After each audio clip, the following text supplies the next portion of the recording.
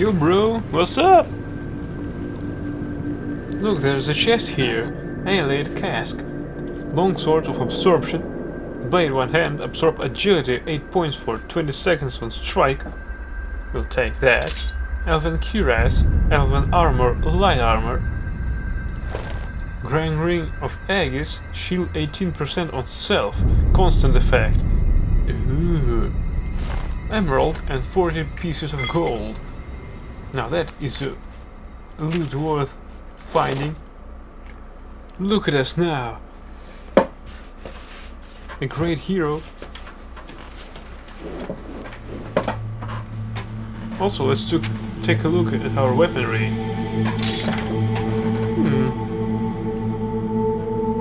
Looks interesting. Although we prefer daggers. But this sword is great. Look at its stats.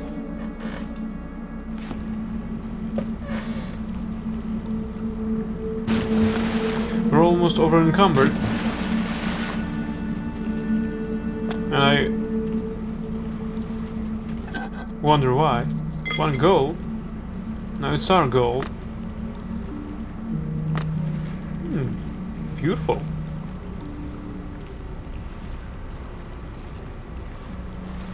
There are waterfalls here.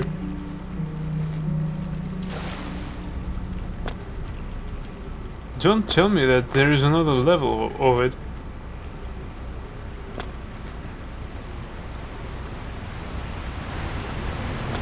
Stone door to sideways cave. Lost Ebagerlas. Great. I have an idea. Let's unload ourselves first and repair all our stuff. Annihilated tablet. A hasty translation to scrolled is scrolled here. Meridia child, earth root power, sea wave like, earth like a flood, people out, escape, present tense, imperative.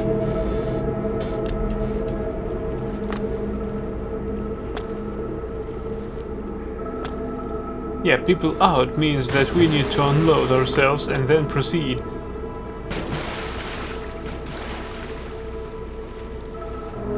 I also must admit that when I first tried to complete this, with my first attempt to complete this game, I haven't actually entered this cave. And when I actually did right now, I mean during our current playthrough, I see it's gorgeous, and also it is epic.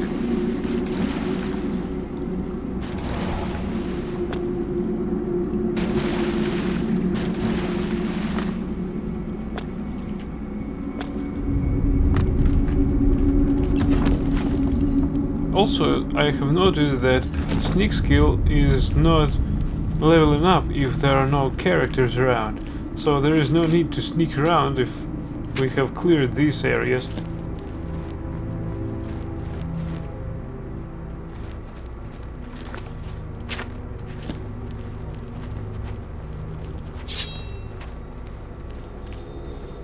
Nice knife.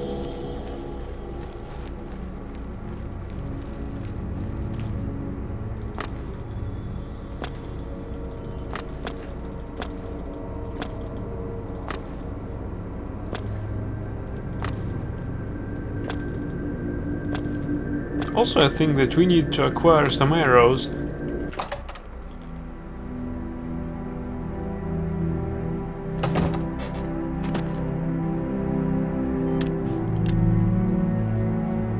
Oh, it's sunrise now.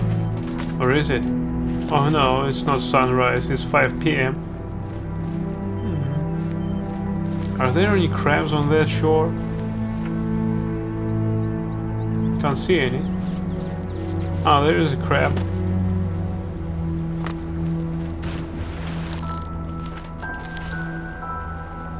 What distance in this game is astonishing for the time.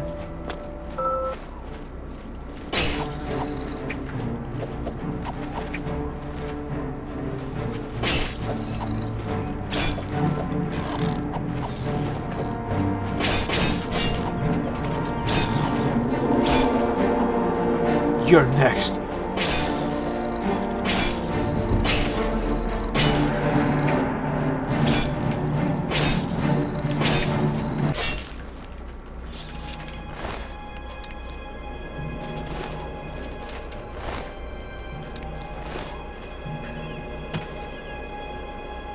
Good fight. At least we haven't been injured.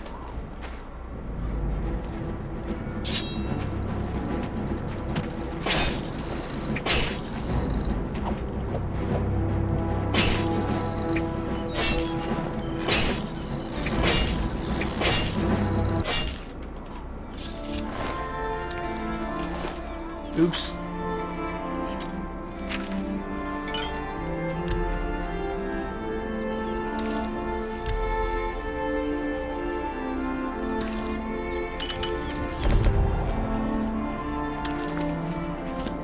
Yep, we're still over encumbered.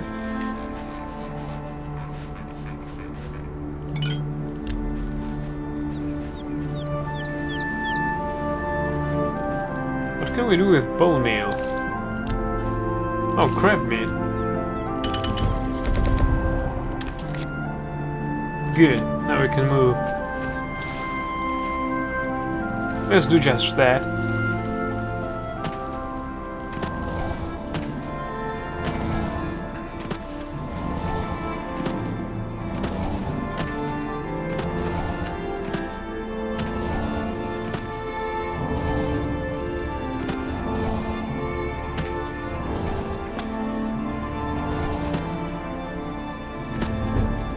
After a long, arduous hours of practicing jumping and controlling your falls, you have become a journeyman of acrobatics. You now have the dodge ability. Blocking while jumping makes you dodge in the direction of the jump. You will do a tumbling roll and possibly avoid an attack. Really? You have the dodge ability. How does it work actually?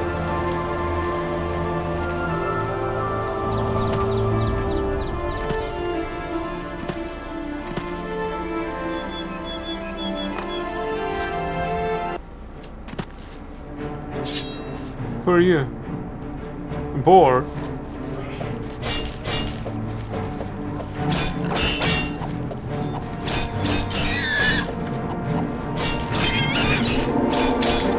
Oops. Our dagger broke.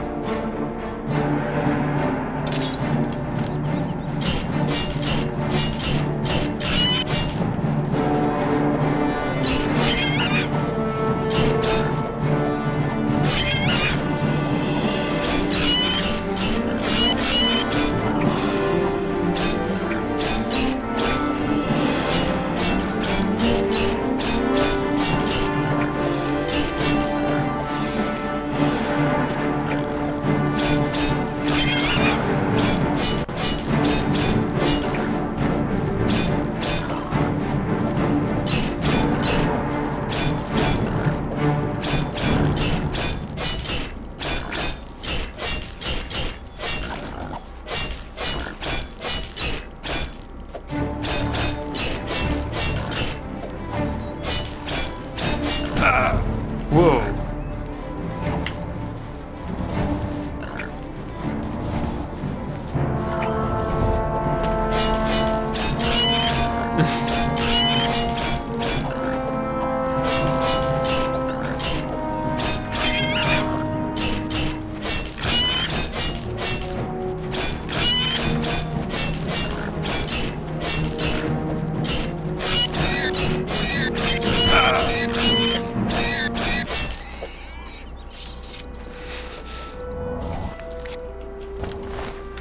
Boar meat.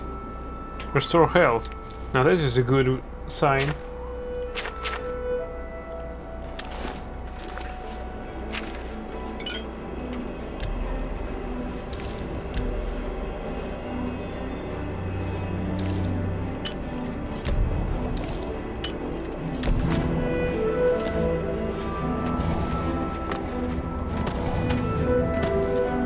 It looks like soon we'll have rain on our hands. Or on our heads, more likely.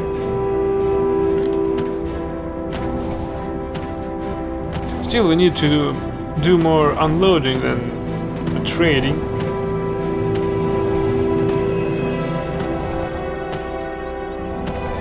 So first thing we need to do is to head to our headquarters.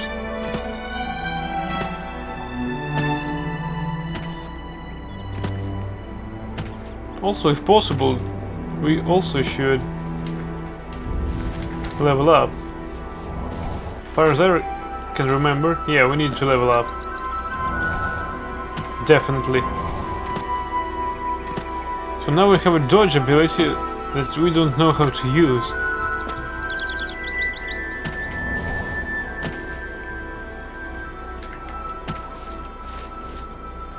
Oh.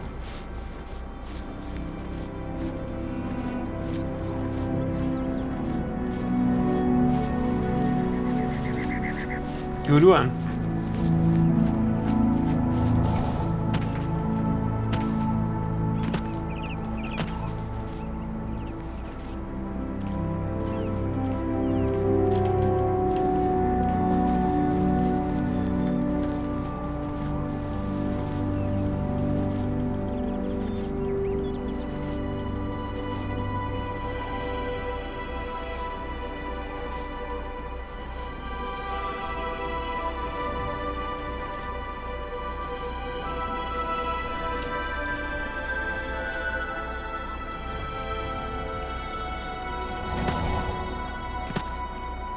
Still, the most effective way to increase our skills is doing what we do.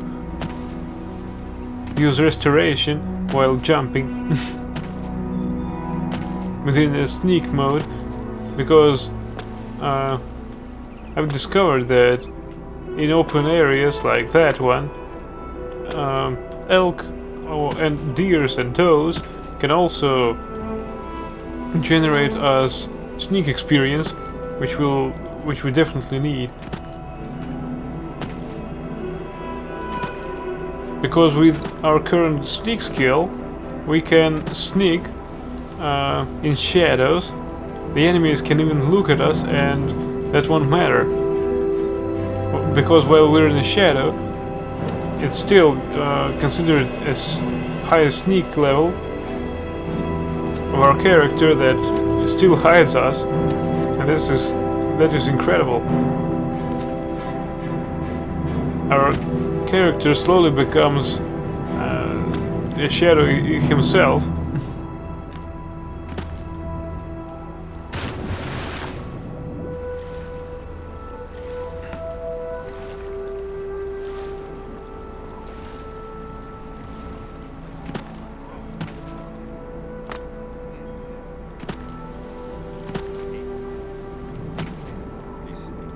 Hello.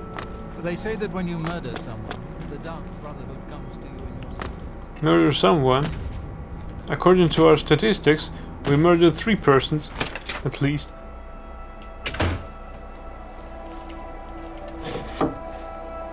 So right now I think that Dark Brotherhood is not interested in us.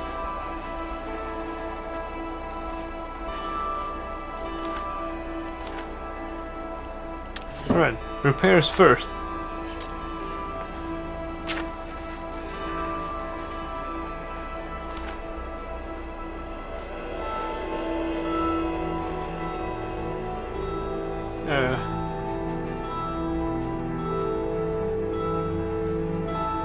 Alright, let's repair our boots, since we used them.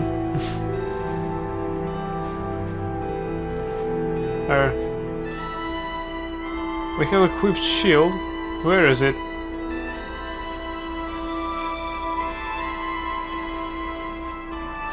Alright, let's do this.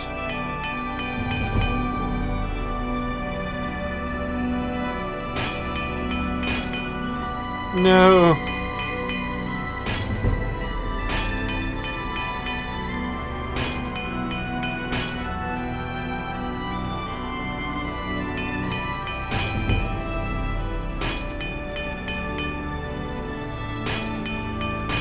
Crap!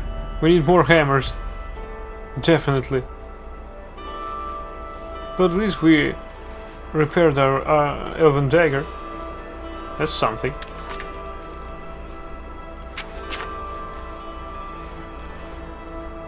Oh, this shield is not damaged. That's why we didn't we haven't saw it.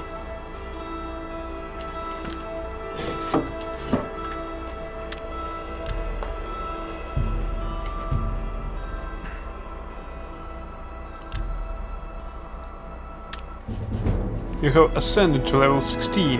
You've been trying too hard, thinking too much. Relax, trust your instincts, just be yourself. Do the little things and the big things take care of themselves.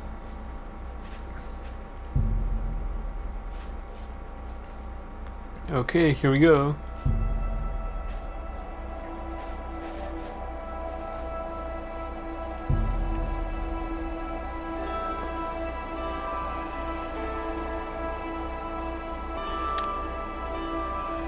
Speed. Athletics, light armor, and acrobatics. Let's try that.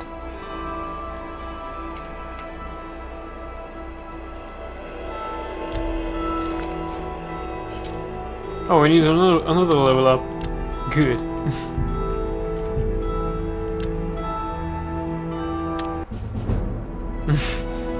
You have ascended to level 17.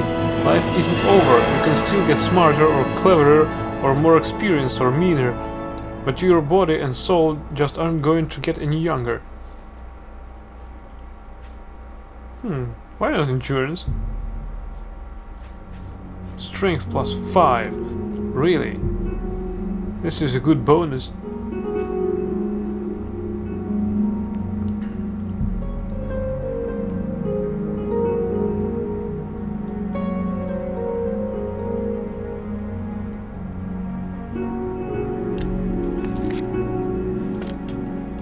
We don't need another level up. Too bad.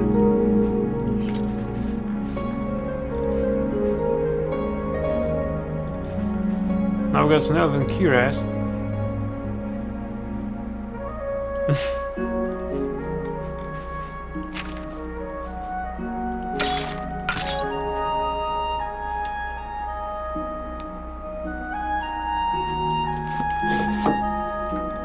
Alright, let's hand out all the stuff we have.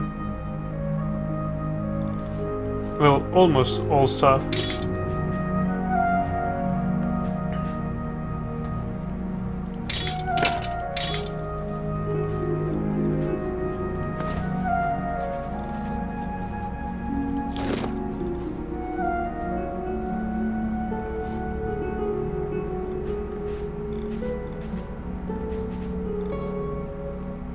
Leather shield has level 4 armor. Nice.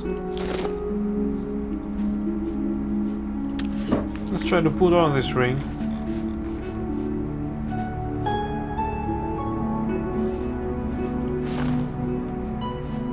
Right.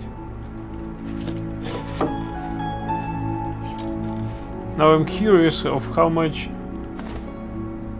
rings we can simultaneously wear.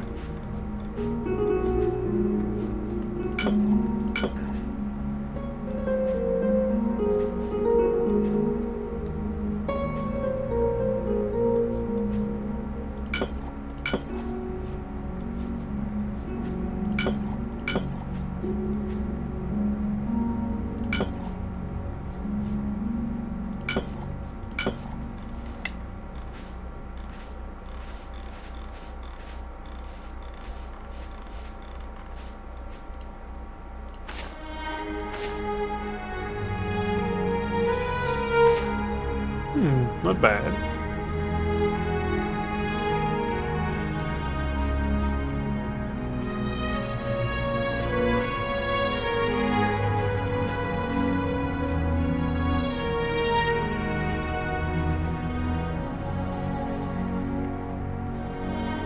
I wonder.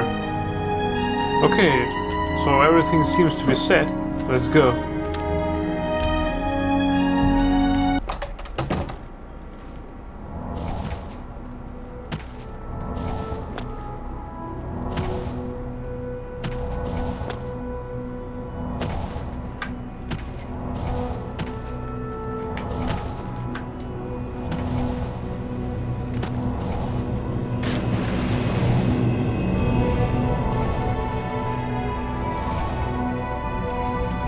level. Carwin.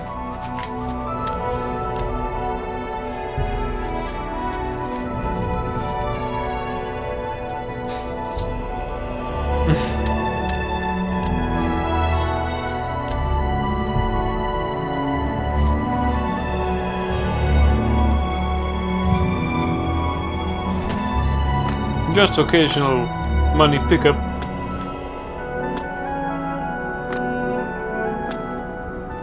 Also need more repair hammers. I misjudged the situation. We need to buy all of them, I guess. Or at least 10.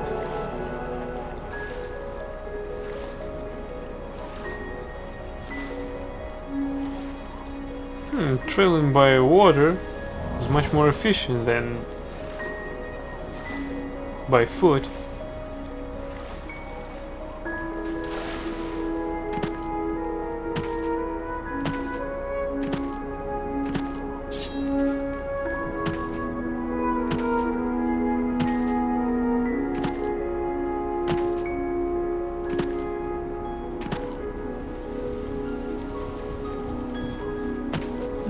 How does that work?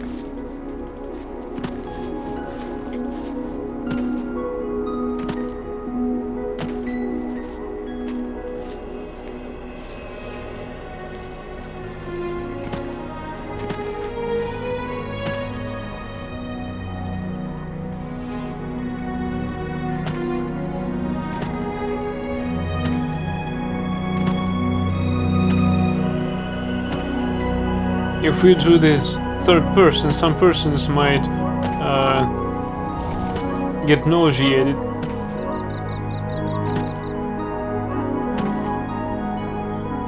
What's that? Is it a bug?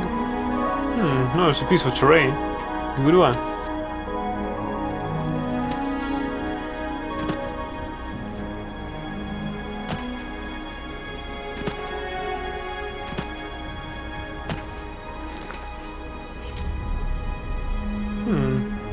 There's a cave nearby.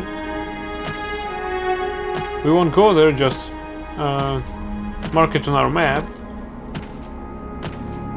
I hope it's not guarded. Or is it?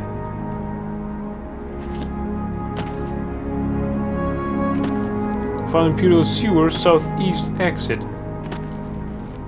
Good. Right now I'm not for a mood to get in there, but probably there are some items here. No items, okay. And it's not guarded by any enemy, so I guess we're okay. Right then, let's go. Elven Cave awaits us.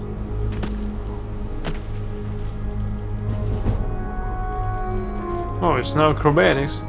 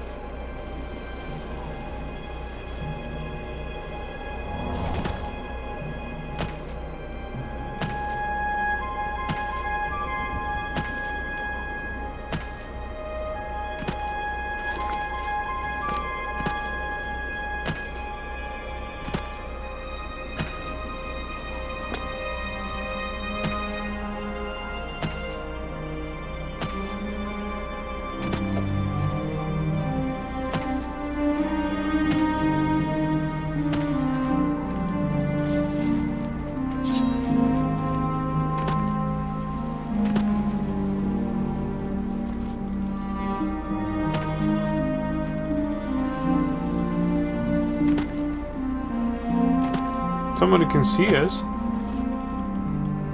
Right now I have my doubts, but still. I hope that nobody spawned there.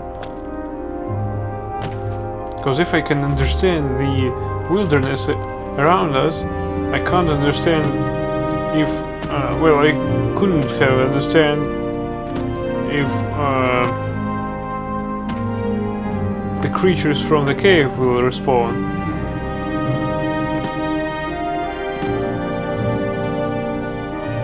I mean, if the creatures from the cave respawn in any way, I want to understand that.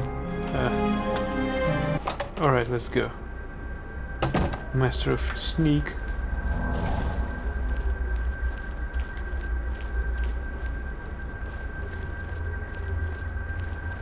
The place seems deserted. Just like it should be.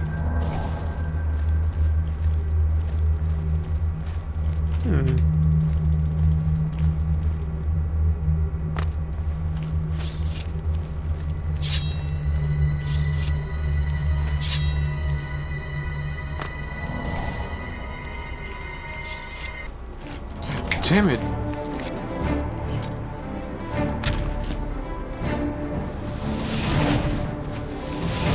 That is really unfortunate.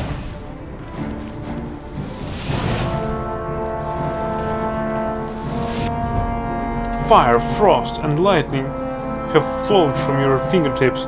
You are now an apprentice in destruction magic and can cast apprentice-level destruction spells.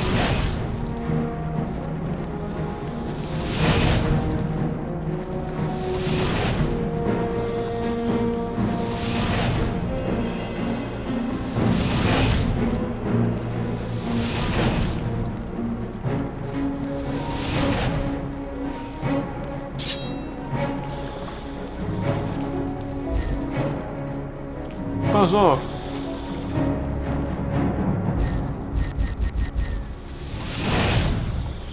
Your intelligence has been damaged.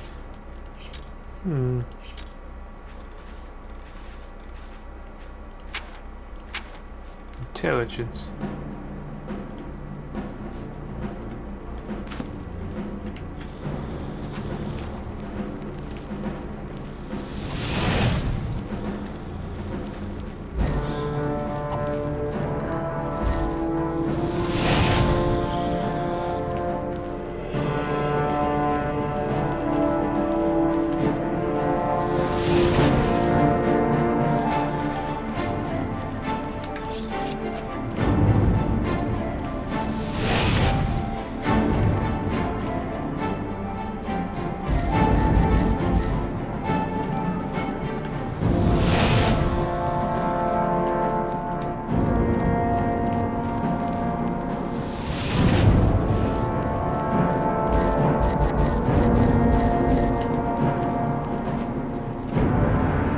Can't you get enough expression that there is a corpse of your fellow lies near you?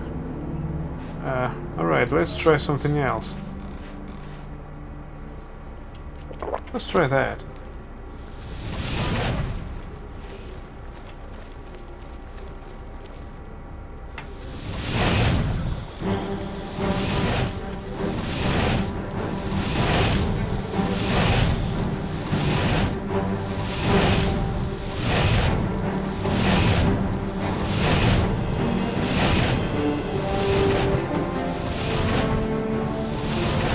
Ah, god damn it.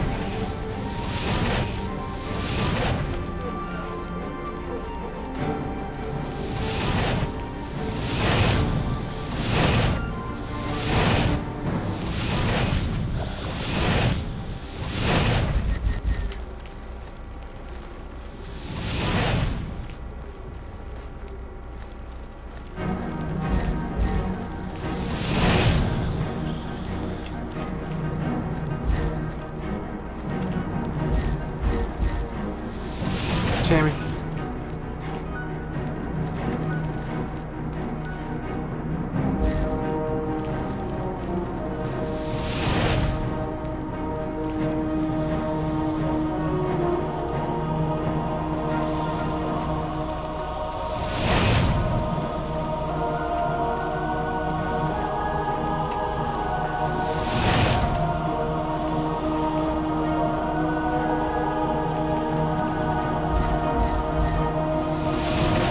Crap.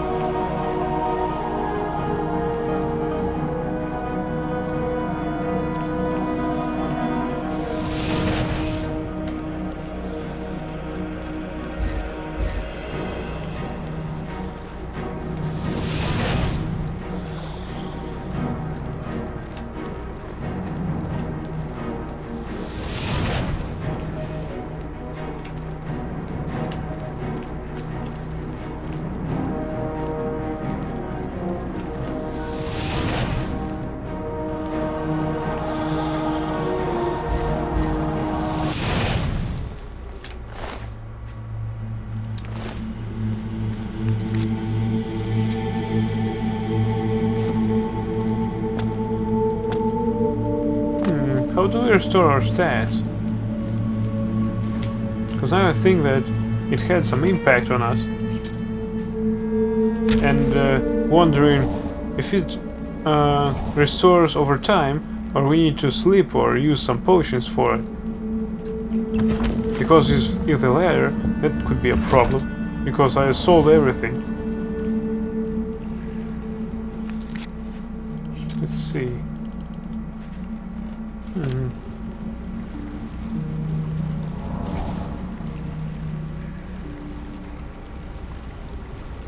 Alright, let's be careful now.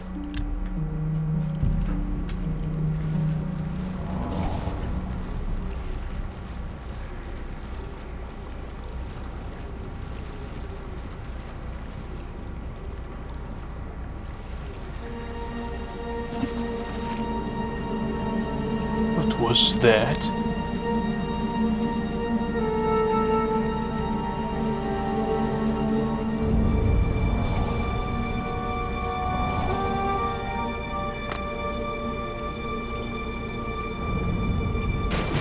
Alright, so far only one enemy got back, so there is really no problem for it at all. Well, almost, because it have drawn from our skills.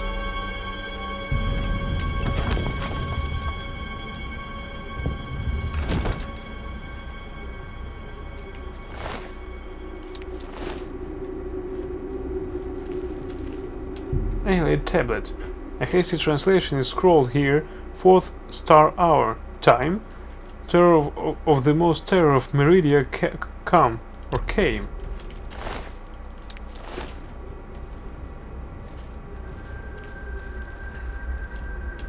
Skeleton with some bone meal. Now what?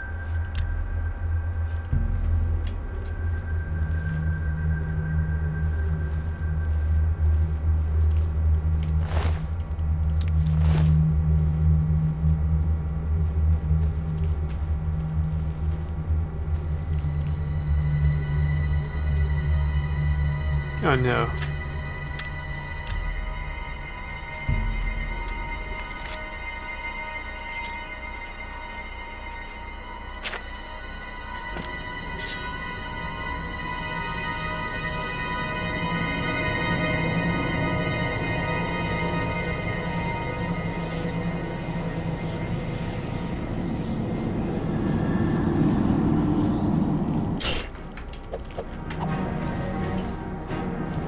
So it has weapon now.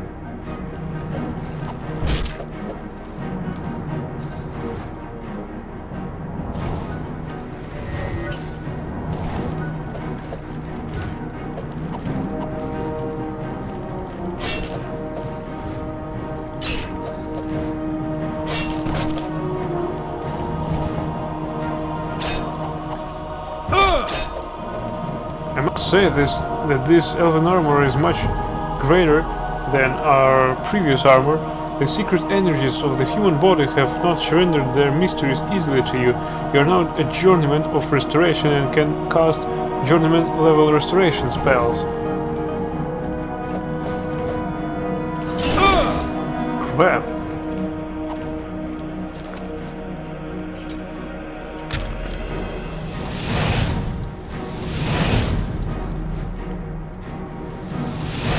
We like the reach he has.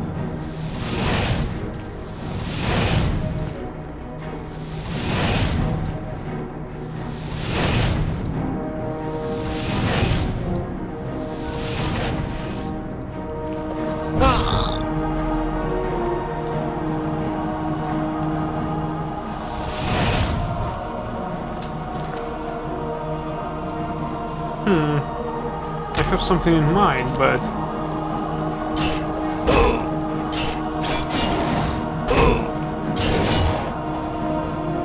This is bad.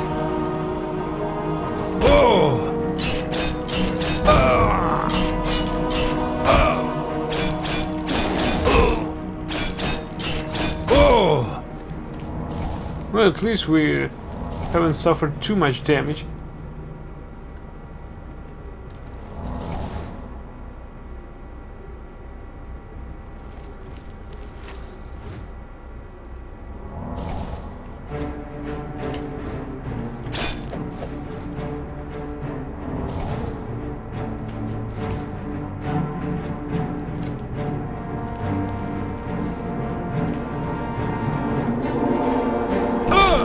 You bitch!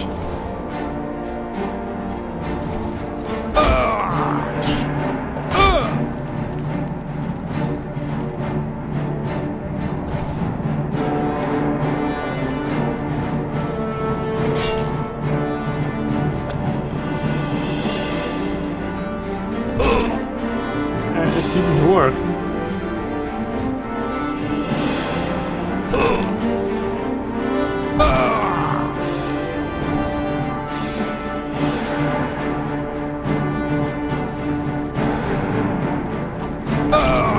Yeah, it didn't work. The skill is useless.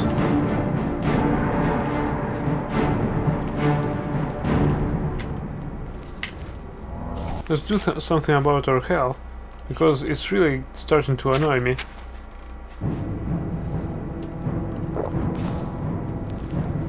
Come on.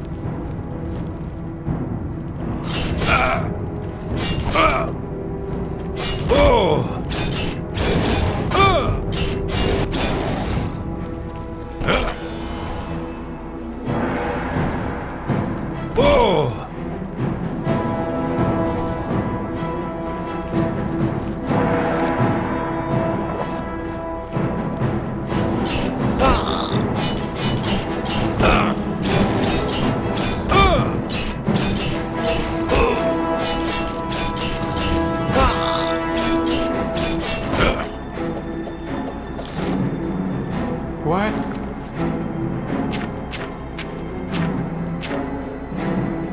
Oh.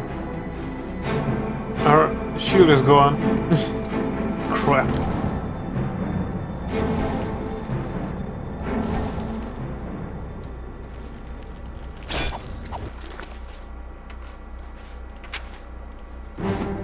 I have enough of this.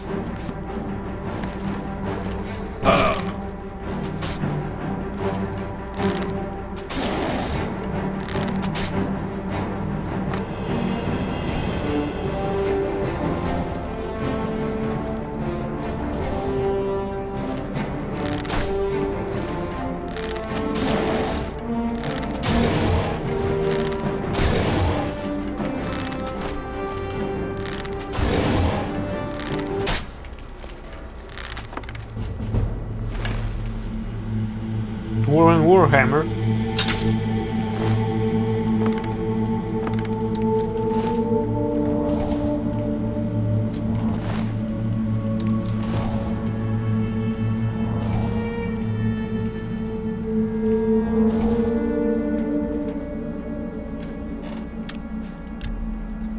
I think that we might need this Dwarven Warhammer, as our dagger will soon be destroyed. Not you again.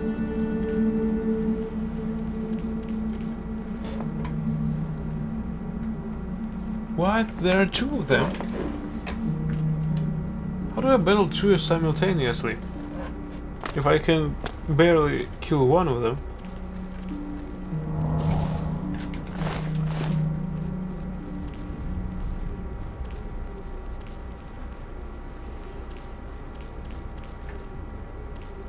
Alright. An imp I can't destroy.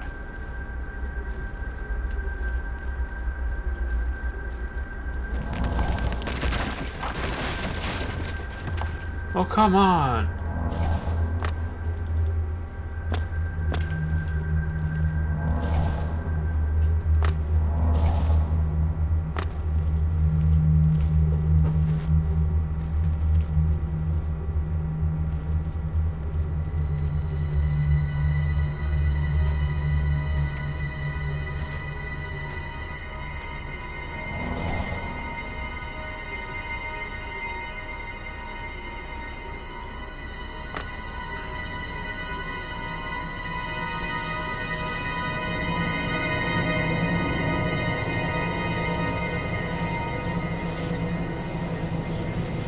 So since we don't have any shield, I think that this weapon will do.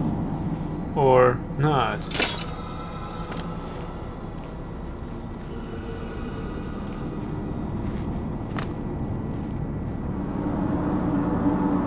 Let's take a peek.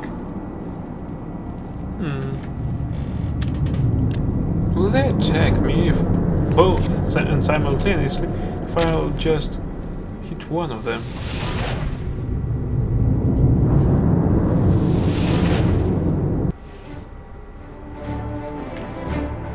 Right, now we run. Let's see what happens.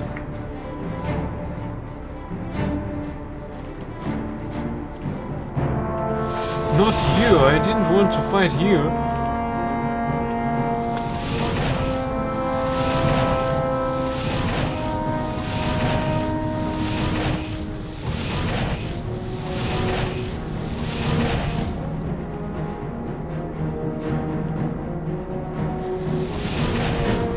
Well, this is easy. I hope.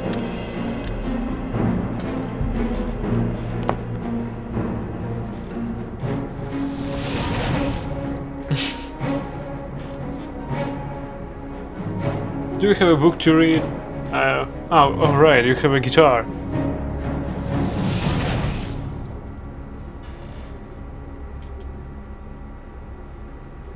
Alright.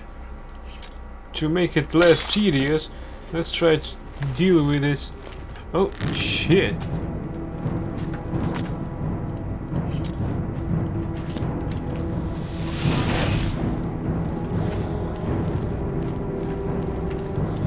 This is your fault.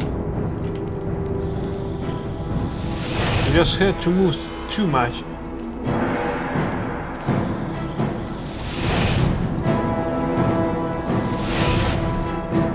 What? Can attack while moving? That's something new.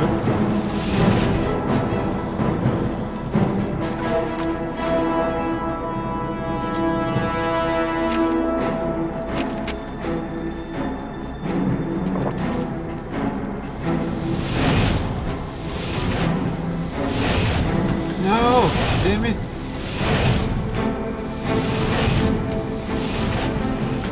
We need to load. This is bad. This is even worse.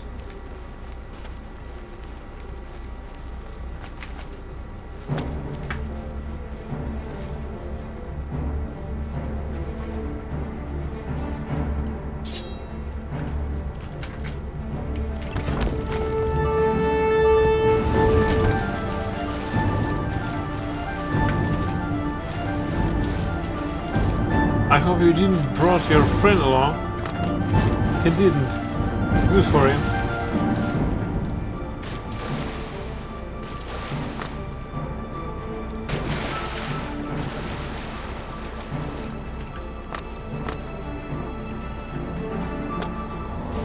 Damn it!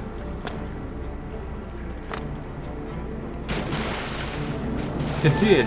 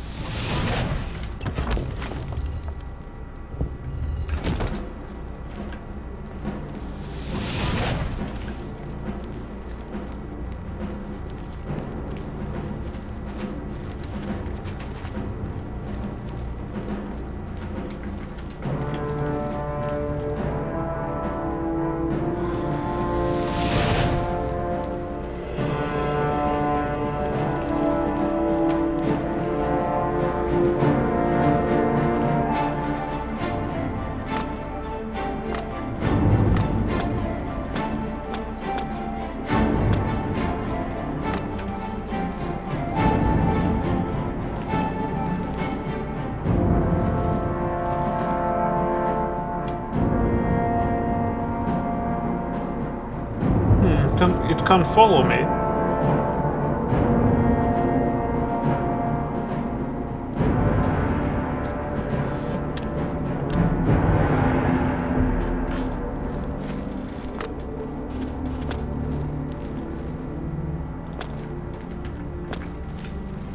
Alright, let's go to this stupid clearing.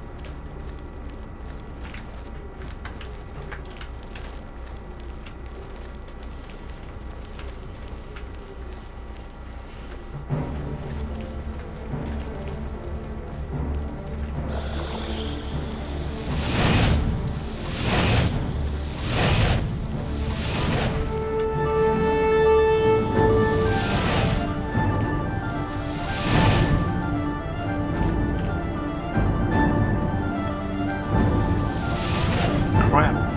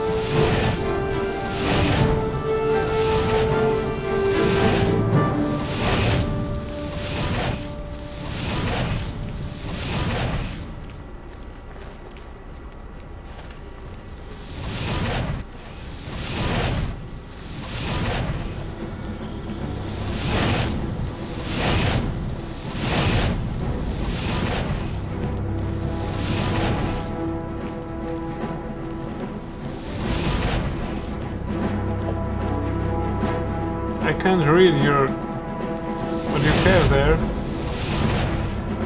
Aren't there any tools to fight these enemies? They're quite boring, grind-like.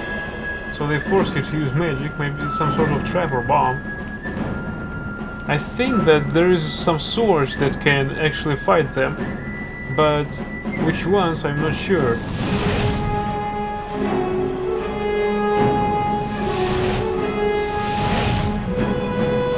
These should be magical, I think. Enchanted swords or something like that.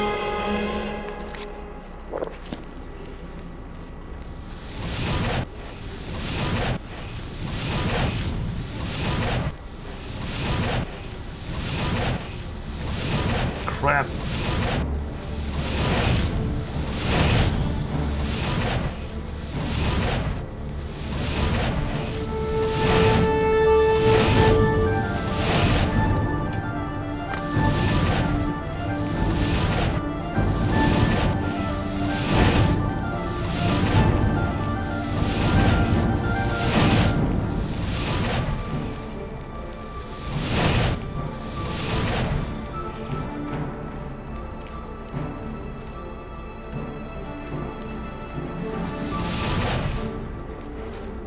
Well, the disadvantage here is that it makes non-magical characters much worse.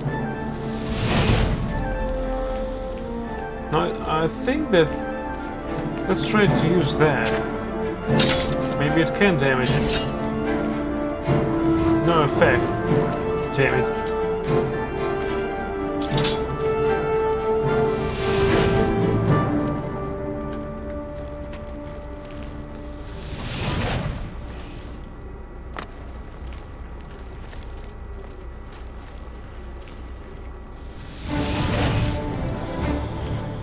This disadvantage you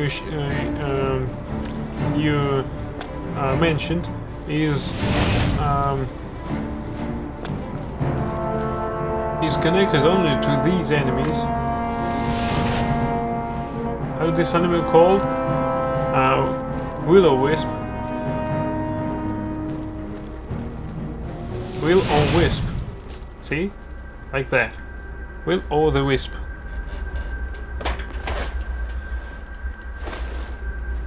There should be a recipe to fight those, like using magical swords, magical axes or something like that. So this game is not that bad, if you think it is. It's just tedious in some ways, so probably we should enchant our dagger with some magic in order to damage such foes. because there should be a way to kill them.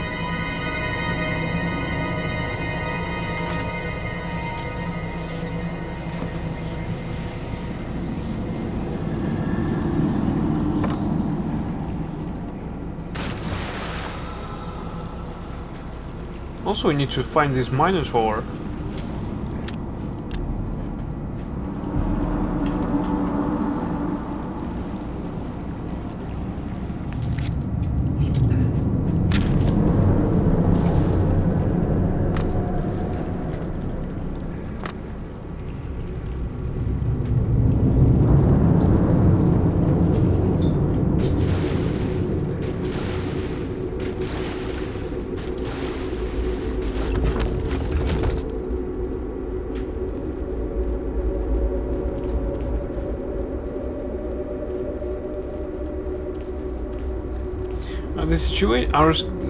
Must say that our current situation is not that bad. It's the way we chose to play the game is because stealth only won't actually be effective against such foes.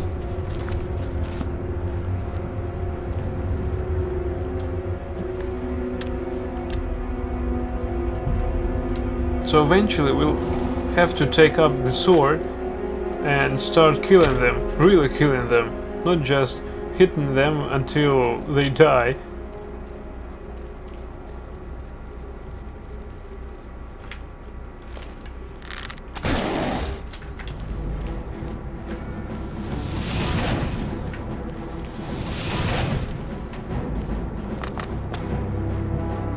You shall not pass.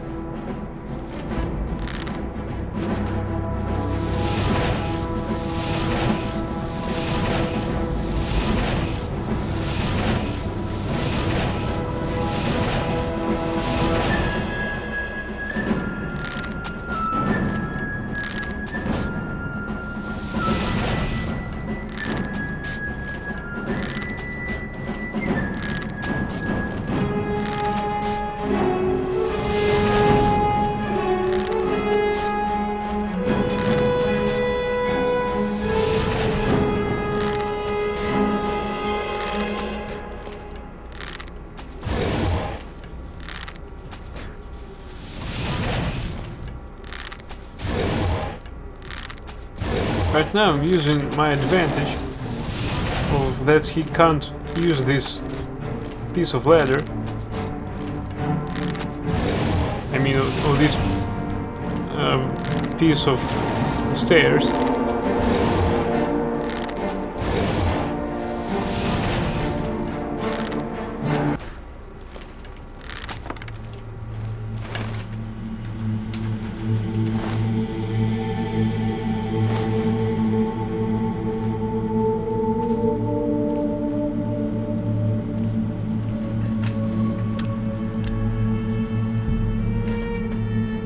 I think that this Will-o'-the-Wisp can be destroyed by other magics that we don't yet possess.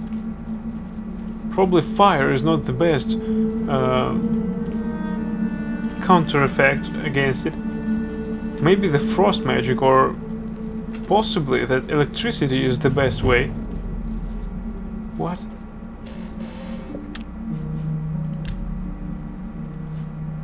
There's no option apart from using magic against those ghosts. Now that's total game flaw. Our stealth style should combine sudden strikes, attack speed, and evasive style. None of this is useful by far. Yeah. Who's that? Oh no, not you again. I hope he'll have the same problems.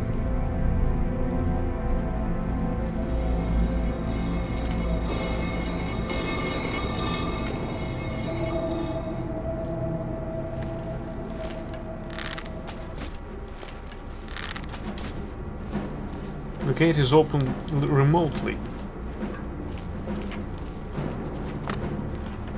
I hope that he can't use the stairs just like Minotaur couldn't.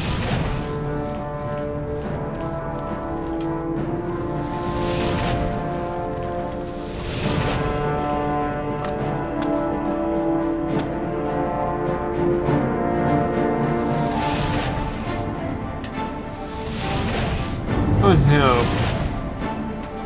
This will be tedious.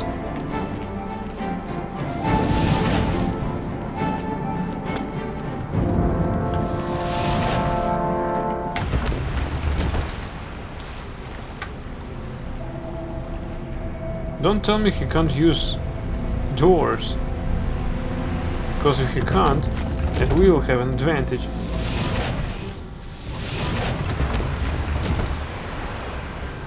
He can't! Now that means that we can use our dagger finally. Or even that.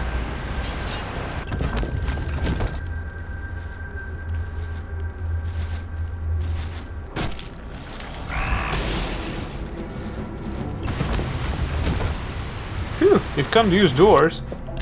So we'll eventually kill it.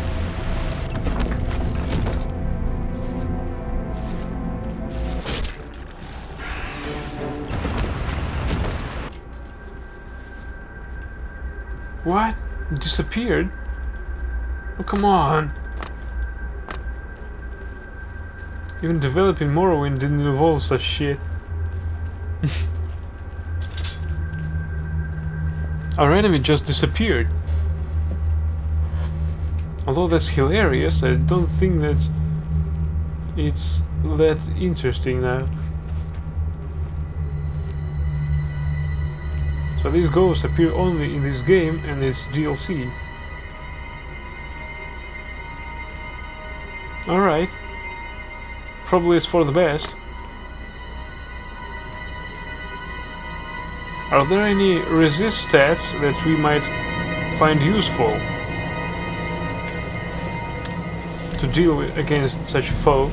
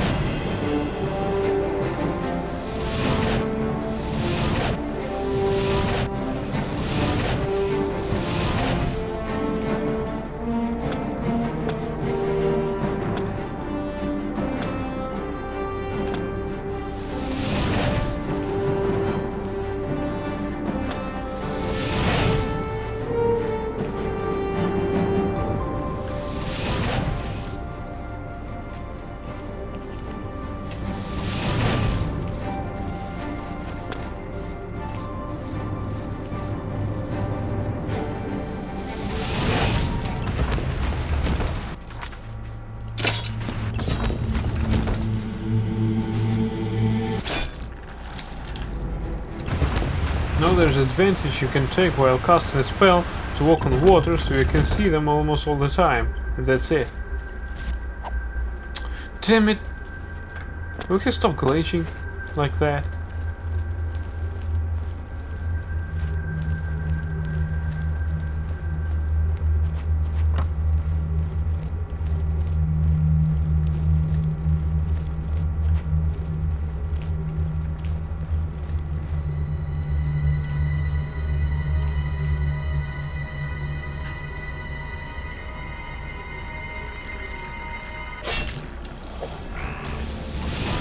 At least eventually we'll kill it.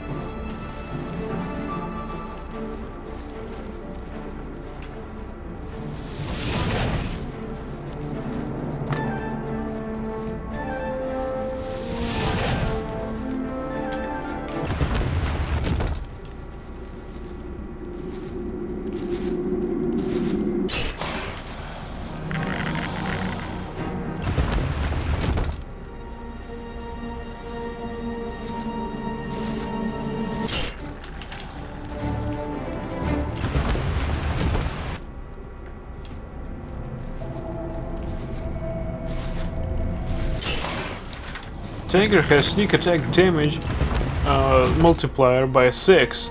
This is great. Ah.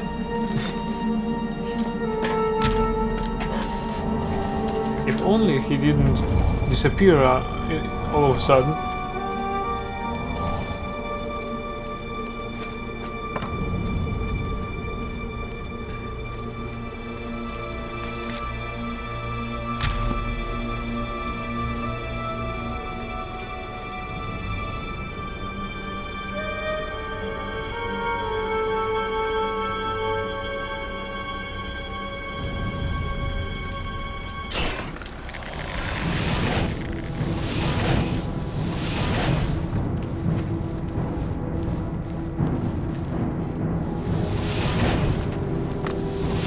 Crap.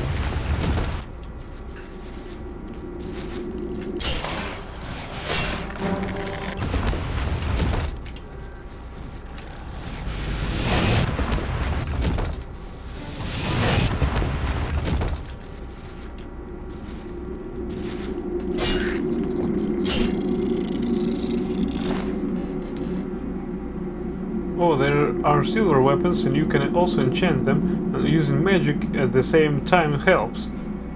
Yeah. Well, the magic, well, using silver weapons I knew, but as you can see, it's not that simple.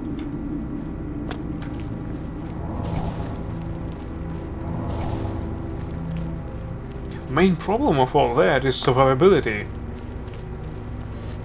I know that I can enchant weapons, but I don't know if there will be any effective against such a foe like this ghost. Talking about these ghosts, I knew it at once. Alright, now to skewer that.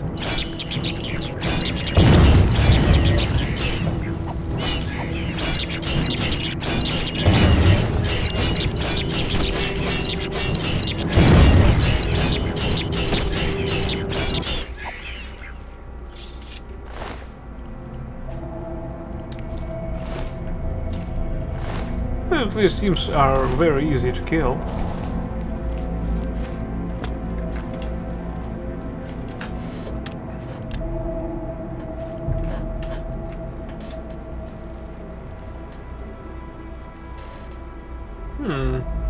Some kind of throne room.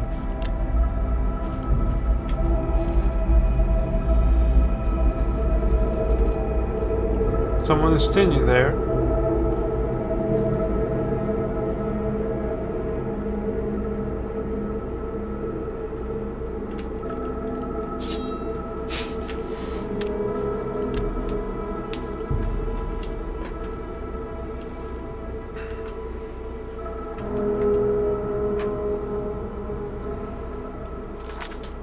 I think that time have come.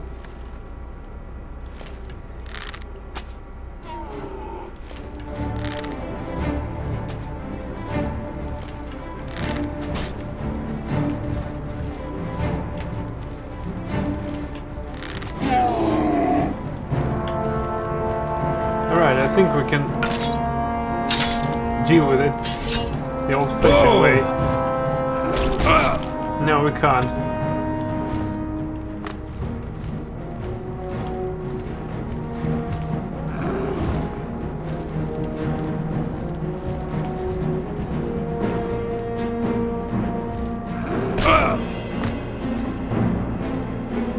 Alright, let's try to retreat. Will it fit these caves? Can it go through them? Yeah, it can. Alright.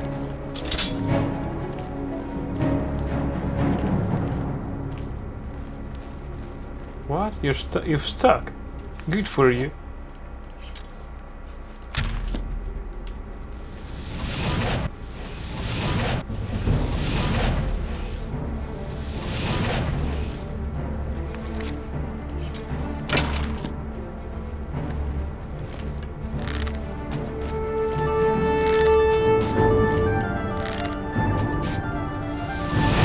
What?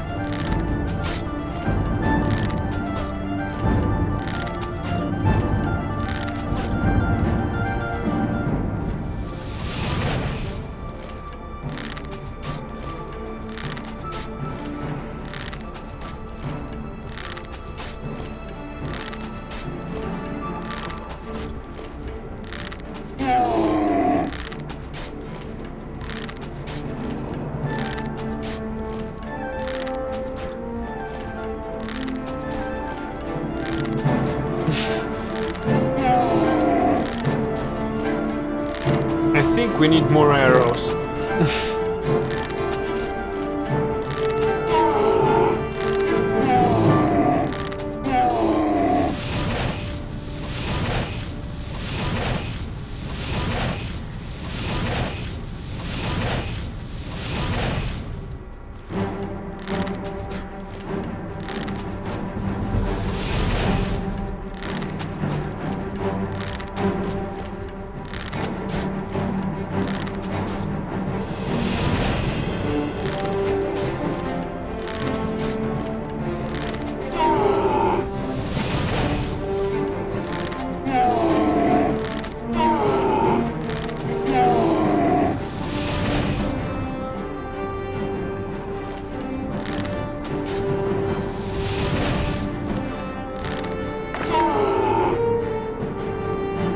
We're out of arrows now.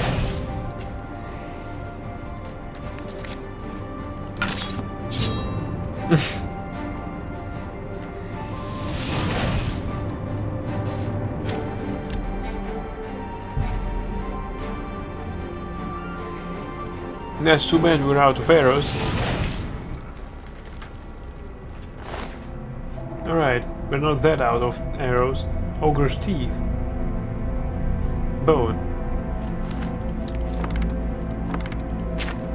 Alright, we have now some arrows.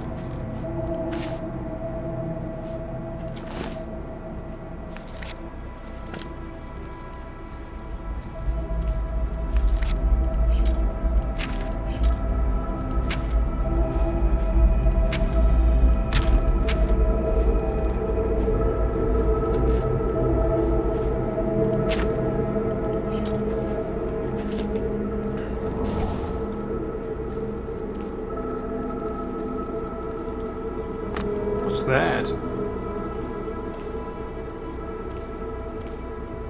I think we'll need that further in the future. Stone throne. What if we sit on it?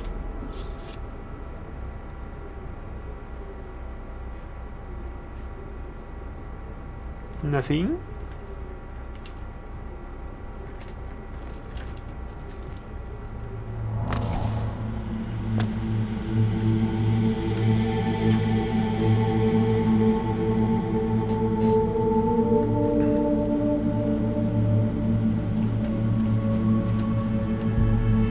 A hasty translation is scrawled here. Stone settlers, builders, not rest, wake, Meridia, terror of the most terror, haste to save home. Dagger of fracturing. Now that I call a dagger. Disintegrate weapon, 60 points on strike. 10 uses though. Elven arrow. Ooh. Greater assault gem. gold. Thanks, man. Base ring of feather. Poison of sickness. Elf cupcap. Summon Storm Atronach. Summon Storm Atronach for 40 seconds on self. Oh, that can actually try to destroy something.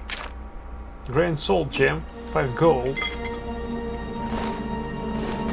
Dead Scholar.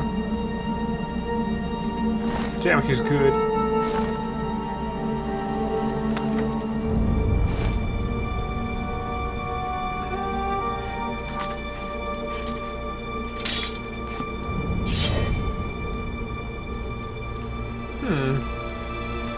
This is an enchanted dagger, which can really help us. Stone door to sideways cave, hidden lake. So this is a previous level. Yeah, we were here. Whew. We can breathe easily now. We finished... Well, we've completed this cave. No more adventures here.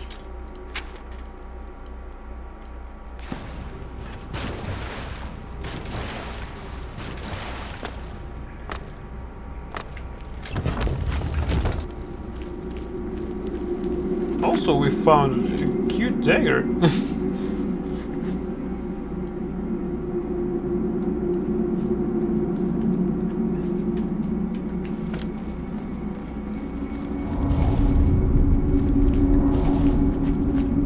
I agree that we're not out of the woods yet.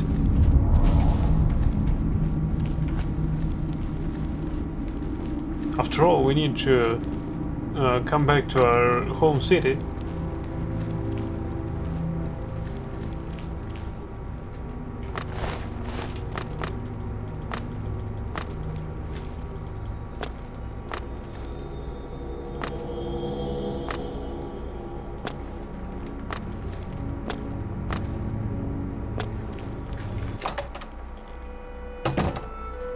Alright, what time is it? 9 PM? Oh god. Alright. Let's go to our house and replenish our health. I hope that by that we'll also replenish our lower skills. Because if not, we'll need to use spells or potions to do so.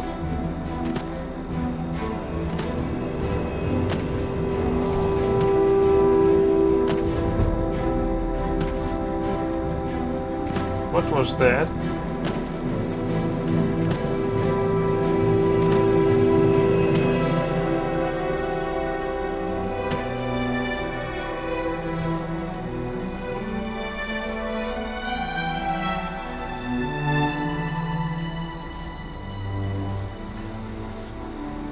I don't know what comes of if we try to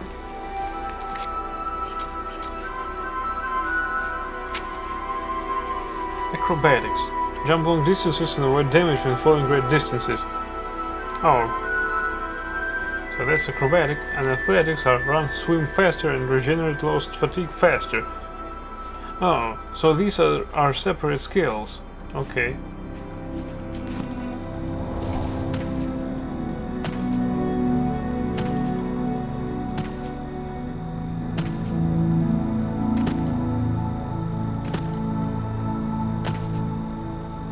I thought I saw something out there. If that is an imp, we can destroy it. No, it's an elk. Alright.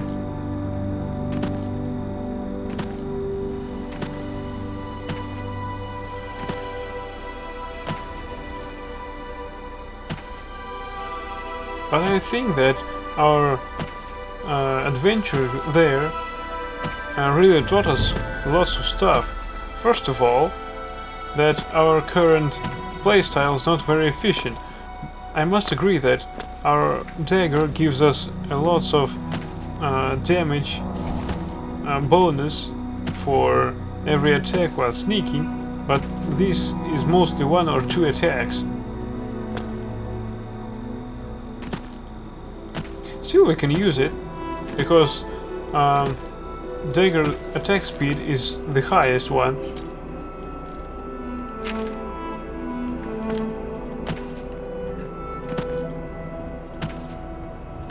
So I think we should stick to daggers, but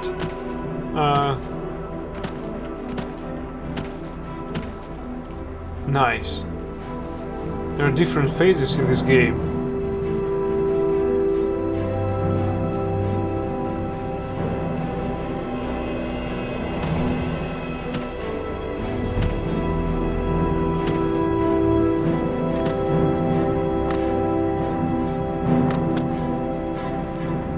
I wonder when will happen the moment when we use restoration skill, and while our character casts it, we already replenished all the lost magicka to use it again. Because this is imperative. This will mean that would be able to well, we will be able to survive long skirmishes.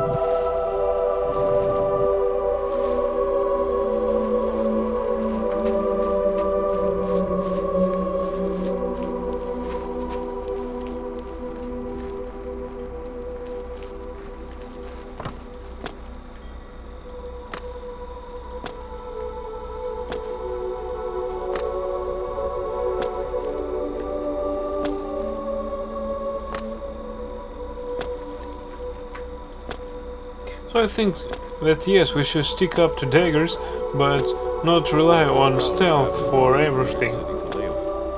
It's just not efficient that way. Oh, damn it. Good to know.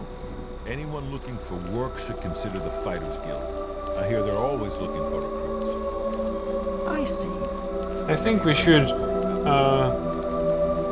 relieve her of any other elven stuff she might have.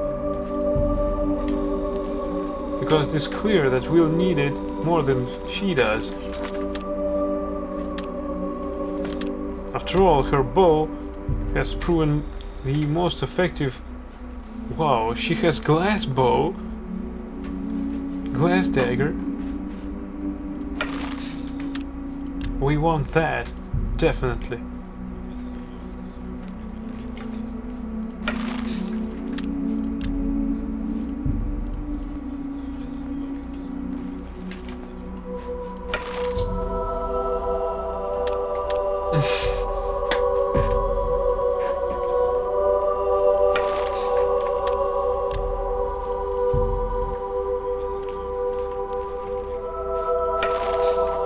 We need this bow, definitely. Come on.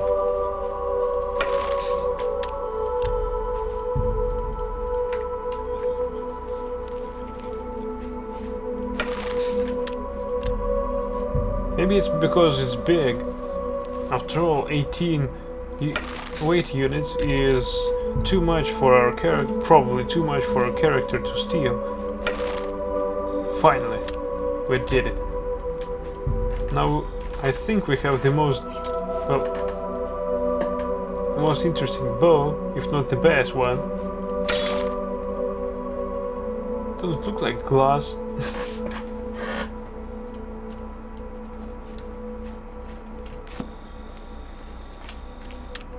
still, I'm quite happy that she upgraded her stuff while we were away. Because that means that we can get our hands on prettier stuff. For instance, this glass dagger.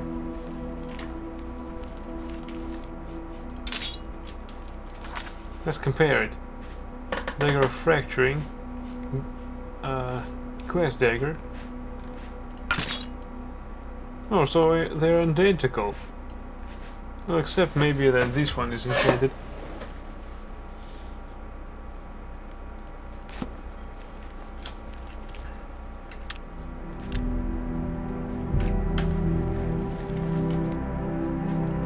And we definitely should have more arrows for ourselves.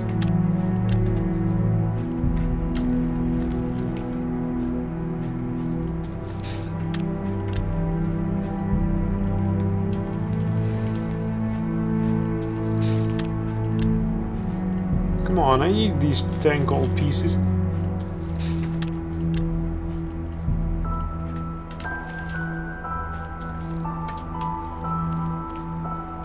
Thanks.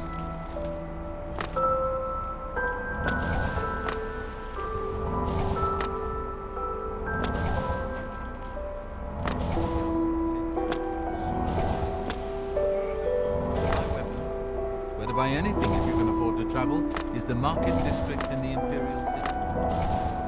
They say that when you murder, the Dark Brotherhood comes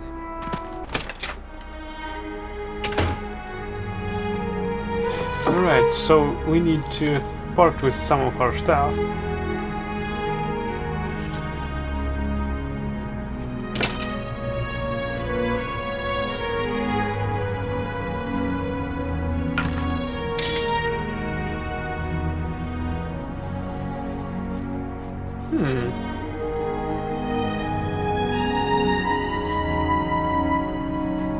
It has the same damage rating.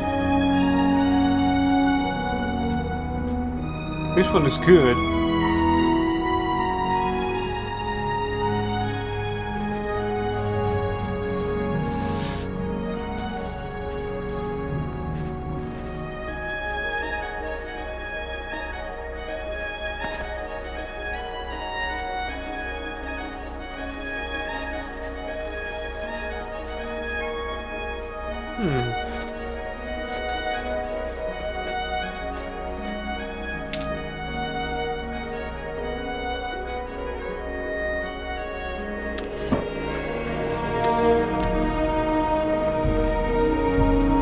Let's sleep.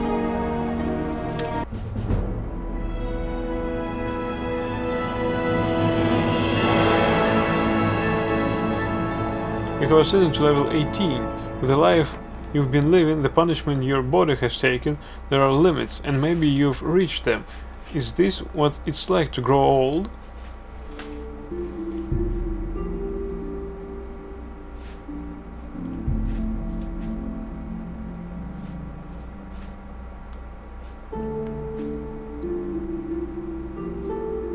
I think we should take the one that has most bonuses.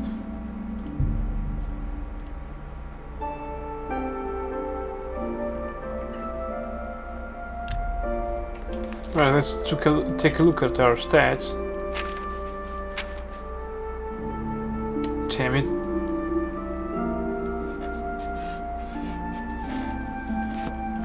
What if we sleep again?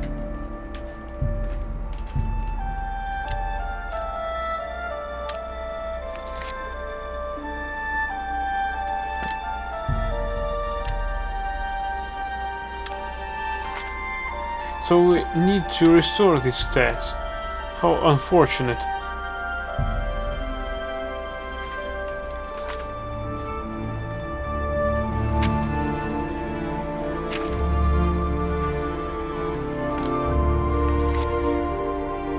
Alright, let's cook.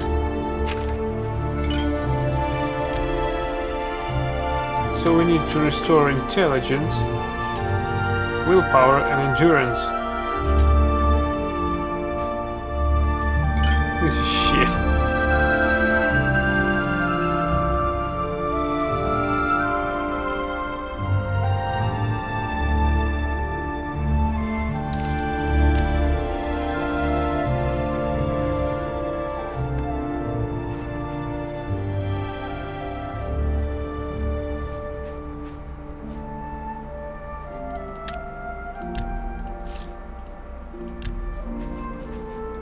funny we don't have enough materials to do so.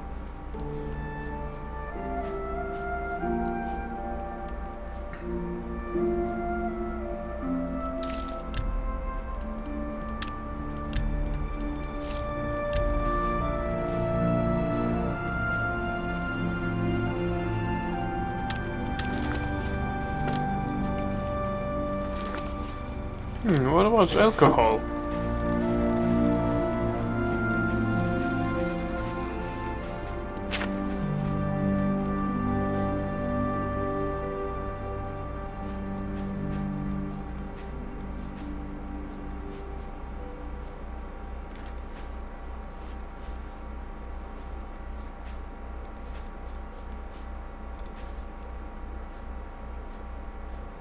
No, it doesn't do that.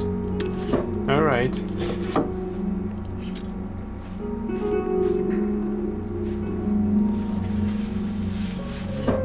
Let's try to put this ring on.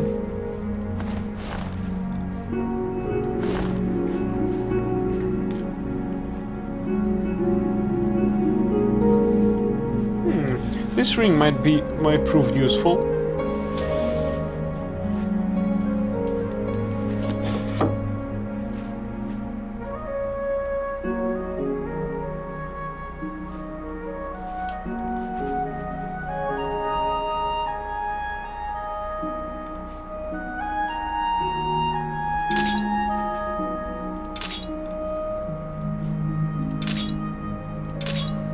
Items for sale.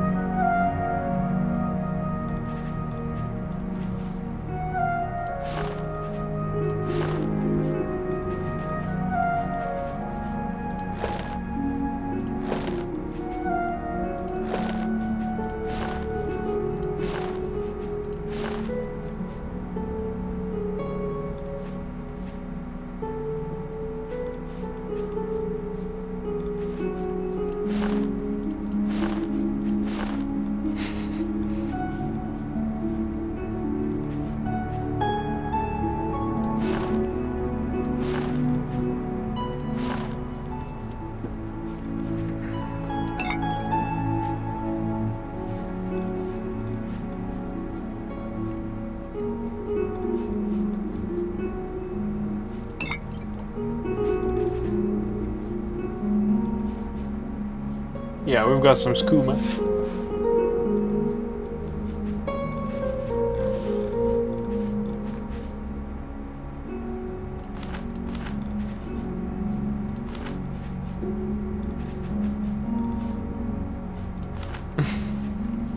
Why there's no filter? We need to filter stolen stuff with non-stolen.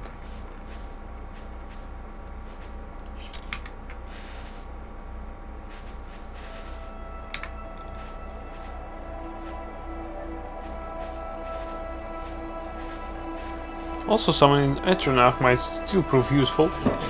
Alright, let's see what we can restore. Restore health.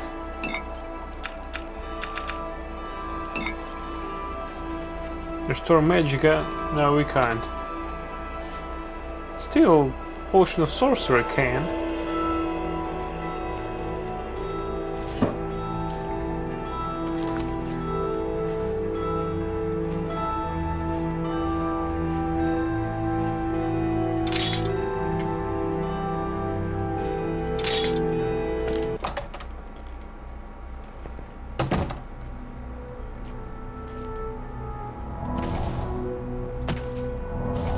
Now I need to find the inn that will provide us with necessary ingredients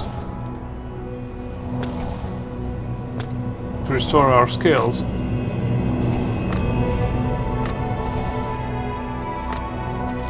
The time is 2 AM.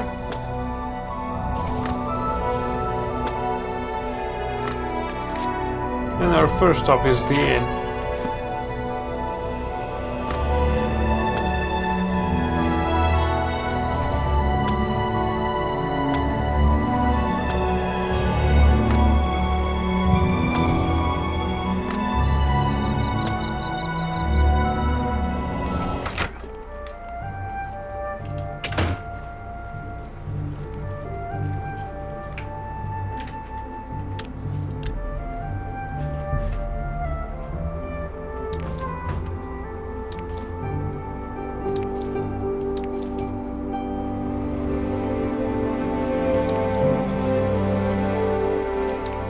It's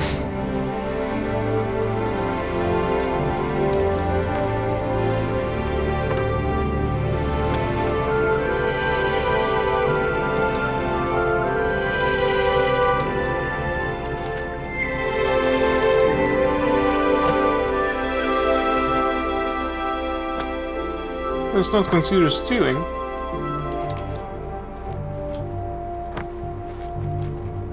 Interesting.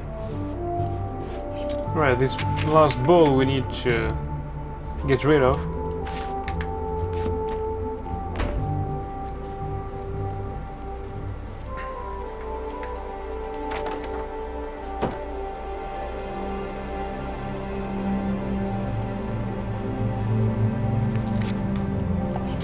Right, let's see if we can cook it, or What can I do?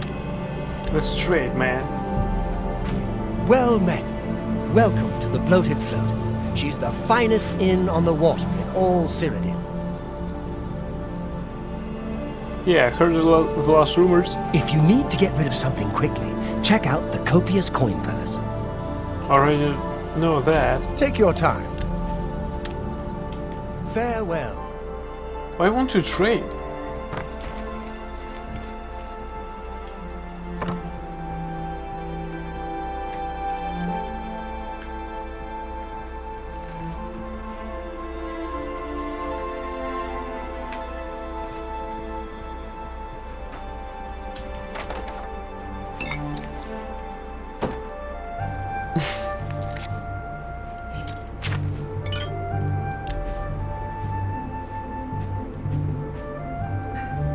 Oh, restore intelligence, finally.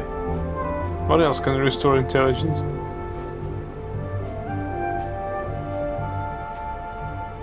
Nothing.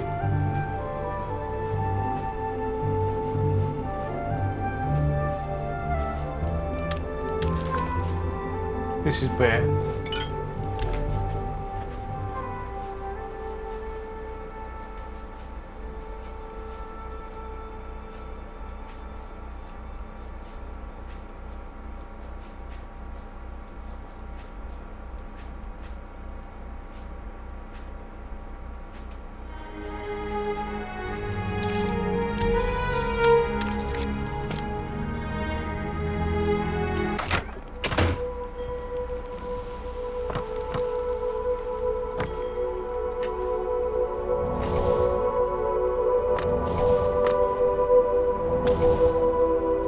Right, let's go to some other inn. It must not be just for show in the city.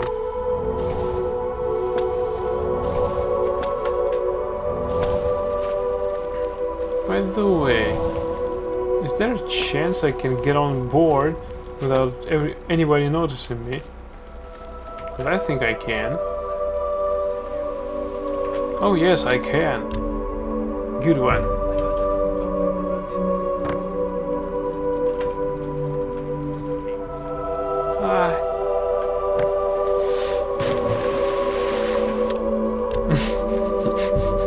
Splash!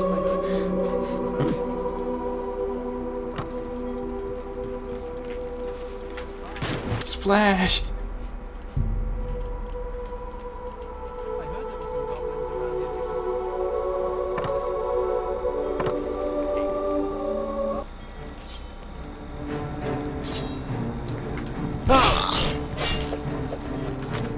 Let's try our newly acquired Dagger of Fracturing.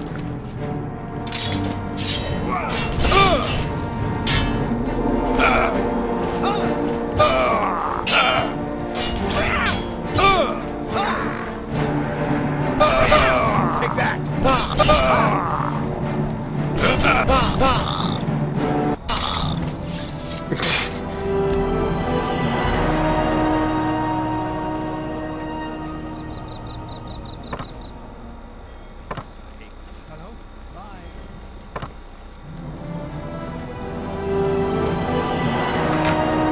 Captain's cabin.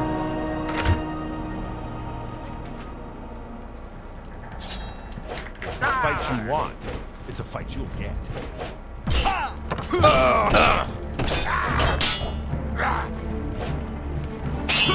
Show me what you've got.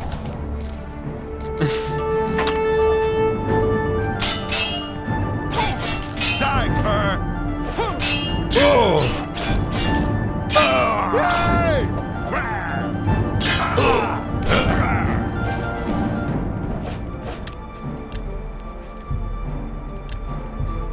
Alright, this is a stupid idea. Well, at least I tried it.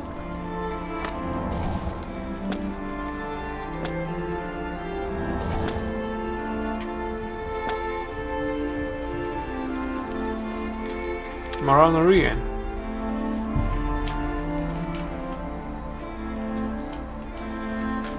What do you want? We'll see. Whoa, aren't we have a little Not bad. few Lad, disposition not- towards Don't, us? please. I'm sorry. I see. Bye. You too. Thanks for money and the talk.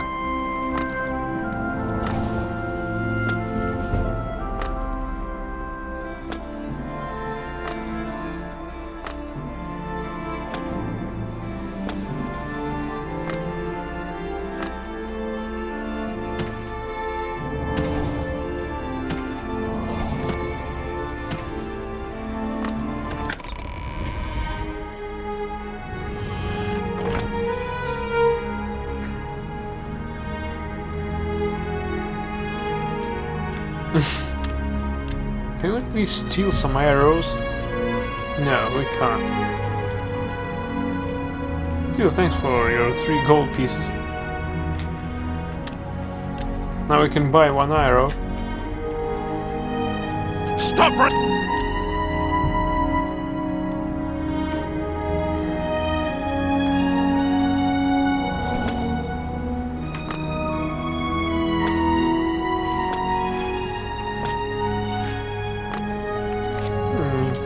Where's the guard's house anyway? Aranarian's house, Sirius Afranius, Algod, Aestrilotus, Trinius Duronis, Aegir's, Ruslan, Laurent Gruzon, Great Throat's house, Jmad, Stanus Verids, Siridor, Selamon, Amantius, Gramin, Gillian Narvalo, the All Saints Inn. Let's go there. Probably we'll even buy something.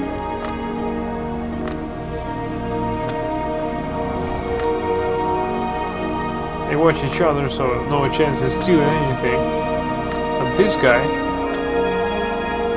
a good one.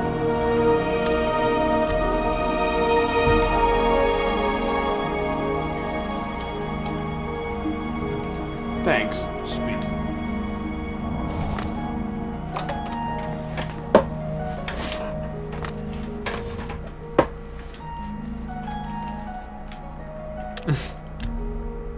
And now they can't see us.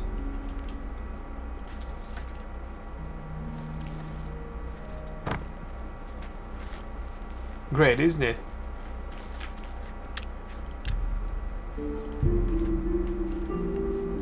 Keep your fingers to yourself, Steve.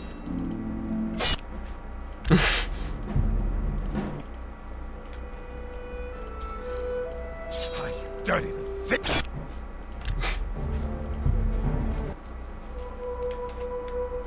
Keep your fingers to your...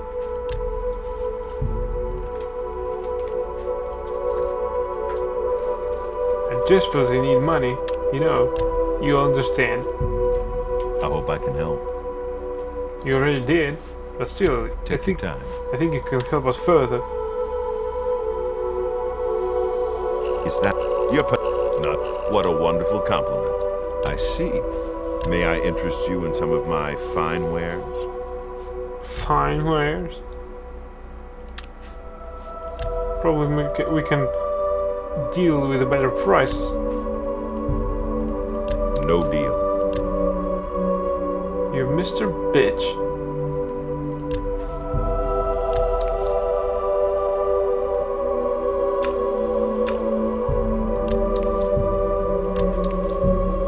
Pleasure doing business with you. Pleasure doing business with you. Carrot.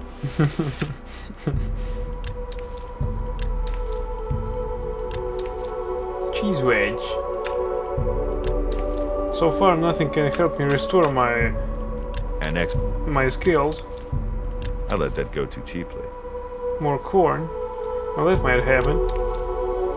Or at least help it in some way. That's a good deal. I let that go too cheaply. Oh, now I good. wouldn't make that deal with just anybody.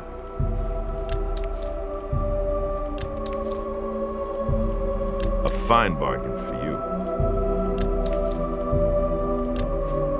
Restore luck. Well, probably. That's a good deal. That's a good deal.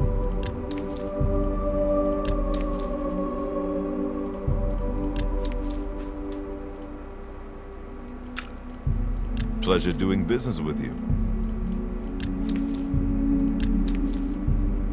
I wouldn't make that deal with just anybody. A bargain at any price.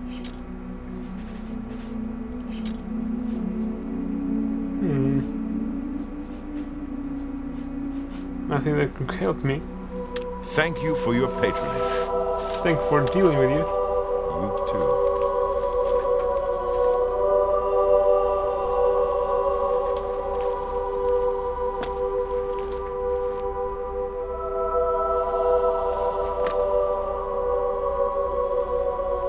I really don't need all this mead, all this liquor. What we need is food and ingredients to recover our stats.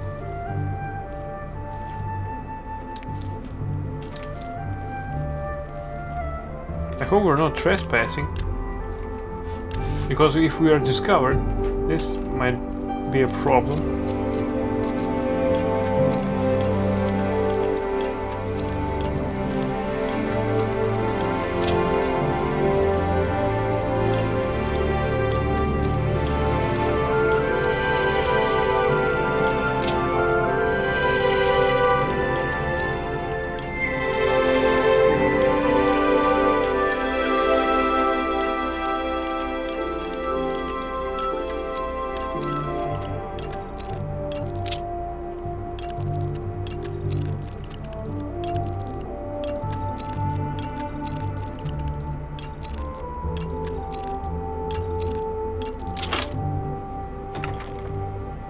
Oh, some arrows. Gold sapphire ring. I can rest here. Potion of cure poison.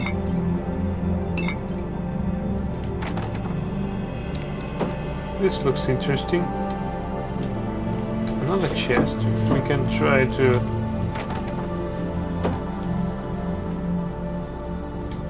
We can try to open. And that would be you.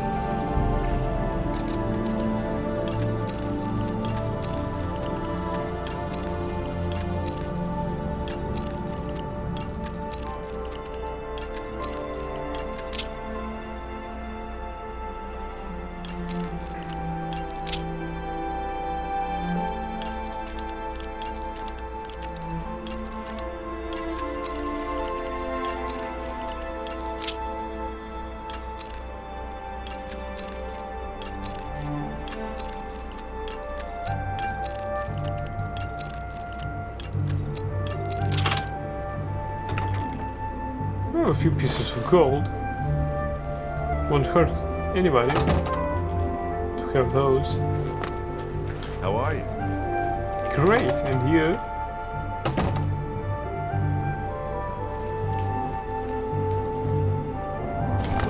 Trouble? Don't think so. Yes?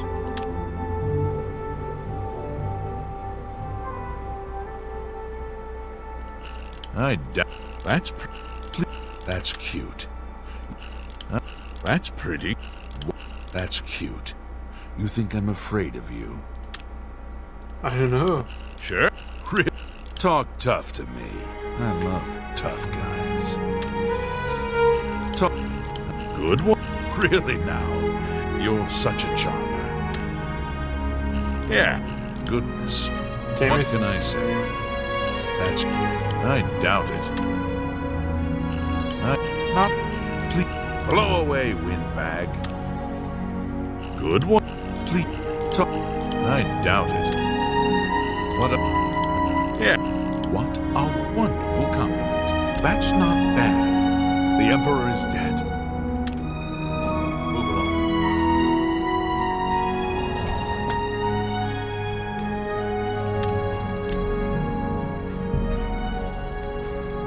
Yeah, we picked this guy clean. State your business, citizen. Move along.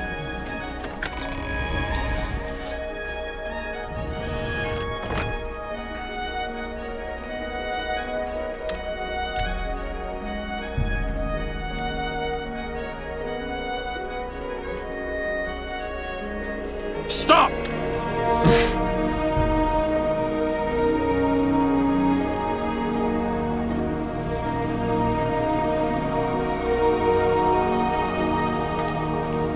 Was that so hard to part with?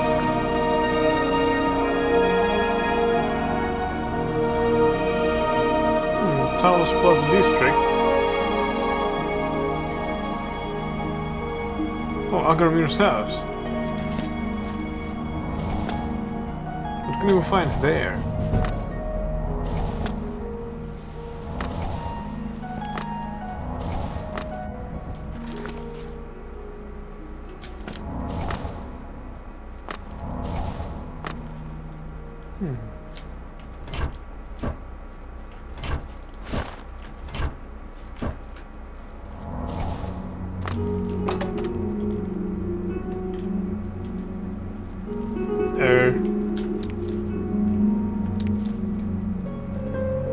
Somebody brought all these supplies.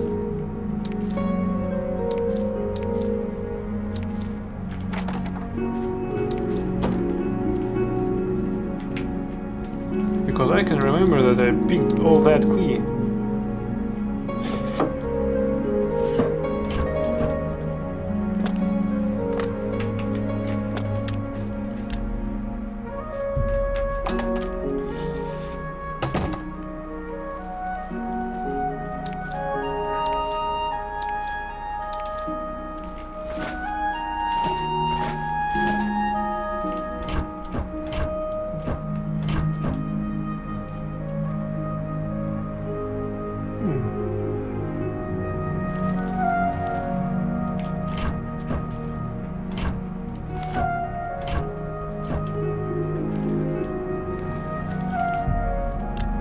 Trespassing, this guy is dead.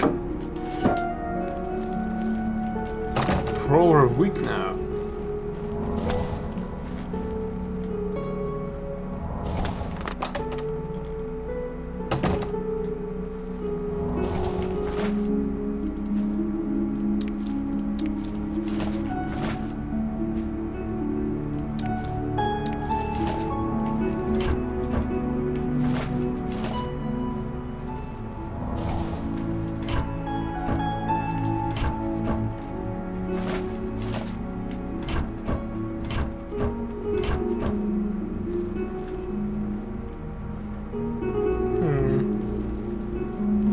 Seems that nobody brought supplies here. Oh no, they did. One gold piece.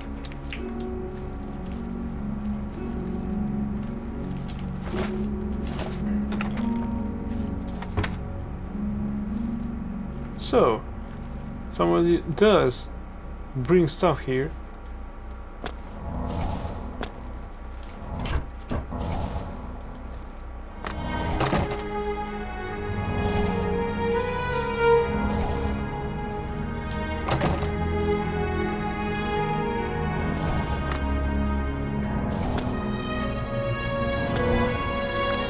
Let's see what else do we have here.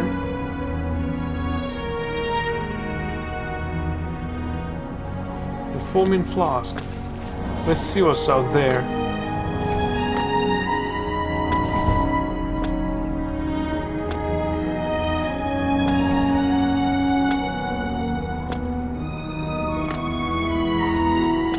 By the way, we also should see if we can buy restoration spells from spell shops. Not just restoring our skills via potions.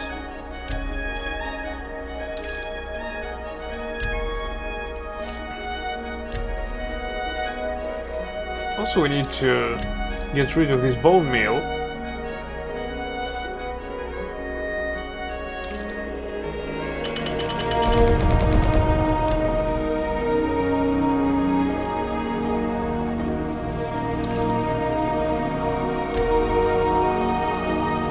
True wax.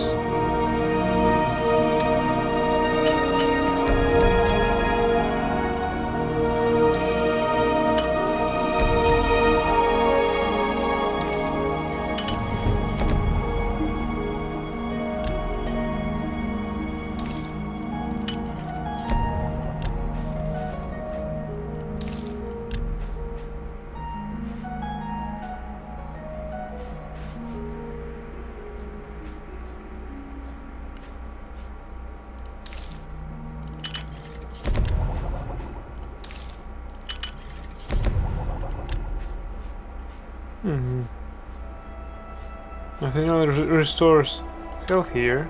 That's too bad.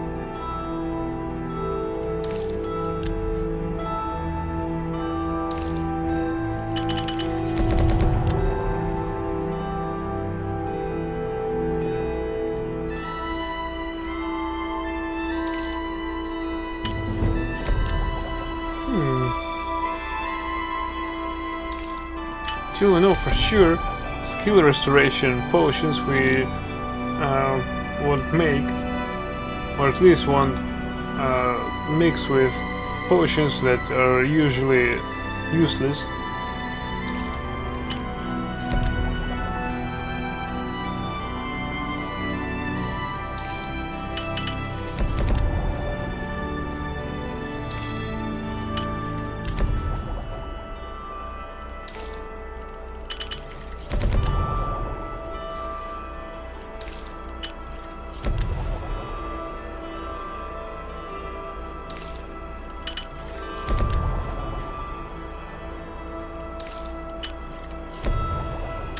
Okay, let's check out our stats again. So there's such a thing as fatigue, and I need to repair it. No. Alright, so these potions we can sell. How about mixing up some potions? You look like quite the alchemist. I am. And I just did. Welcome to the Foaming Flask. Good food, good drink. I'm Ernest Manus. Let me know what you need.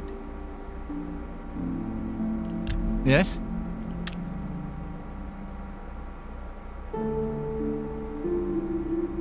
Don't try. Let's just... You win this one. You don't... Sorry. I salute you. Most impressive. My... That's it. Don't try. Sorry, I don't get it.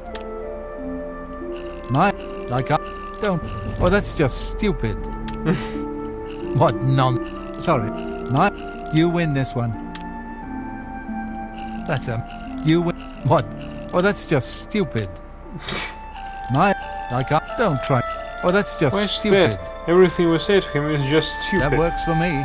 Tell us about Imperial City. I got no beds here. You need a bed in the Imperial City, you got 4 choices. The King and Queens and Luther Broads are in the gardens. The Tiber Septim Hotel is very nice, but very expensive. There's the Bloated Float at the waterfront. Sleep on a boat. And cheap, too. May I interest you in some of my fine wares? Oh yes, you can. But first we haggle a bit.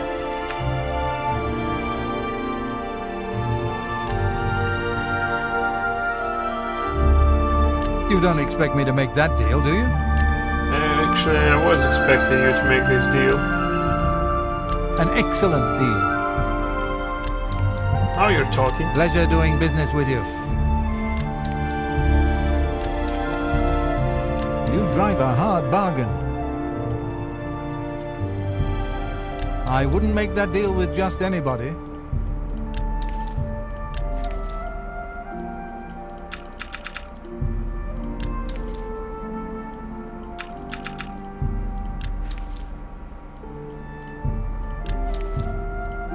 Pleasure. You bought that for a song. A fine bargain for you.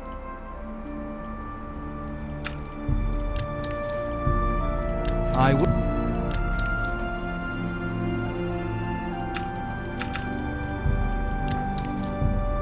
Pleasure.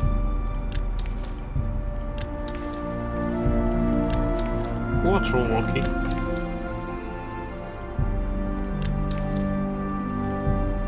An excellent deal.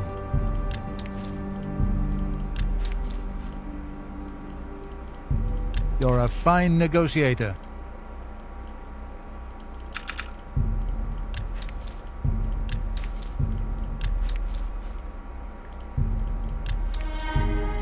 You bought that for a song.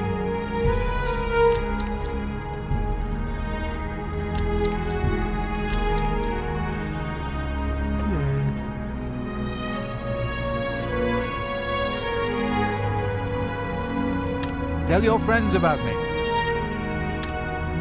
Take care. Now we're... No, we're not even over encumbered. 6 a.m.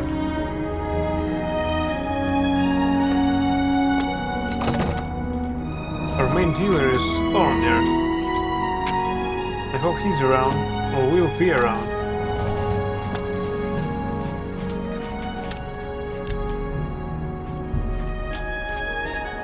Oh yeah.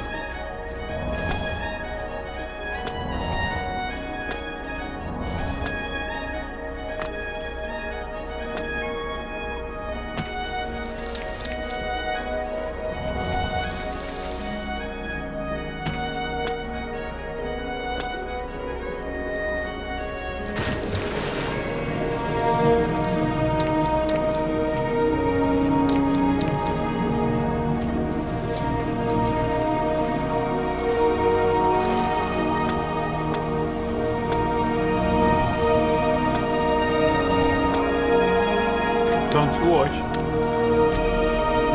Don't look. Stop right! Well, he suspected everything. I knew it from the start.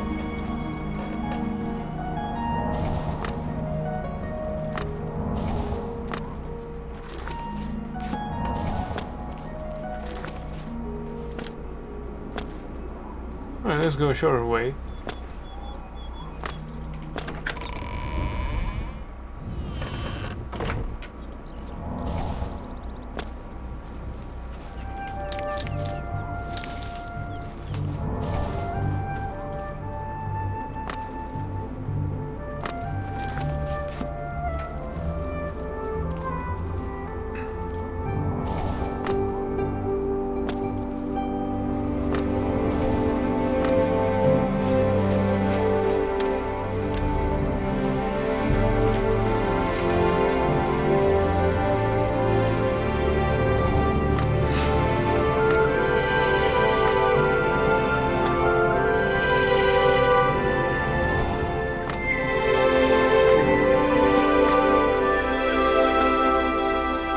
Oh, they're already on the run.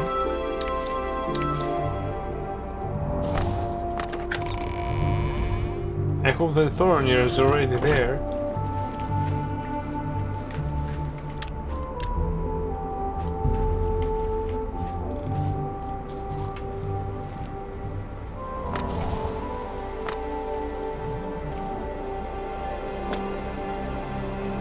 He's not. 7:25 a.m.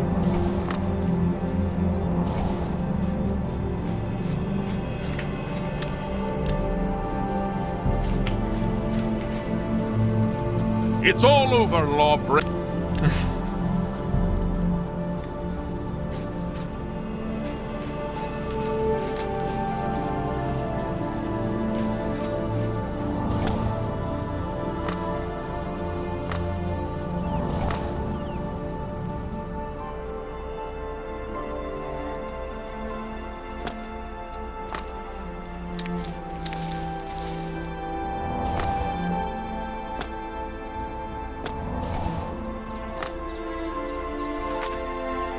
Alright, let's cook.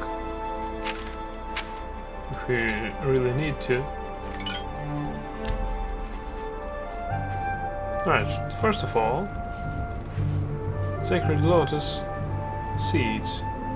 Well, there's some point in them.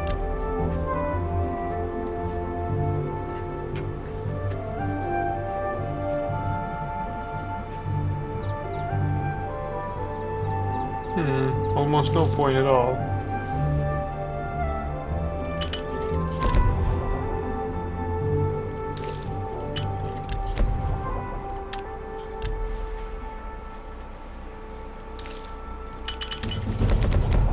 Your stained fingers attest to your diligence in mixing potions and learning their secrets. You are now an expert of alchemy. All potion ingredients have 4 potential effects. You can now automatically identify all of the effects. Okay. Oh.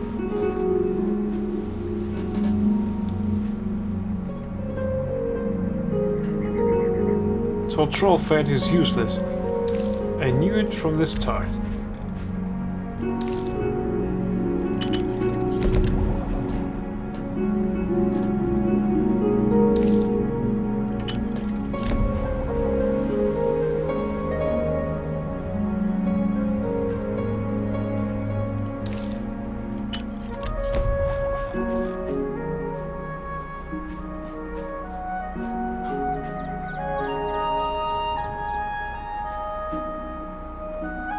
Blackberries restore magicka. Now that's interesting.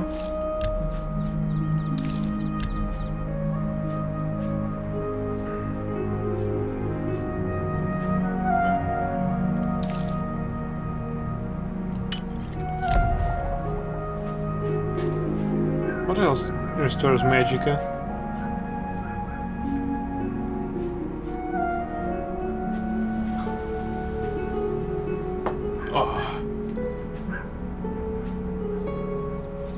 Nothing, I guess.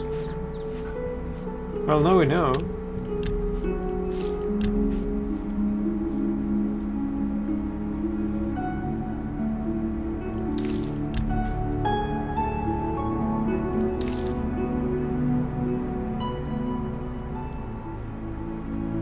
Burden.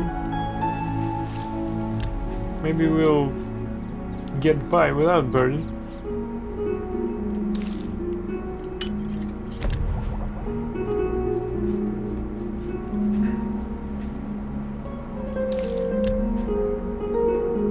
Can restore. Oh, ginseng fortifies magicka. Alright.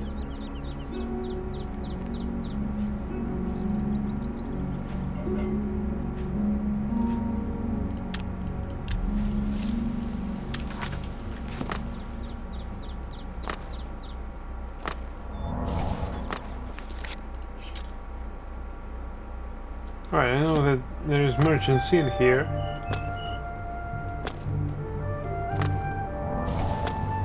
While we wait, at least there we can buy some supplies.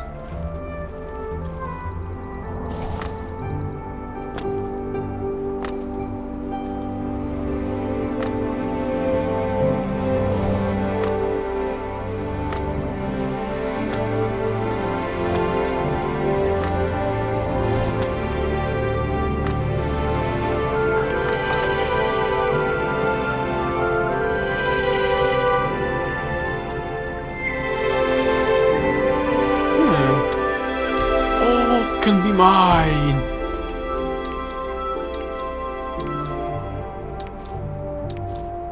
If I'm but to claim you.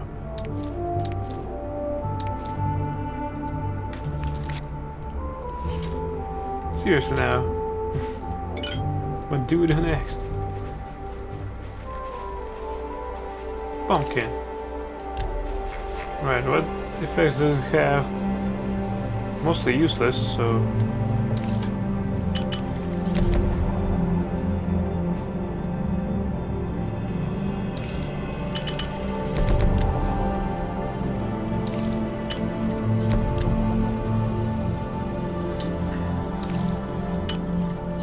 Cheese mixed with cheese.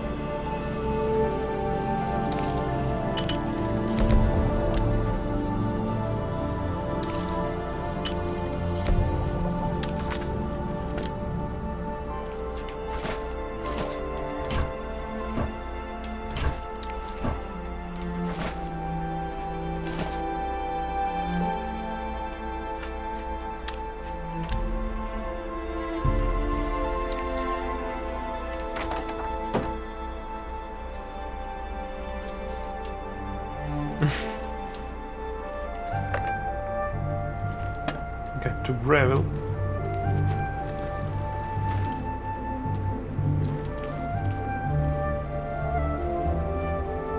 Damn it, he sees us. We need a chameleon spell so that we could take all that even while he's watching. Well met. Pleasure to speak with you. Take your time. I offer the finest good. Shut up. An excellent deal.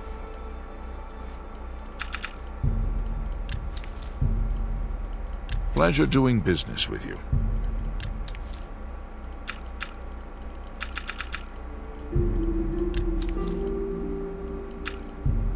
A fine bargain for you. A bargain at any price. You're a fine bargain for you. We'll definitely get ourselves over encumbered with all that.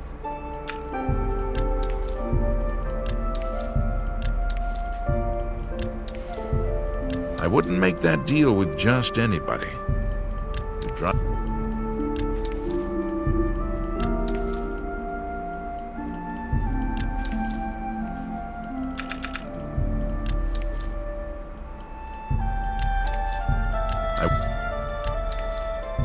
You're a fine negotiator. You bought that for a song. That's a good deal. Pleasure.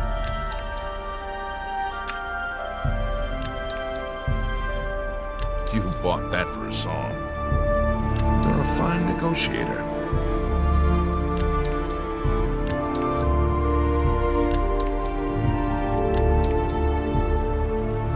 That's a good deal.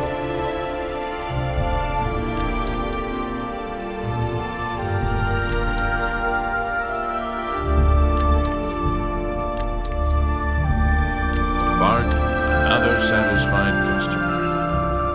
You could say that. Take it.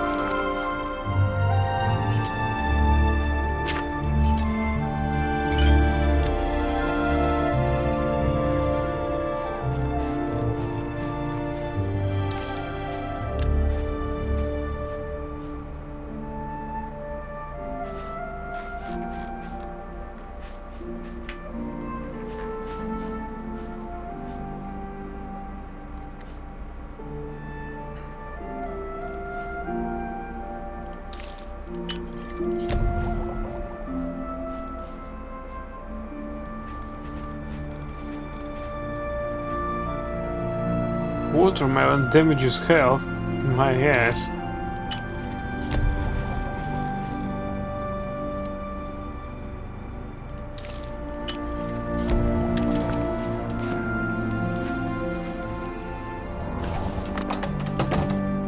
Where is Thorn here anyway? Or probably some other... Yeah, we need discount spells and all spells we can actually find. After all, we need to buy some restore skills.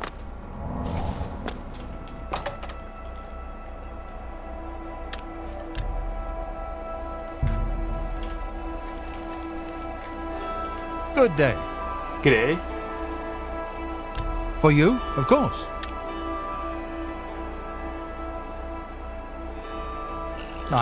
Don't. Yeah, I get it. You're good. I offer the finest goods and lowest prices in all Cyrodiil. Absorb, drain, fortify. Don't have any restore, but alright. Someone's camp.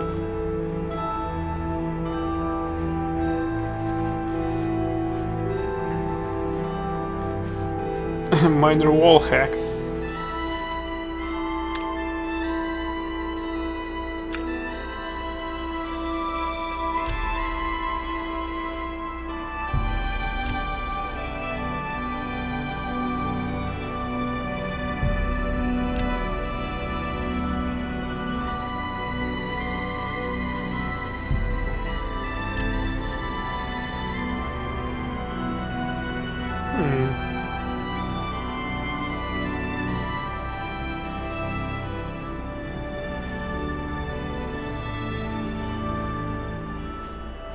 bound dagger for 15 seconds on self conjuration.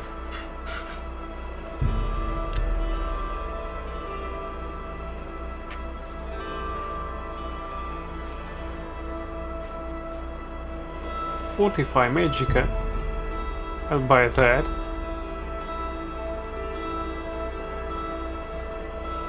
Drain health 15 points for 10 seconds from target. Snowball.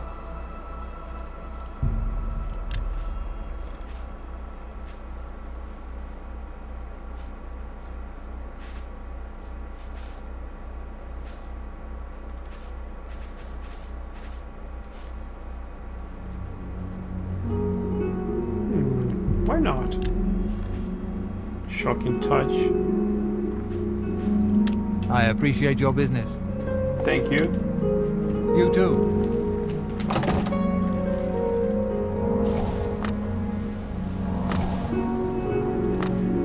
Now it starts to rain. Just walking in the rain. Alright. It's a storm outside. It is good to see you again. Likewise. Can I interest you in some of my wares? Take your time. Can I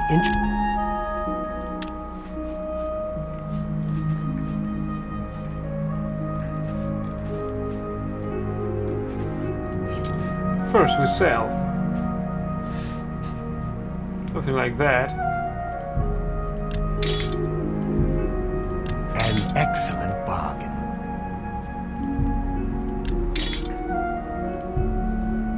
That's a fair deal.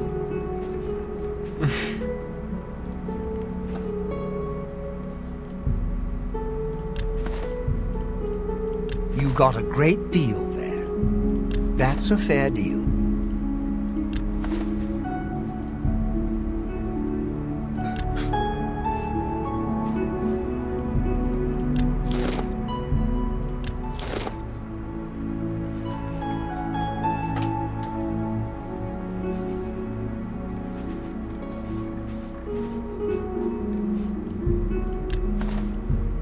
An excellent bargain. A fine transaction. You drive a hard bargain. That's a good deal. Cheap wine. You got a great deal there. An excellent bargain. That's more than I'd usually pay.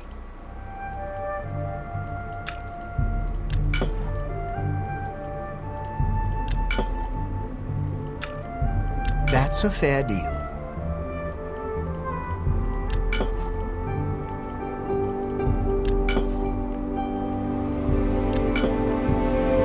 That's a good deal. An excellent bargain. An excellent bargain.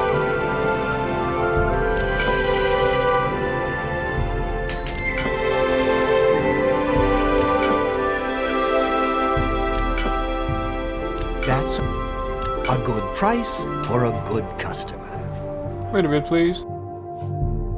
A good price for a good customer. That seems a fair price.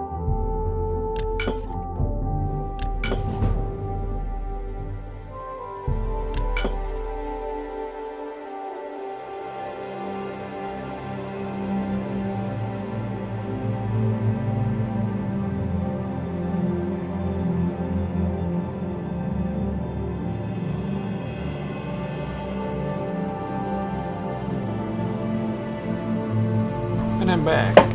Tell your friends about me. Oh, I will. Let's see. Please, return soon. It's always a pleasure to see you. It is good to see you again.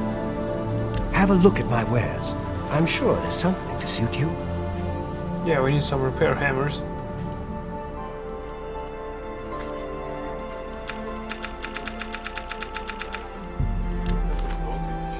Tell your friends about me. Please, return soon. It's always a pleasure to see you.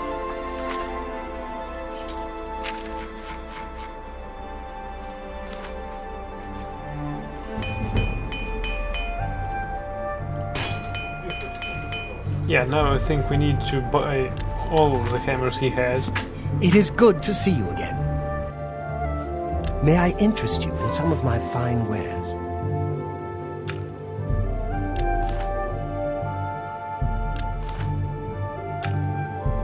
I wouldn't make that deal with just anybody.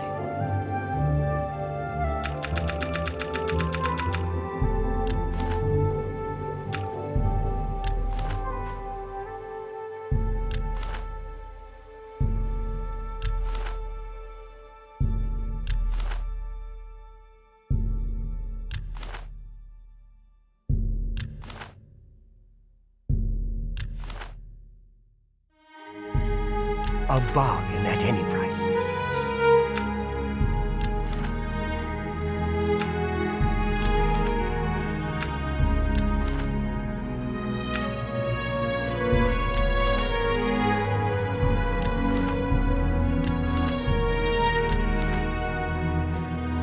Thank you for your patronage.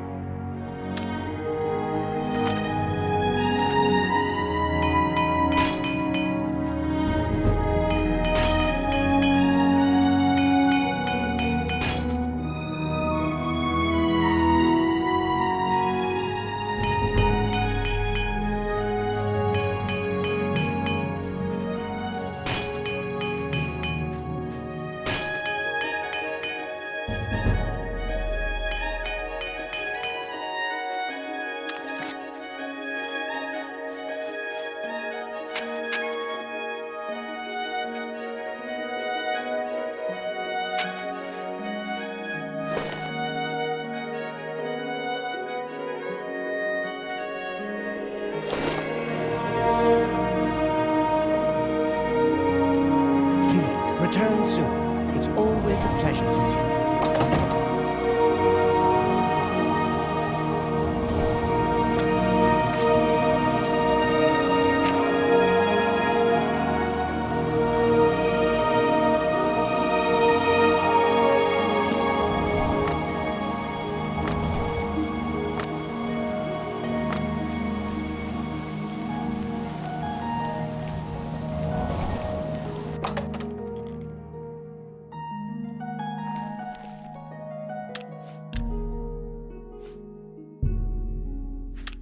It's my pleasure. Please continue. I offer the finest goods and lowest prices in all Cyrodiil. Heal major wounds.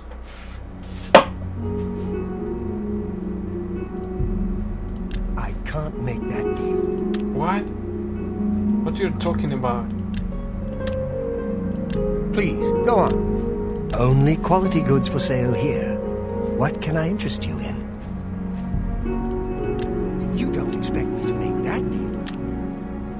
What the hell, man?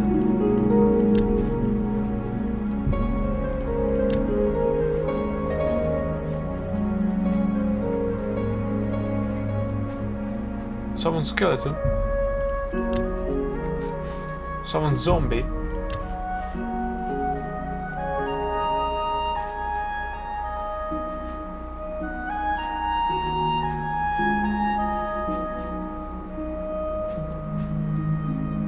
Weakness to fire. Bound helmet.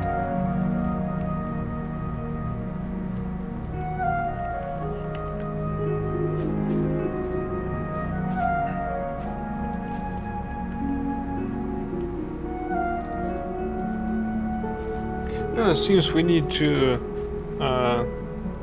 repair our skills with potions. Okay. Thank you for your patronage. Can I interest you in some of my wares? Hands of the Etrena. Not bad at all.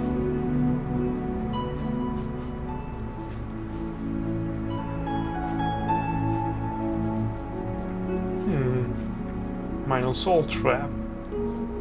Shut your trap. Restore endurance. Willpower.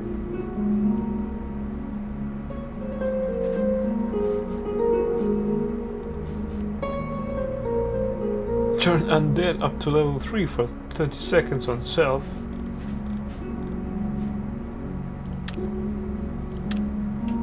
Bye.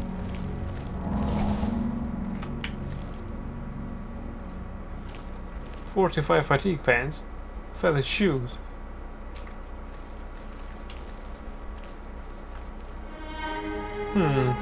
He's a picky one.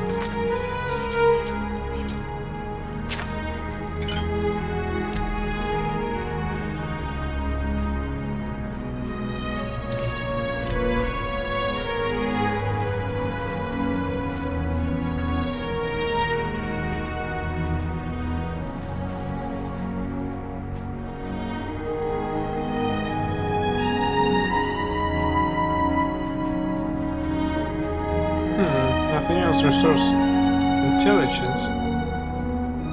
Still, I can buy something out of him. Welcome to the Mystic Emporium. Galendil is here, with all your needs under one roof. Look and buy. Nothing could be easier. Let's check out our stats. Yeah, they're still A lowered. pleasure to speak with you. Have a look at my wares. I'm sure there's something to suit you. I wouldn't make that deal with just anybody. Shut your trap. A pleasure to serve you. Farewell.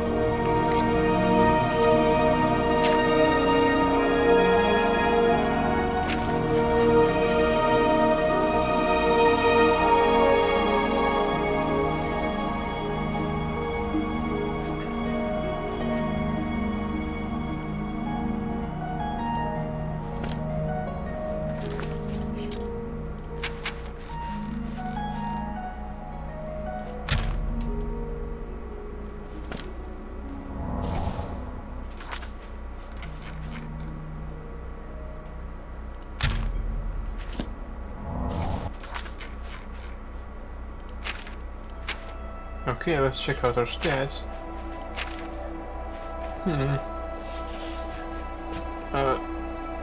I'm not seeing a difference.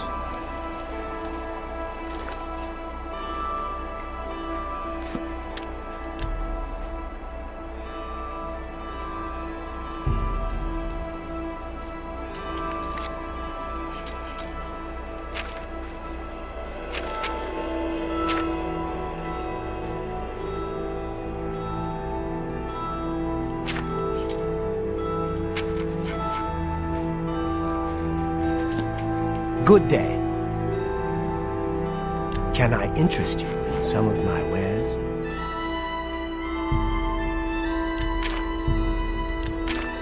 I appreciate it. Good day.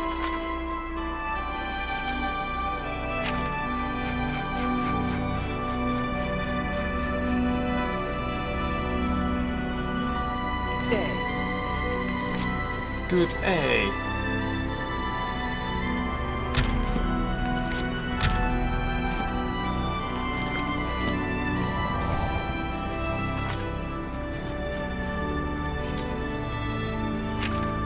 It's useless piece of shit. Alright, let's cook. Restoration potion.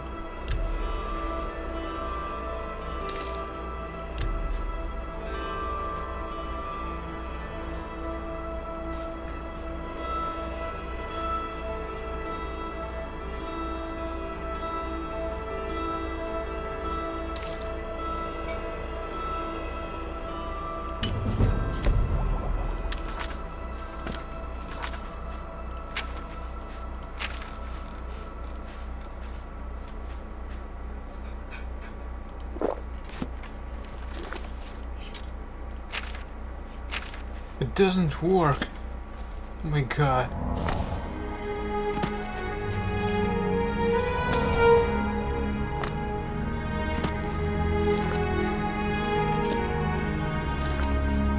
Doesn't it work?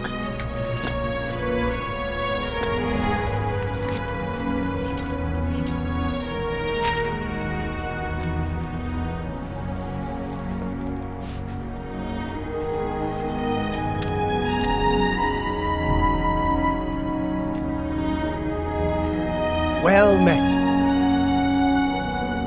Have a look around. You won't find better prices in...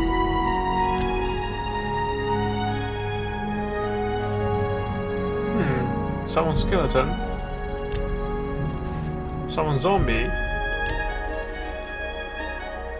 Starlight. Illusion. Well, why not? If it helps us level up illusion, then why not? Bound helmet. Let's see what it does.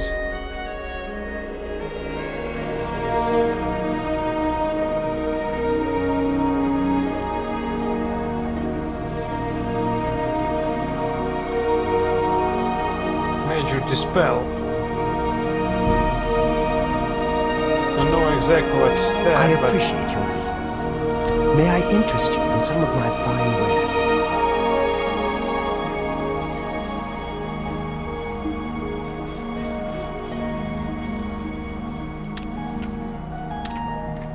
Farewell. I hope I can help. Take your time. you're just You selfish and greedy bitch. You know that?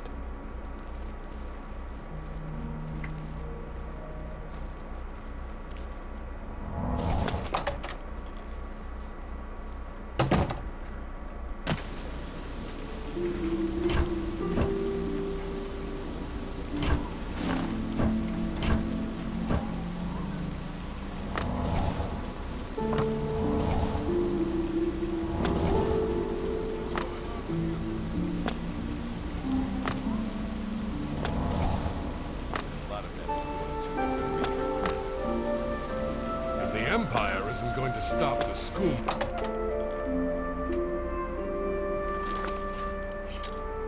Right, let's cook.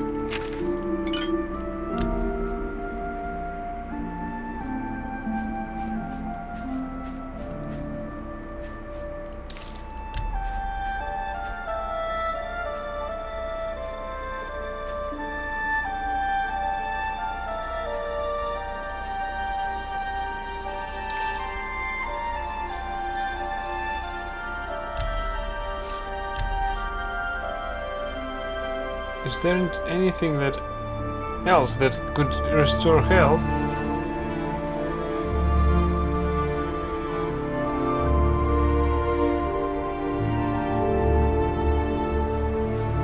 Alright. Restore health with burden.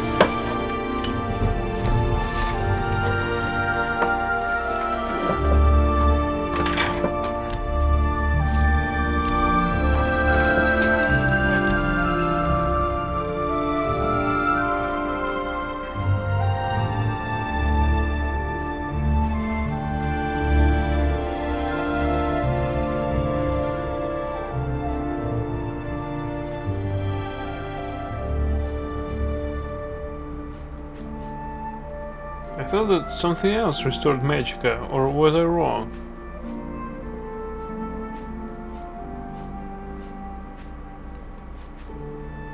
Seems that I was wrong. Pity.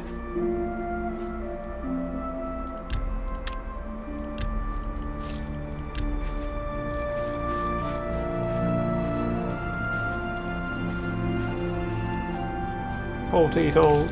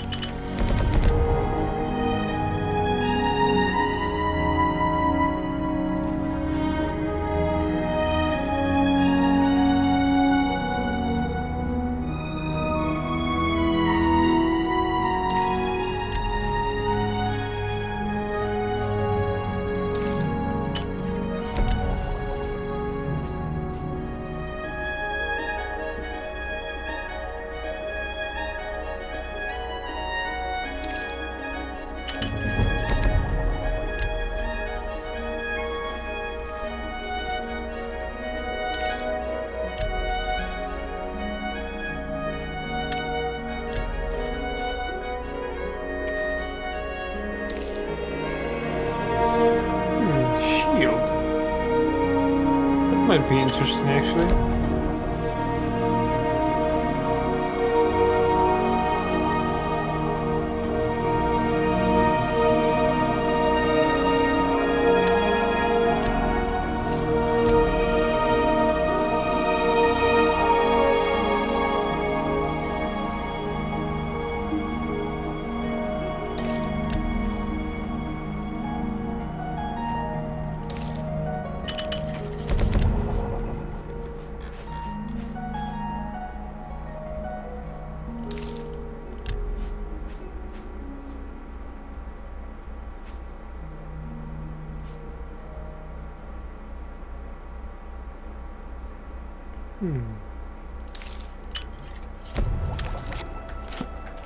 Come on, let's do business. It is good to see you again.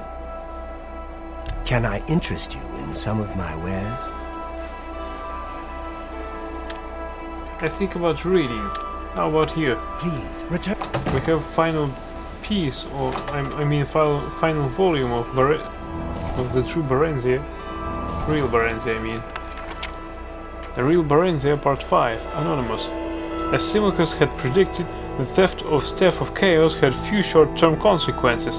The current Emperor, Auriel Septim, sent some rather stiff messages expressing shock and displeasure at the staff's disappearance and urging Symmachus to make every effort to locate its whereabouts and communicate developments to the newly appointed Imperial Battle Mage, Yagar Tharn, in whose hands the matter had been placed. Tharn! Symmachus thundered in disgust and frustration as he paced about the small chamber where Barenzia, now some months pregnant, was sitting serenely embroidering a baby blanket. Jagar Tharn, indeed. I wouldn't give him directions for crossing the street, not if he were a doddering old blind sod. What have you against him, love? I just don't trust that mongrel elf, part dark elf, part high elf, and part the gods only know what. All the worst qualities of all his combined bloods, I'll warrant. He snorted.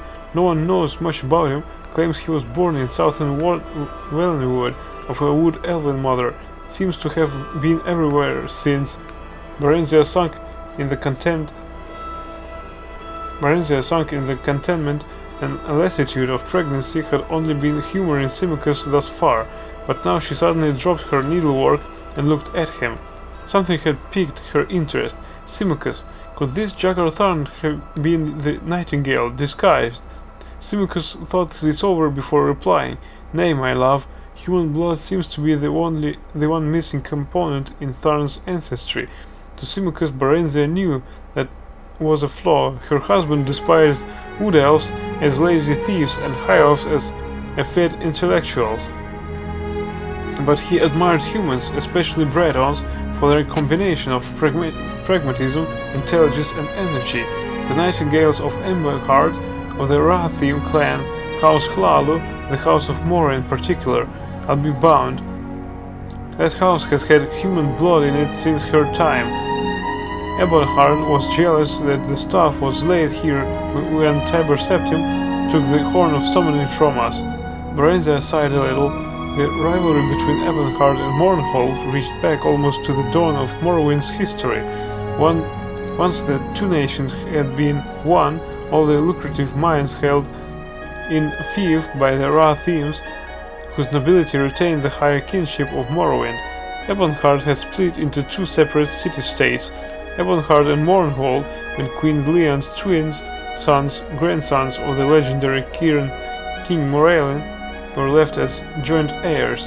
At about the same time, the office of High King was vacated in favor of a temporary war leader to be named by a council in times of provincial emergency. Still, Ebonheart remained jealous of her prerogatives as the eldest city-state of Morrowind. First among equals was the phrase its rulers often quoted, and claimed that rightful guardianship of the Staff of Chaos should have been entrusted to its ruling house. Mournhold responded that King Moraelin himself had placed the staff in the keeping of the god Ethan, and Mournhold was unarguably the god's birthplace. Why not tell Jagar Tharn of your suspicions, then? Let him recover the thing. As long as it's safe, what does it matter who recovers it or where it lies? Simicus stared at her without comprehension. It matters, he said softly after a while, but I suppose not that much. He added, certainly not enough for you to concern yourself further with it. You just sit there and tend to your... And here he smiled at her wickedly. Embroidery. Varenzia flung the sampler at him. It hit Simicus square in the face, needle, thimble and all. In a few more months, Varenzia gave birth to a fine son, whom they named Helseth. Nothing more was heard of the Staff of Chaos or the Nightingale. If Ebonheart had the staff in its possession, they certainly did not boast of it. The years passed swiftly and happily. Helseth grew tall and strong. He was much like his father, whom he worshipped. When Helseth was 8 years old, Varenzia bore a second child, a daughter, to Simicus' lasting delight. Helseth was his pride, but little Morgaya, named for Simicus' mother, held his heart. Sadly, the birth of Morgaya was not the harbinger of better times ahead. Relations with the Empire slowly deteriorated for no apparent reason. Taxes were raised and quotas increased with each passing year. Simicus felt that the Emperor suspected him of having had a hand in the staff's disappearance and sought to prove his loyalty by making every effort to comply with the escalating demands. He lengthened working hours and raised tariffs, and even made up some of the difference from both the royal exchequer and their own private holdings. But the levies multiplied, and commoners and nobles alike began to complain. It was an ominous rumble. I want you to take the children and journey to the imperial city, Simicus said at last in desperation one evening after dinner. You must make the emperor listen, else all Mournhold will be up in revolt come spring. He grinned forcibly. You have a way with men, love. You always did. Varenzia forced a smile of her own. Even with you, I take it. Yes, especially with me, he acknowledged amiably. Both children? Varenzia looked over toward the corner window, where Helseth was strumming a lute and crooning a dust with his little sister. Helseth was 15 by then, Morgaya 8. They might soften his heart. Besides, it's high time Helseth was presented before the imperial court. Perhaps, but that's not your true reason. Varenzia took a deep breath and grasped the needle. You don't think you can keep them safe here. If that's the case, then you are not safe here either. Come with us, she urged. He took her hands in his. Varenzia, my love, heart of my heart, if I leave now, there will be nothing for us to return to. Don't worry about me, I'll be alright. I can take care of myself, and I can do it better if I'm not worrying about you or the children. Varenzia laid her head against his chest. Just remember that we need you. I need you. We can't do without the rest of it if we have each other. Empty hands and empty bellies are easier to bear than an empty heart. He started to cry, thinking of the Nightingale and that sordid business with the staff. My foolishness has brought us to this pass. He smiled at her tenderly. If so, it is not so bad a place to be. His eyes rested indulgently on their children. None of us shall ever go without or want for anything. Ever. Ever, my love. I promise you. I cost you everything once, Varenzia, and Tiber Septim. Without my aid, the Empire would never have begun. I helped its rise. His voice hardened. I can bring about its fall. You may tell Earl Septim that my patience is not infinite. Varenzia gasped. Simicus was not given to empty threats. She'd no more imagined that he would ever turn against the Empire than that the old house wolf flying by the grate would turn on her. How? She demanded breathlessly, but he shook his head. Better that you not know, he said. Just tell me what I told you should he prove recalcitrant, and do not fear. He's Septim enough that he will not take it out on the messenger. He smiled grimly. For if he does, if he ever harms the least hair on you, my love, or the children, so help me all the gods of Tamriel, he'll pray that he hadn't been born. I'll hunt him down, him and his entire family, and I won't rest until the last Septim is dead. The red dark elven eyes of Simicus gleamed brightly in the ebbing firelight. I plight you that oath, my love, my queen, my Varenzia. Varenzia held him as tight as she could, but in spite of the warmth in his embrace, she couldn't help shivering. Varenzia stood before the Emperor's throne, trying to explain Mournholm's traits. She'd waited weeks for an audience with Earl Septim, having been fobbed off on this pretext or that. His Majesty is indisposed. An urgent matter demands His Excellency attention. I am sorry, Your Highness, there must be some mistake.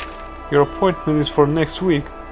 No, see, and now it wasn't even going well. The Emperor did not even make the slightest pretense at listening to her. He hadn't invited her to sit, nor had he dismissed the children. Eltheth stood still as a carven image, but little Morgaya had begun to fuss. The state of her own mind didn't help her any. Shortly upon arrival at her lodgings, the Mournholdian ambassador to the imperial city had demanded entry, bringing with him a sheaf of dispatches from Symmachus. Bad news, and plenty of it. The revolt had finally begun. The peasants had organized around a few disgruntled members of Mournhold's minor nobility and were demanding Symmachus step down and hand over the reins of government. Only the Imperial Guard and handful of troops whose families had been retained on Varenzia's house for generations stood between Symmachus and the rebel. Hostilities had already broken out, but apparently Symmachus was safe and still in control. Not for long, he wrote. He entreated Varenzia to try her best with the Emperor, but in any case she was to stay in the Imperial City until he wrote to her it was safe to go back home with the children. She had tried to barge her way through the Imperial bureaucracy with little success, and to add to her growing panic, all news from Mournhold had come to a sudden stop, tottering between rage at the Emperor's numerous major domus and fear of the fate awaiting her and her family. The weeks had passed by intensely, agonizingly, remorselessly. Then one day the Mournholdian ambassador came, calling to her she could expect news from Symmachus the following night at the latest, not through the regular channels, but by Nighthawk. Seemingly by the same stroke of luck, she was informed that same day by a clerk from the Imperial Court that Earl Septim had finally consented to grant her an audience early on the tomorrow. The Emperor had greeted the three of them when they came into the audience chamber with a too bright smile of welcome that nonetheless didn't reach his eyes. Then, as she presented her children, he had gazed at them with a fixed attention that was real yet somehow inappropriate. Varenzia had been dealing with humans for nearly 500 years now, and had developed the skill of reading their expressions and movements that was far beyond what any human could ever perceive. Try as the Emperor might to conceal it, there was hunger in his eyes, and something else. Regret? Yes, regret. But why? He had several fine children of his own. Why covet hers? And why look at her with such a vicious, however brief, yearning? Perhaps he had tired of his consort. Humans were notoriously, though predictably, inconstant. After that one long, burning glance, his gaze had shifted away as she began to speak of her mission and the violence that erupted in Mournhold. He sat still as a stone throughout her entire account. Puzzled at his inertia and vexed no end, Varenzia stared in the pale, sad face, looking for some trace of the Septim she'd known in the past. She didn't know Uriel Septim well, having met him once when he was still a child, and then again at his coronation 20 years ago, twice. That was all. He'd been a stern and dignified presence at the ceremony, even as a young adult, yet not icily remote as this more mature man was. In fact, despite the physical resemblance, he didn't seem to be the same man at all. Not the same, yet something about him was familiar to her, more familiar than it should be, some trick of posture or gesture. Suddenly she felt very hot, as if lava had been poured over her. Illusion! She had studied the arts of illusion well since the Nightingale had deceived her so badly. She had learned to detect it, and she felt it now, as certainly as a blind man could feel the sun on his face. Illusion, but why? Wait a bit.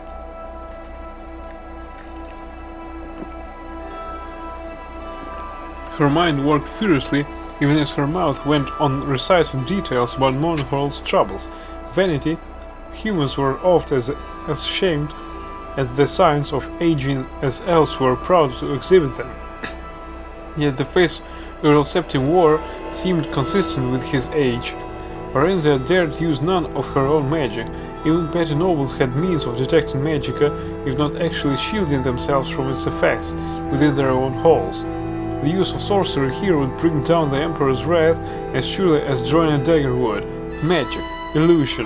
Suddenly she was brought to a mind of the Nightingale, and then he was sitting before her. Then the vision changed, and it was Earl Septim. He looked sad, trapped, and then the vision faded once more, and another man sat in his place, like the Nightingale, and yet unlike. Pale skin, bloodshot eyes, elven ears, and about him a fierce glow of concentrated malice, an aura of eldritch energy.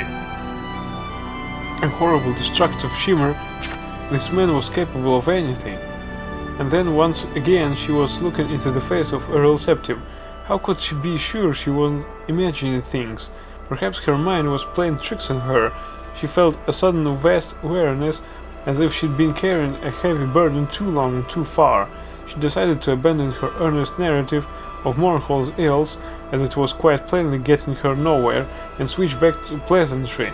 Pleasantry, however, with a hidden agenda. Do you remember, sire? Symmachus and I had dinner with your family shortly after your father's coronation. You are no older than tiny Morgaya here. We were greatly honored to be the only guest that evening, except for your best friend Justin, of course. Ah yes, the Emperor said, smiling cautiously, very cautiously. I do believe I recall that. You and Justin were such friends, your majesty. I was told he died not long after, a great pity. Indeed, I still do not like to speak of him. His eyes turned blank, or blanker, if it had been possible. As for your request, milady, we shall take it under advisement and let you know. Varenzia bowed, as did the children. A nod from the Emperor dismissed them, and they backed away from the imperial presence. She took a deep breath when they emerged from the throne room. Justin, quote-unquote, had been an imaginary playmate, although young Earl had insisted a place be set for Justin at every meal. Not only that, Justin, despite the boyish name, had been a girl. Symmachus had kept up the joke long after she had gone the way of imaginary childhood friends, inquiring after Justin's health whenever he and the Earl Septim met, and being responded to in as a mock serious fashion. The last Varenzia had heard of Justin several years ago. The Emperor had evidently joked elaborately to Symmachus that she had met an adventurous, though incorrigible Khajiit youth, married him, and settled down in Lilandril to raise fire ferns and mugworts. The man sitting on the Emperor's divan was not Earl Septim, the Nightingale. Could it be? Yes, yes, a chord of recognition rang through her, and Varenzia knew she was right. It was him, it was the Nightingale, masquerading as the Emperor. Symmachus had been wrong, so wrong. What now? She wondered frantically. What had become of Earl Septim, and more to the point, what did it mean for her and Symmachus and all of Mournhold? Thinking back, Varenzia guessed that their troubles were due to this false Emperor, this Nightingale-spawned glamour, or whatever he really was. He must have taken Earl Septim's place shortly before the unreasonable demands on Mournhold had begun. That would explain why relations had deteriorated for so long, as humans reckoned time, long after her disapproved liaison with Tiber Septim. The Nightingale knew of Symmachus' famed loyalty to and knowledge of the Septim house, and was effecting a preemptive strike. If that were the case, they were all in terrible danger.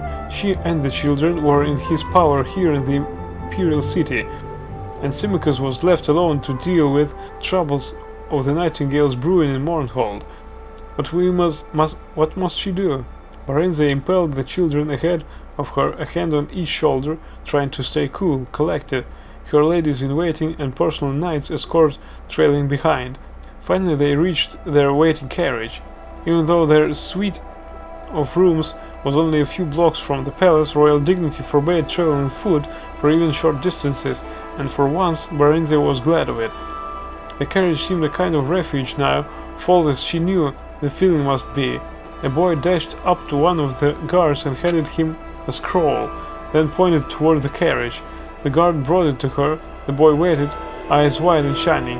The epistle was brief and complimentary, and simply inquired of King Edwire of Wayrest, of the province of High Rock, might be granted an audience with the famed Queen Barenziah of Mournhold, as he had heard much of her and would be pleased to make her acquaintance.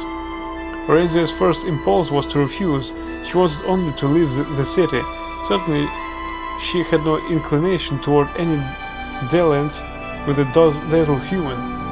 She looked up, frowning, and one of the guards said, "Milady, the boy says his master awaits your reply yonder." She looked in the direction indicated and saw a handsome elderly man on horseback, surrounded by a half-dozen courtiers and cavaliers. He caught her eye and bowed respectfully, taking off a plumed hat. "Very well," Barenziah said to the boy on impulse. "Tell your master he may call on me tonight, after the dinner hour." King Edwire looked polite and grave and rather worried, but not in the least love-struck. At least that was something, she thought pensively. Barenziah stood at the tower window waiting. She could sense the familiar's nearness, but though the night sky was clear as day to her eyes, she could not yet see him. Then suddenly he was there, a swift moving dot beneath the wispy night clouds. A few more minutes and the great nighthawk finished its descent, wings folding, talons reaching for her thick leather armband. She carried the bird to its perch, where it waited, panting, as her impatient fingers felt for the message secured in a capsule on one leg. The hawk drank mightily from the water till when she had gone, then ruffled its feathers and preened, secure in her presence. A tiny part of her consciousness shared its satisfaction at a job well done, mission accomplished, and rest earned, yet beneath it all was unease. Things were not right, even to its humble avian mind. Her fingers shook as she unfolded the thin parchment and pored over the cramped writing. "Not Simcoe's bold hand," Barenziah said slowly, fingers smoothing the document while she prepared her mind and body to accept disaster calmly. If disaster it would be. Disaster it was. The Imperial Guard had deserted Simcoe's and joined the rebels. Simcoe's was dead. The remaining loyal troops had suffered a decisive defeat. Simcoe's was dead. The rebel leader had been recognized as king of Mournhold by imperial envoys. Simcoe's was dead. Barenziah and the children had been declared traitors to the empire, and the price set on their heads. Simcoe's was dead. So the audience with the emperor earliest that morning had been nothing but a ruse, a charade. The emperor must have already known. He was just being strung along, told to stay put, take things easy. Milady Queen, enjoy the imperial city and the delights it has to offer. Do make your stay as long as you want. Her stay, her detention, her captivity, and in all probability her impending arrest. She had no delusions about her situation. She knew the emperor and his minions would never let her leave the imperial city ever again, at least not alive. Simcoe's was dead. "Milady," Barenziah jumped, startled by the servant's approach. "What is it?" "The Breton is here, milady. King Edwire." The woman added helpfully. Noting Barenziah's incomprehension, she hesitated. "Is there news, milady?" she said, nodding toward the Nighthawk. "Nothing that will not wait," Barenziah said quickly, and her voice seemed to echo in the emptiness that suddenly yawned like a gaping abyss inside her. "See to the bird." She stood up, smoothed her gown, and prepared to attend on her royal visitor. She felt numb as the stone walls around her, numb as the quiescence of the night air, numb as a lifeless corpse. Simcoe's was dead. King Edwire greeted her gravely and courteously, if a bit fulsomely.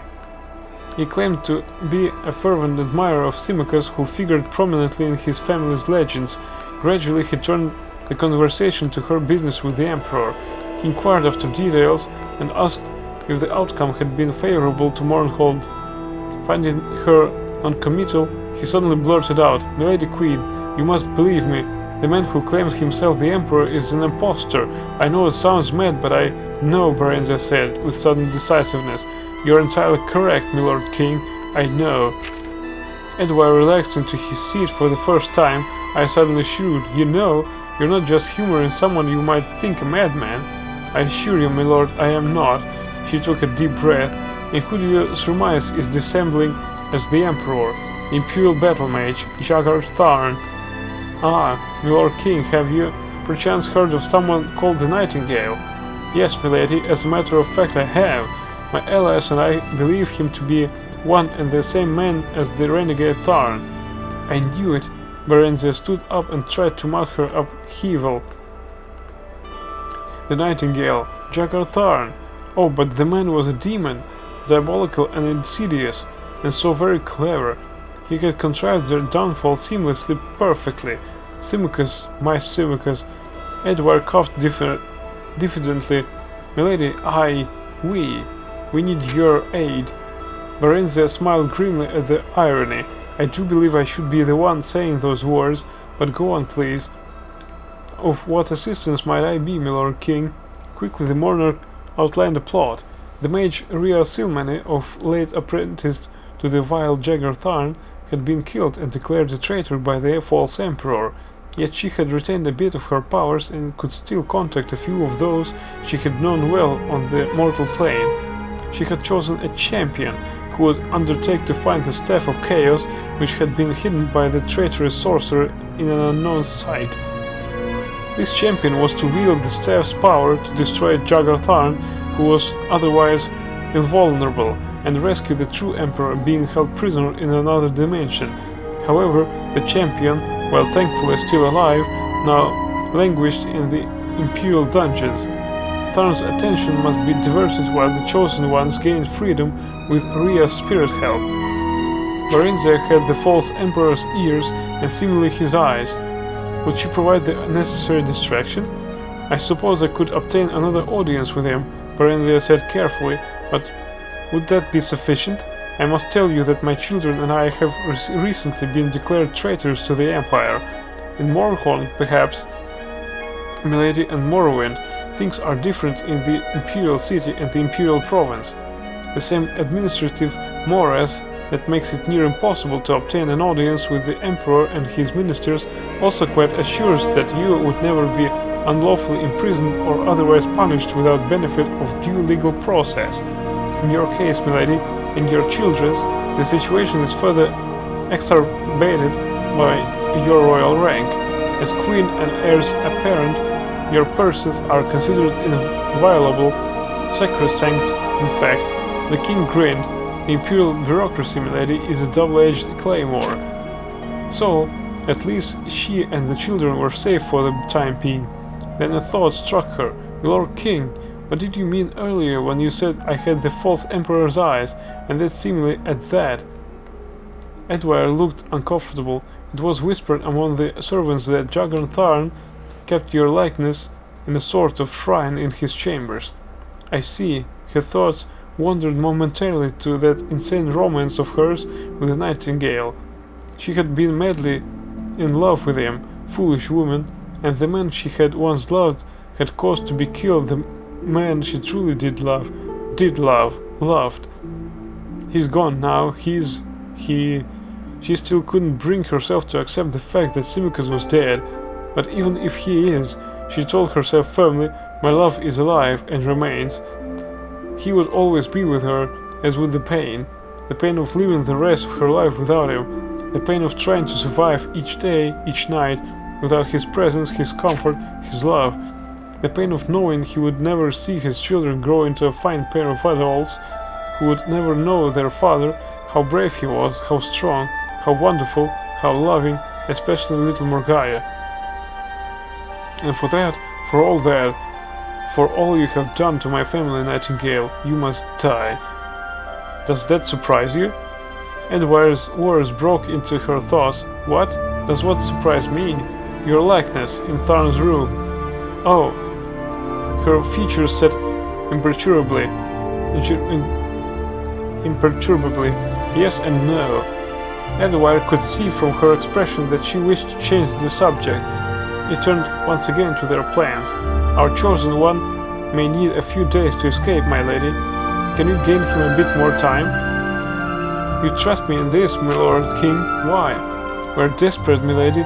We have no choice. But even if we did, why yes.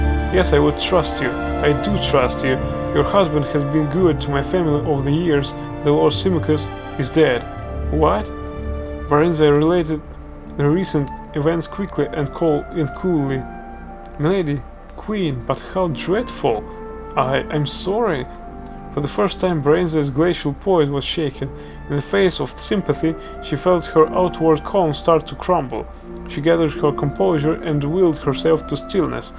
Under the circumstances, milady can hardly ask. Nay, good milord. Under the circumstances, I must do what I may to avenge myself upon the murder of my children's father. A single tear escaped the forces of her eyes. She brushed it away impatiently. In return, I ask only that you protect my orphaned children as you may. Edward drew himself up. His eyes shone. Willingly do I so pledge, most brave and noble queen. The gods of our beloved land, indeed Tamriel itself, be my witnesses. His words touched her absurdly, yet profoundly. I thank you from my heart and my soul, good milord King Edwire. You have mine and my children's everlasting She broke down. She did not sleep that night, but sat in a chair beside her bed, hands folded in her lap, thinking deep and long into the waxing and waning of the darkness. She would not tell the children, not yet, not until she must. She had no need to seek another audience with the Emperor. A summons arrived at first light. She told the children she expected to be gone a few days, bade them give the servants no trouble, and kissed them goodbye. Morgaya whimpered a bit. She was bored and lonely in the imperial city. Helseth looked dour but said nothing. He was very like his father, his father. In the imperial palace, Varenzia was escorted not into the great audience hall, but to a small parlor where the emperor sat at a solitary breakfast. He nodded a greeting and waved his hand toward the window. Magnificent view, isn't it? Varenzia stared out over the towers of the great city. It was dawn on her that this was the very chamber where she'd first met Tiber Septim all those years ago, centuries ago. Tiber Septim, another man she had loved. Who else had she loved? Symmachus, Tiber Septim, and Straw. She remembered the big blonde stable boy with sudden and intense affection. She never realized it till now, but she had loved Straw, only she had never let him know. She had been so young then. Those had been carefree days, halcyon days, before everything, before all this, before him. Not Symmachus, the nightingale. She was shocked in spite of herself. The man could still affect her, even now, even after all that had happened. A strong wave of inchoate emotion swept over her. When she turned back at last, Uriel Septim had vanished, and the nightingale sat in his place. You knew, he said quietly, scanning her face. You knew instantly. I wanted to surprise you. You might at least have pretended. Varenzia spread her arms, trying to pacify the maelstrom churning deep inside her.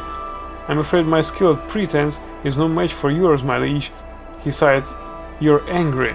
Just a little, I must admit. She said icily. I don't know about you, but I find betrayal a trifle offensive. How human of you. She took a deep breath. What do you want of me? Now you're pretending. He stood up to face her directly. You know what I want of you. You want to torment me? Go ahead. I'm in your power, but leave my children alone. No, I don't want that at all, Varenzia. He came near, speaking low, in the old caressing voice that had sent shivers cascading through her body. The same voice that was doing the same thing to her, here and now. Don't you see? This was the only way. His hands closed on her arms. She felt her resolve fading, her disgust at him weakening. You could have taken me with you. Unbidden tears gathered in her eyes. He shook his head. I didn't have the power. But now. Now. I have it all. Mine to have, mine to share, mine to give to you. He once more waved his hand toward the window and the city beyond. All Tamriel is mine to lay at your feet, and that is only the beginning. It's too late. Too late. You left me to him. He's dead. The peasant's dead. As gone few years, what do they matter? The children can be adopted by me, and we'll have the others together, Barenzier. Oh, and what children they'll be! But think we shall pass on to them. Your beauty and my magic. I have powers you haven't even dreamed of. Not in your most untamed imaginings. He moved to kiss her. She slipped his grasp and turned away. I don't believe you. You do. You know. You're still angry, that's all. He smiled, but it didn't reach his eyes. Tell me what you want. Barenzier, beloved, tell me, it shall be yours. Her whole life flashed in front of her. The past, the present, and the future still to come. Different times, different lives, different Barenzias. Which one was the real one? Which one was the real Barenzier? Well, by that choice, she would determine the shape of her fate. She made it. She knew.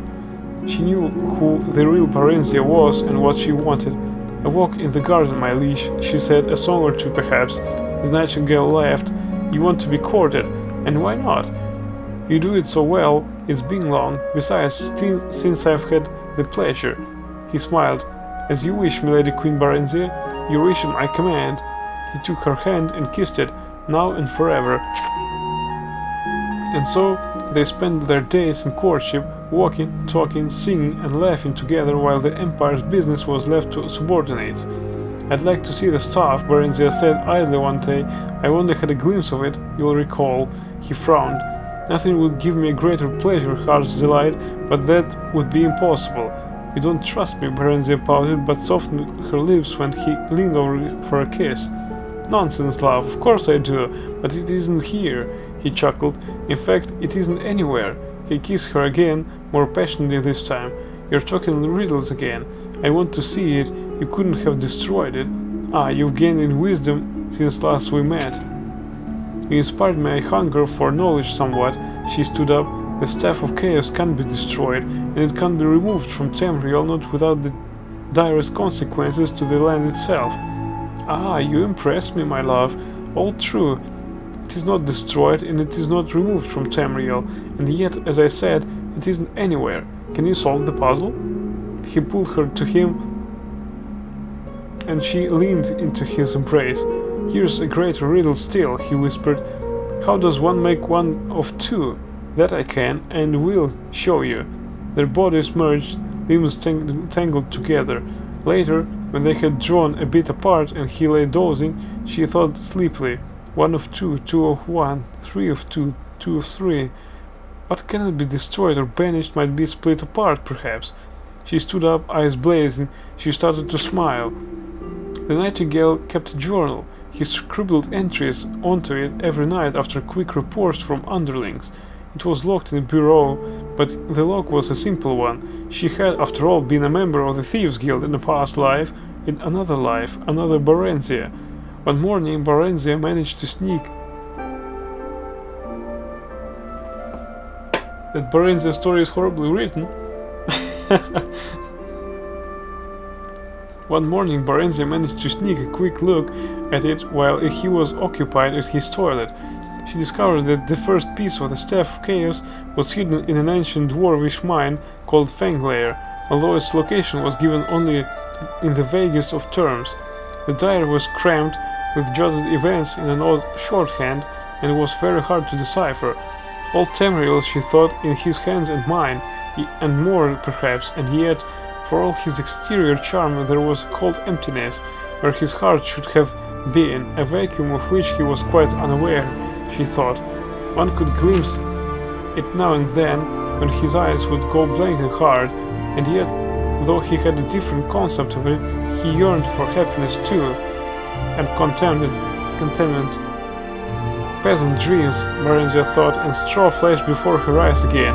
looking lost and sad, and then Theris with a Felinka-G smile, Tiber Septim powerful and lonely, Symmachus stolid Symmachus who did what ought to be done, quietly and efficiently, the Nightingale a riddle and a certainty, both the darkness and the light, the Nightingale who would rule all, more, and spread chaos in the name of order.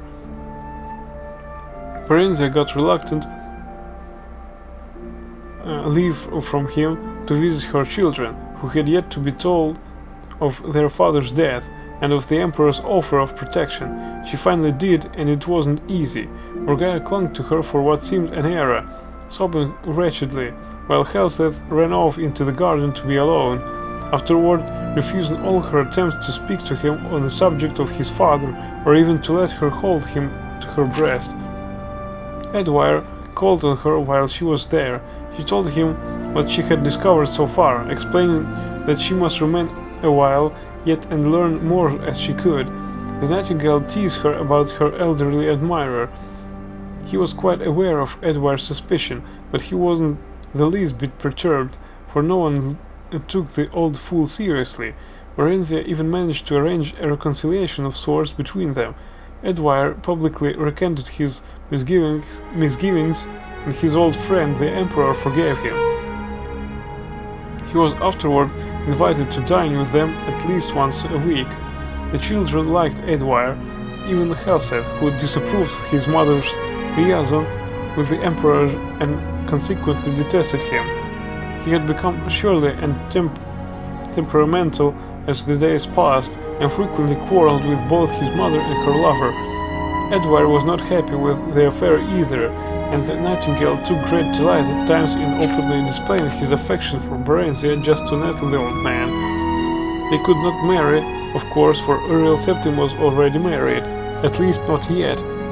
The Nightingale had exiled the Empress shortly after taking the Emperor's place, but had not dared harm her.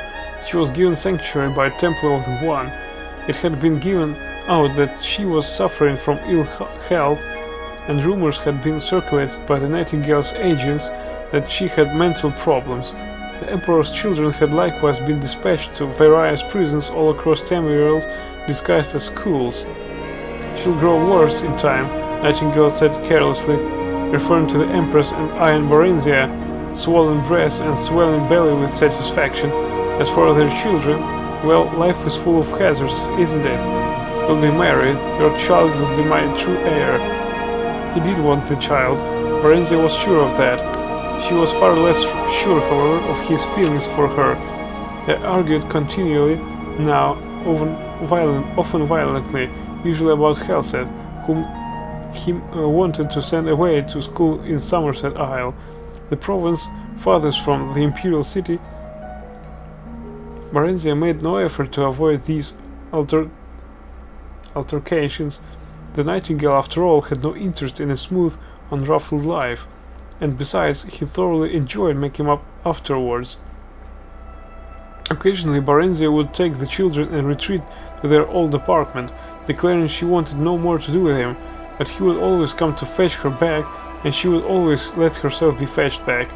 It was ineffable, like the rising and setting of Tamriel's twin moons.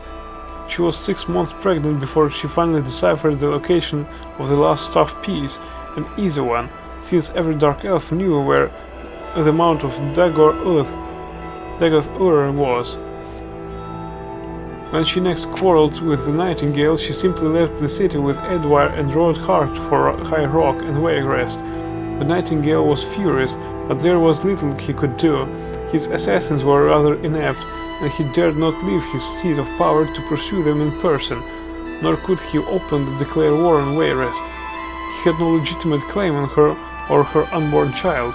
True to form, the imperial city nobility had disapproved of her liaison with Varenzia,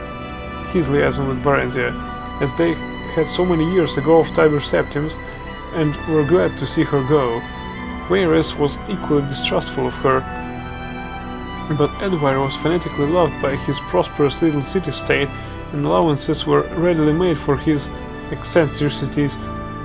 Varenzia and Edwire were married a year after the birth of her son by the Nightingale, In spite of this unfortunate fact, Edward doted on her and her children. She in her turn did not love him, but she was fond of him, and that was something. It was nice to have someone, and Wayrest was a very good place for children to grow up. While they waited and bided their time and prayed for Champion's success in his mission, Barenziah could only hope that he wouldn't take very long, whomever this unnamed champion was. She was a dark elf and she had all the time in the world, all the time, but no more love left to give, and no more hatred left to burn. She had nothing left, nothing but pain and memories. And her children, she only wanted to raise her family and provide them a good life, and be left to live out what remained of hers. She had no doubt it was going to be a long life yet, and during it she wanted peace and quiet and serenity of her soul as well as of her heart. Peasant dreams, that was what she wanted. That was what the real Barenziah wanted. That was what the real Barenziah was. Peasant dreams, pleasant dreams. That's it.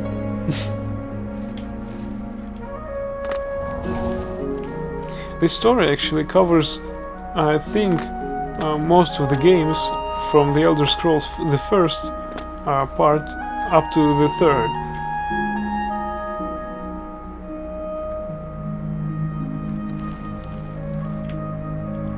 I hope I can help. Tell me more. Only quality goods for sale here. What can I interest you in? Document of puerile banter. 5 minutes of fortified endurance, willpower, speechcraft, and personality. History of lockpicking.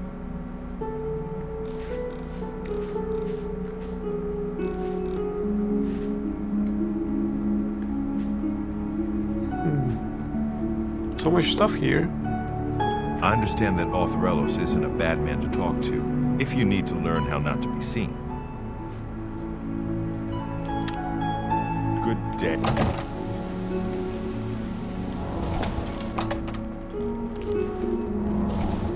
It is good to see you again. Certainly. May I interest you in some of my fine wares?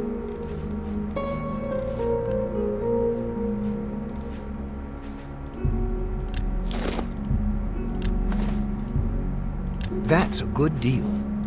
No, it's not.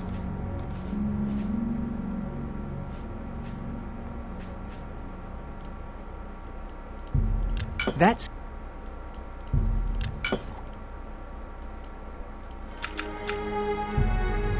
You drive a hard bargain. You got a great deal there. 45 health. And that's a shit.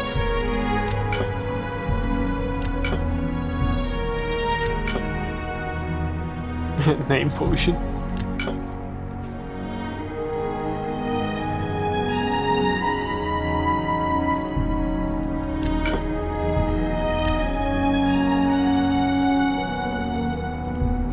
A good price or a good customer.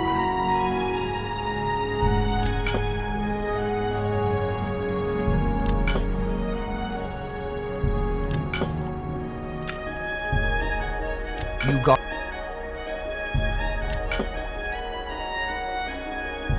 a fine transaction.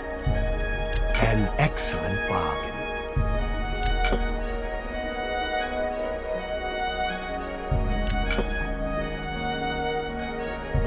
A good price for a good customer.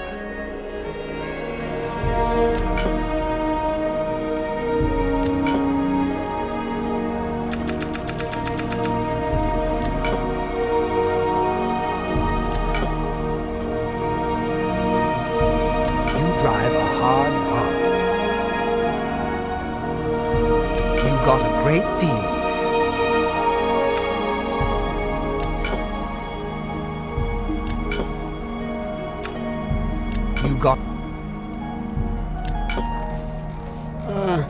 Maybe I'll do this business outside of streaming. thank you for your business. Because it's really Please tedious. return soon.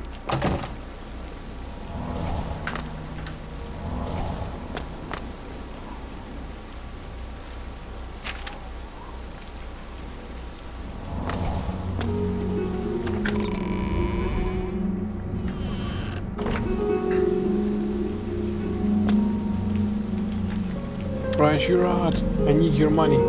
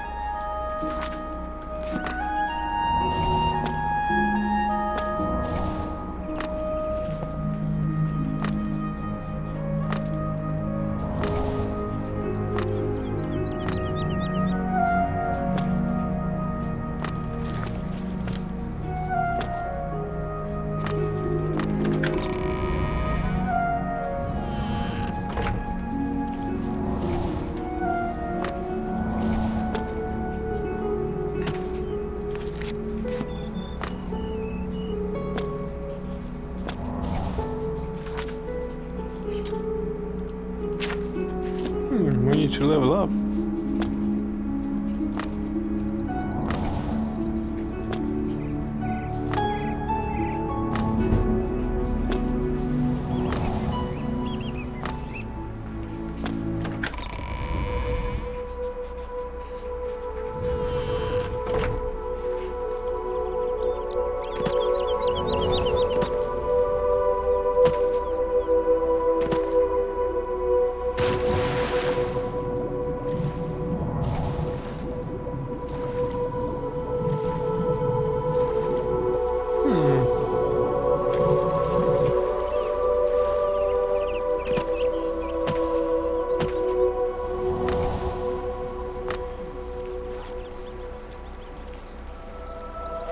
I'm curious.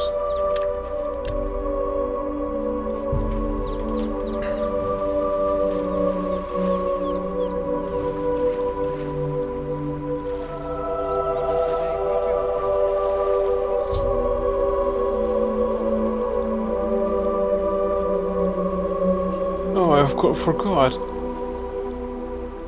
Aldous Avidius has been arrested.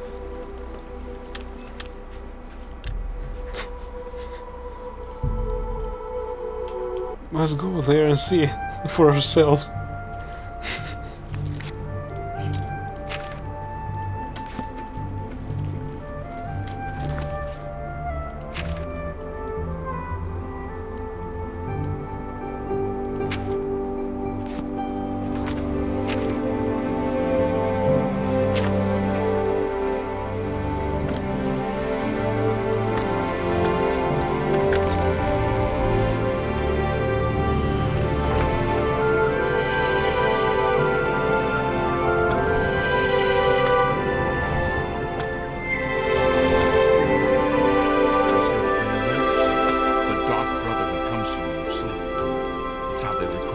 Go ahead, I'm listening. So I've heard. What's going I on with you? understand the Fighters Guild is hiring I saw new some members. mud crabs by the Not water bad recently. work for some folks. Dear. Clear on. I've heard others say the same. Take my chances in It's an prison apt rather name. than fight you. He's got big Someday, maces and big axes. I'll get out. Herbal is a big fan of That killing turns things me thoroughly. What the fuck is happening here? Yes? Can I help you, citizen? Let's load again. Now at least I know where they are.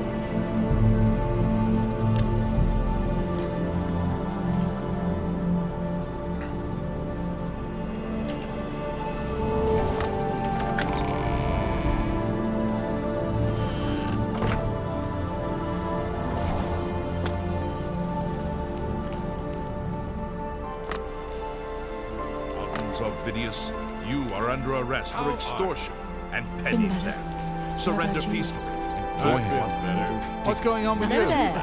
I heard there was shock and surprised Is it? harass.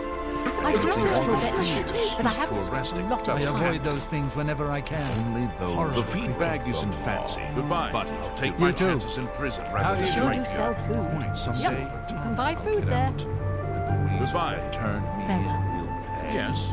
Have you had... Oh my god. How stupid was it? Odin Savidius has been arrested. That should make Jensine, Ruslan and Lursong happy. Hopefully it will serve as a lesson for any other guard that is thinking about shaking down innocent citizens. the Hail, pleasure good of citizen. staying at the How Tiber can I be Septim? of service? It's the finest place in this.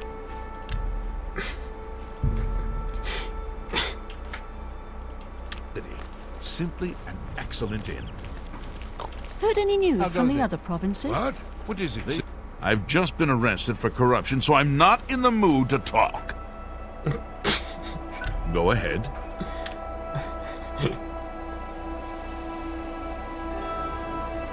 Are you in the mood just for talk. jest? Please, you should be ashamed.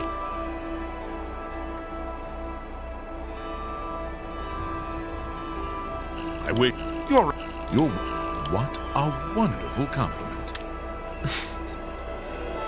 What? I wish you. That's just talk.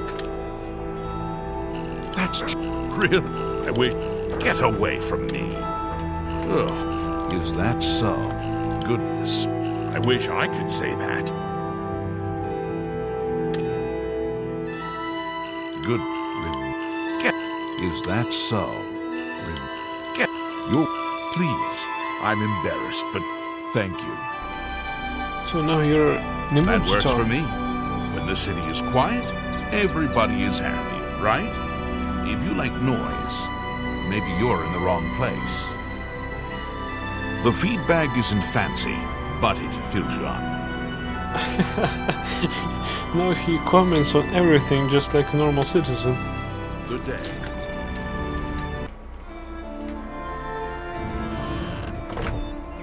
Can I help you, citizen? Certainly.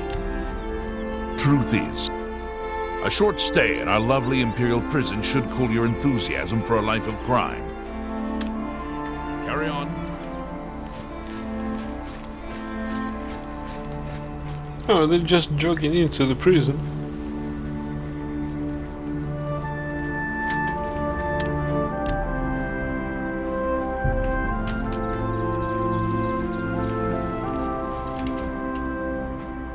Guards! Guards! It's all over! He has 400 gold coins. Filthy! Filthy! What are you...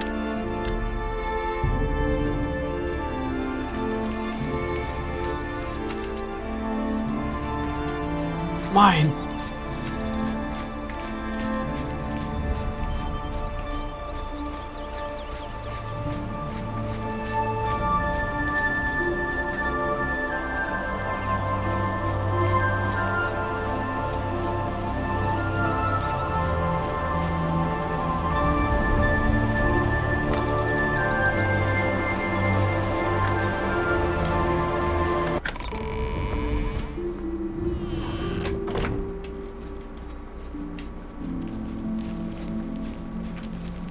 I'm curious, where are they going?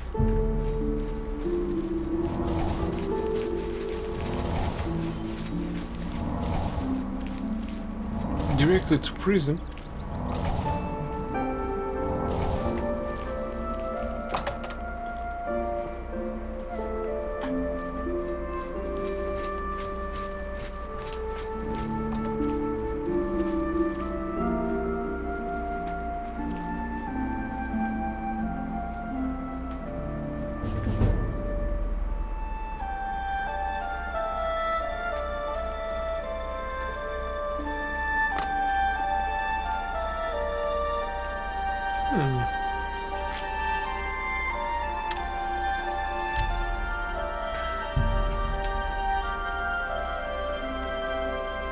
Imperial jailer. Pickpocket! Pickpocket! It's all over!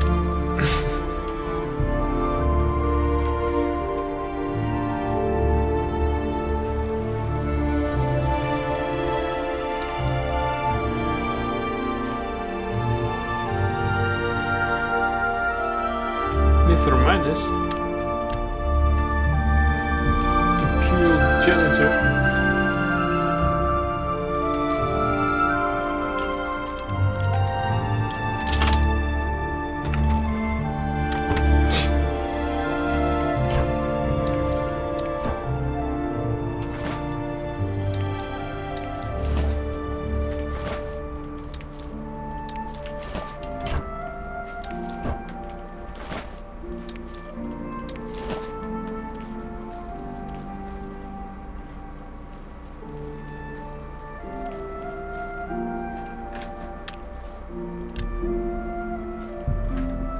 Very hard. Very hard, you say?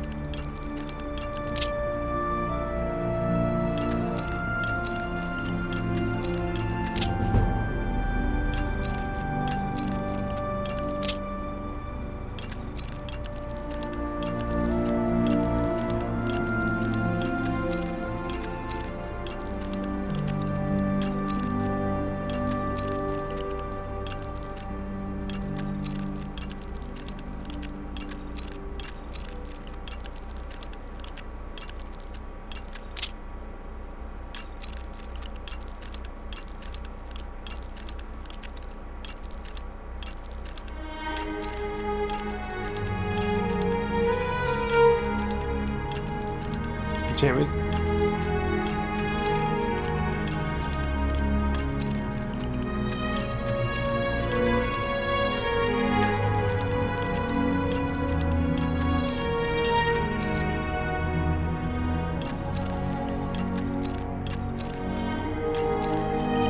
Damn it, I'm so stoned now.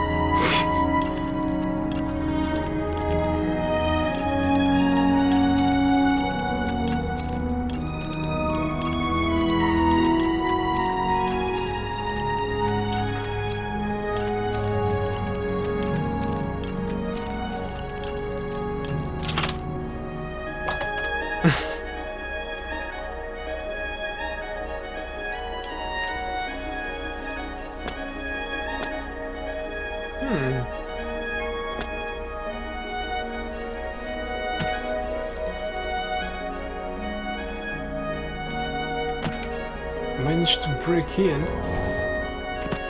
but this area is useless.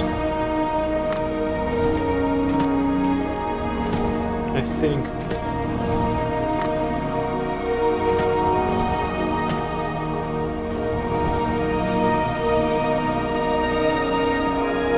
Jabana.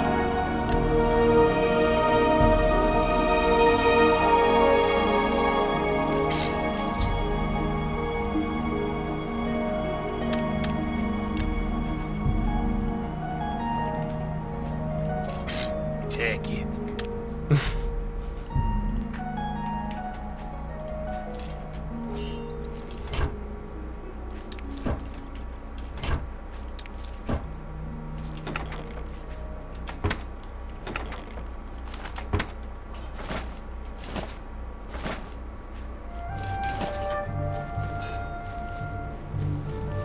Someone's kicking somebody's ass.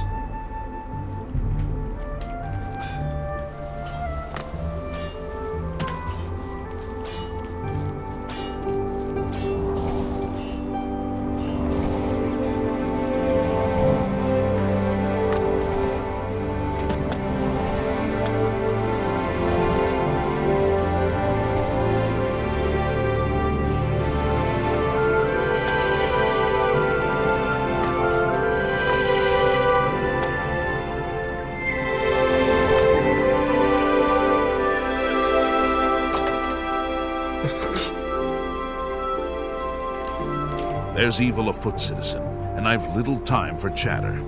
What is it? All right.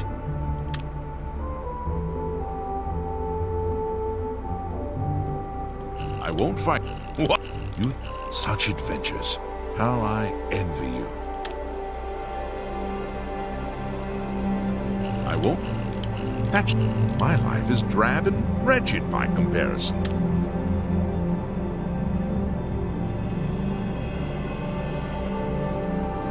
Such you've got no. Sorry, I don't get it. Sorry, such I can't argue. Don't waste your flattery on me. That's not you think that's amazing. You win. That's I salute you. Most impressive. That works for me. Oh, we can visit the prisoner now. Farewell.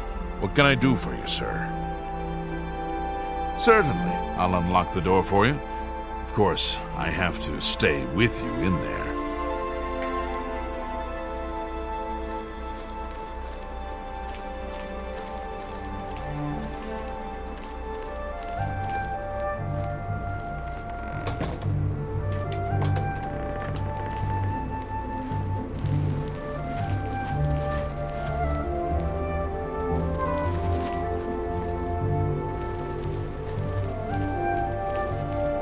Who's that? Claudius Arcadia? So I wanted somebody murdered. So I prayed to the Night Mother. What is that? A crime now? They even took my house, those bastards. Ah!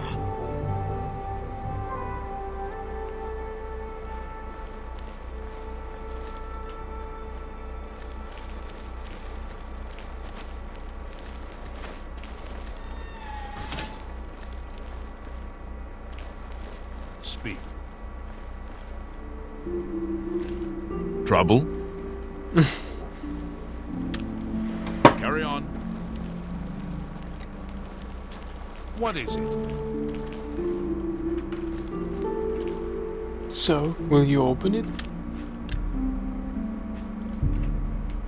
What can I do for you, sir? Certainly. I'll...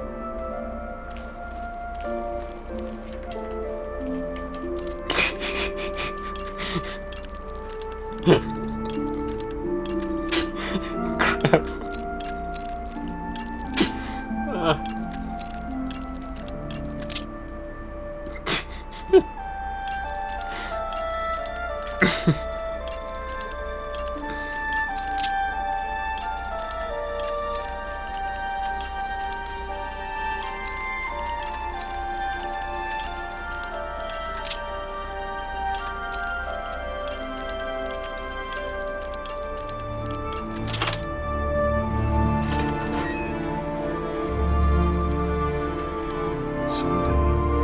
I'll get out of here and take my revenge on everyone that put me in prison.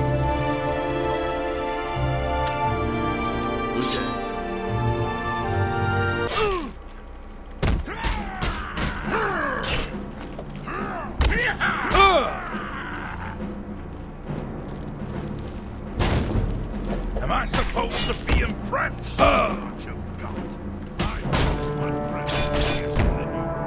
What the hell?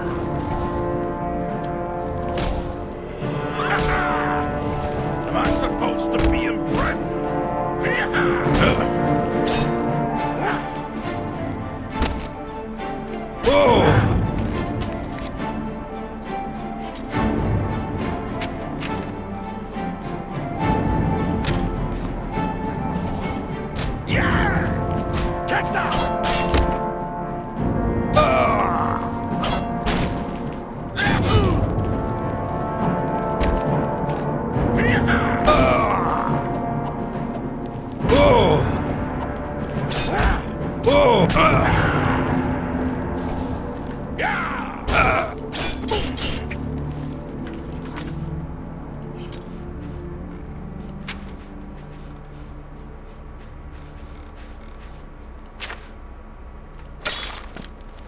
Look out!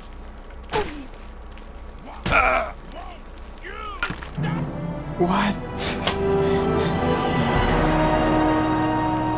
After all that, they decided to kill me.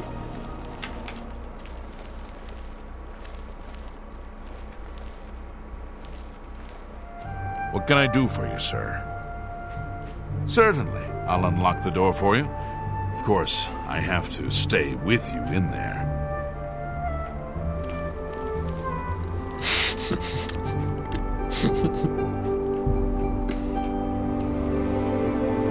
Stop right there, criminal scum!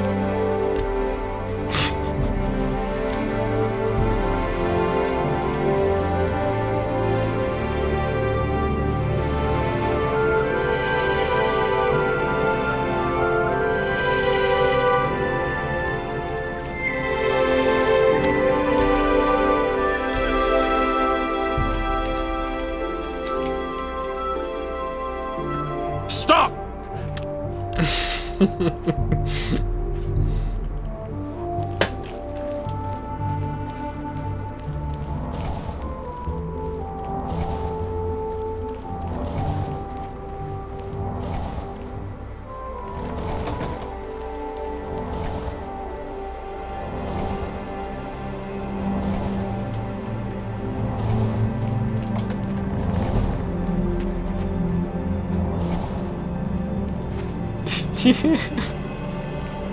Now that's funny.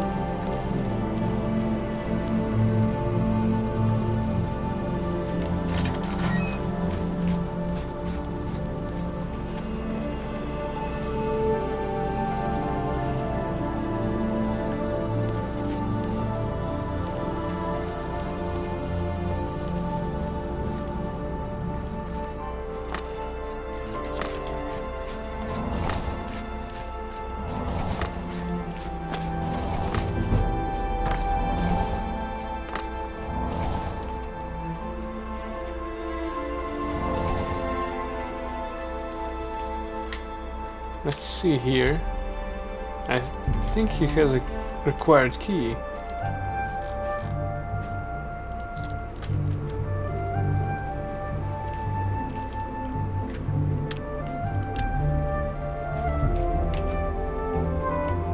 What? Pickpocket!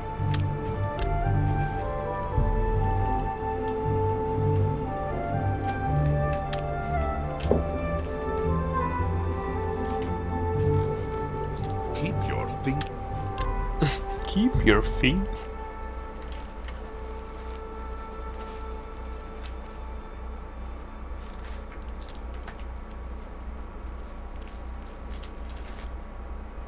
Damn it. I don't need both these keys.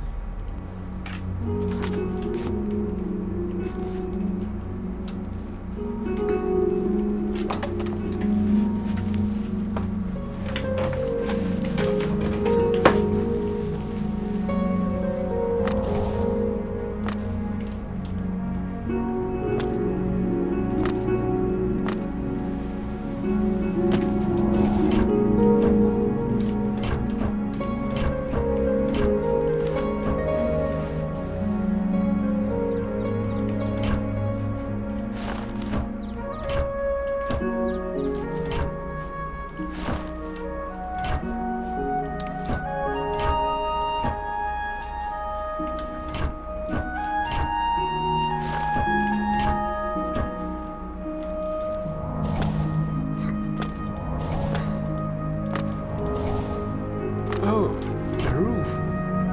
The repair hammer.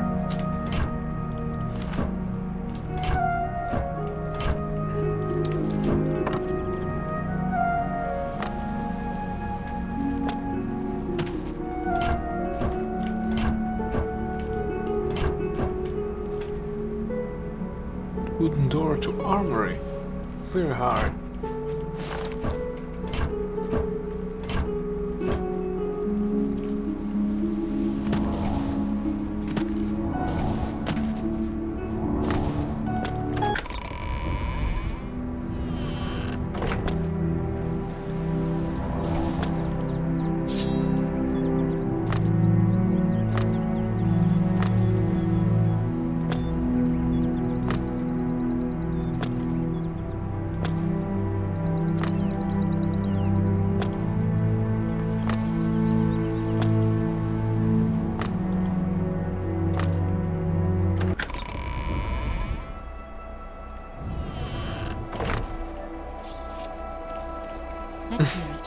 Have you ever spoken with Bernardo at the Best Defense?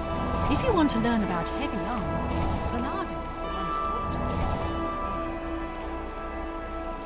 to. Me children are starved and things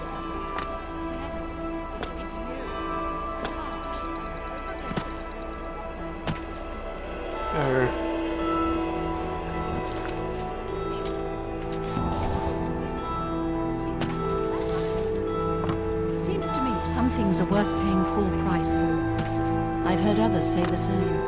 Take care. You too.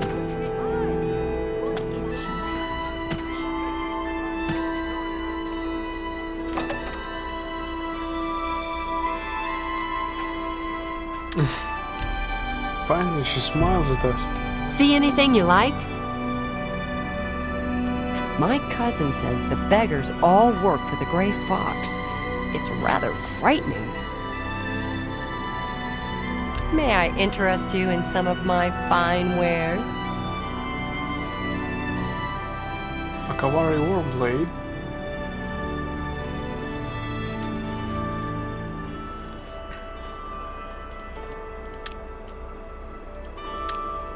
It's been a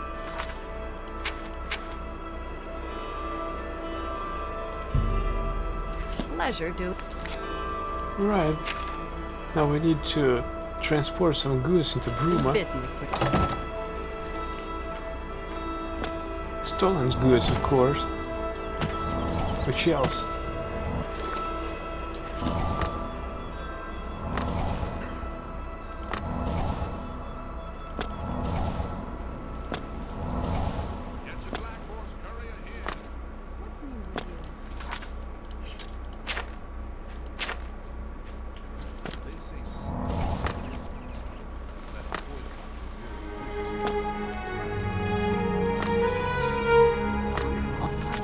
I'm only asking for a single coin.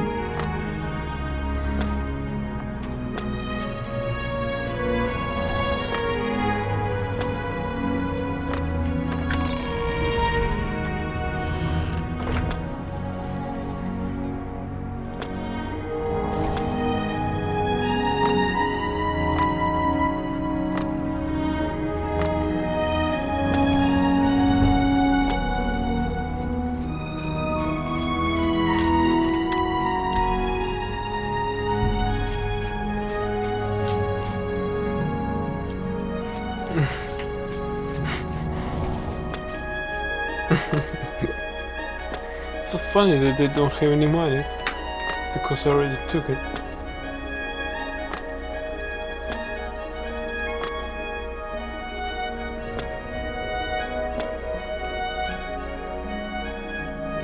Yes? I hope I can help. Knowledge is the key to success in any endeavor. This character cannot help you tread any higher. Pity. Tell me more. Certainly.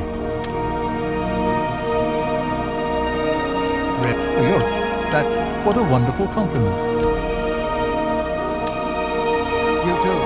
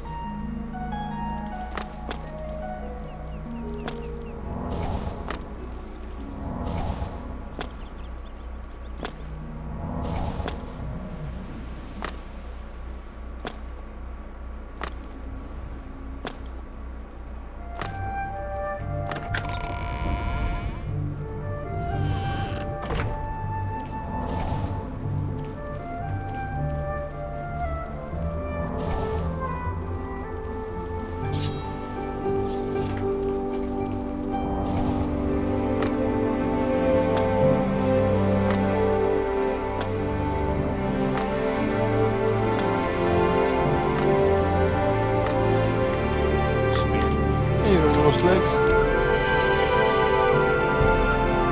Is there a problem, citizen? The Emperor... For you, of course.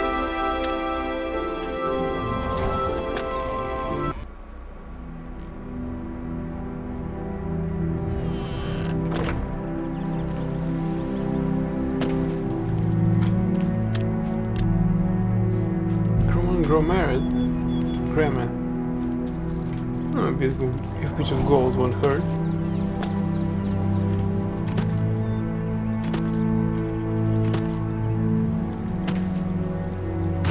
And if the horse saw us stealing, so I guess there is no problem at all. Let's find a guard and speak to him.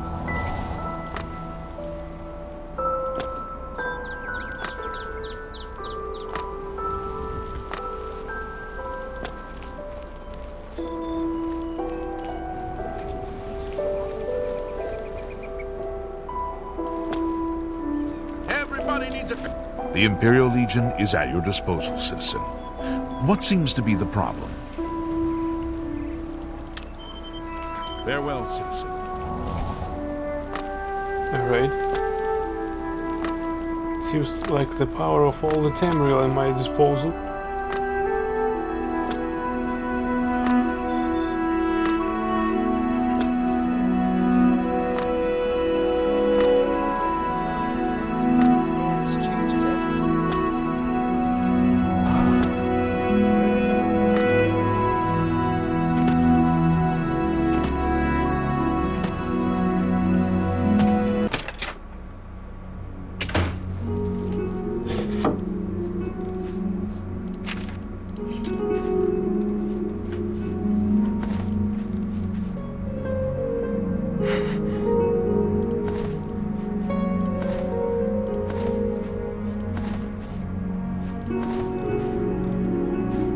I think we should staff everything.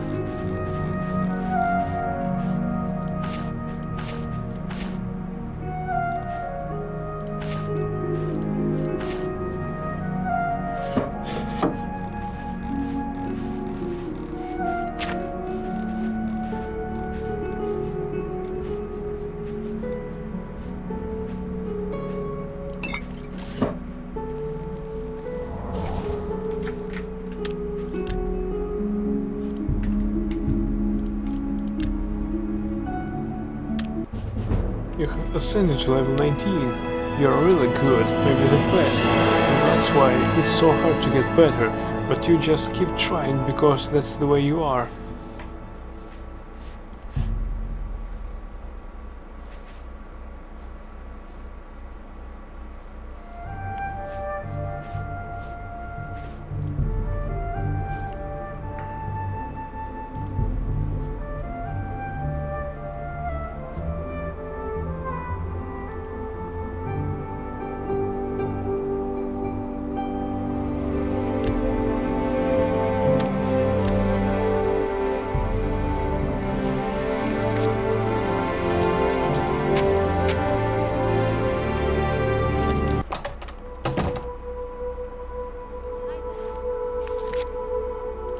Fine then, let's go to Bruma.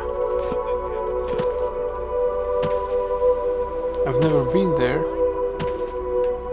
so I hope it will be interesting. How goes it, friend?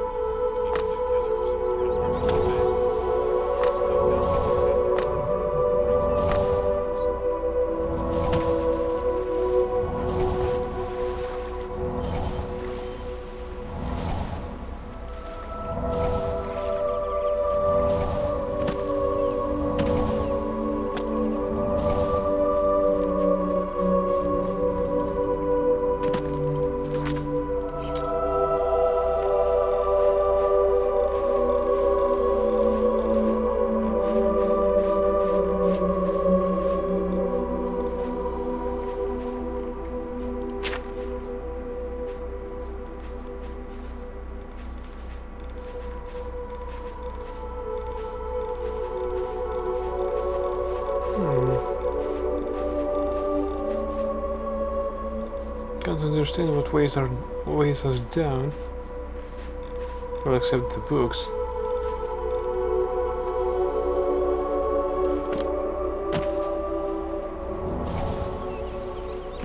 Probably these repair hammers. Imperial hammers.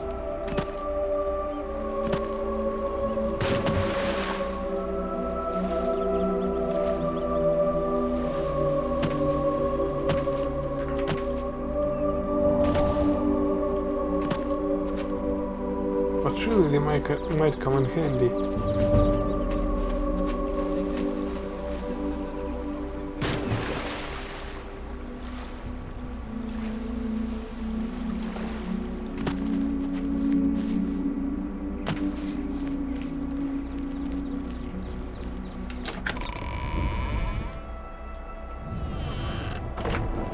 Can I help you pickpocket? Just in front of guards. Maybe we should kill him right away. It's you. Hi.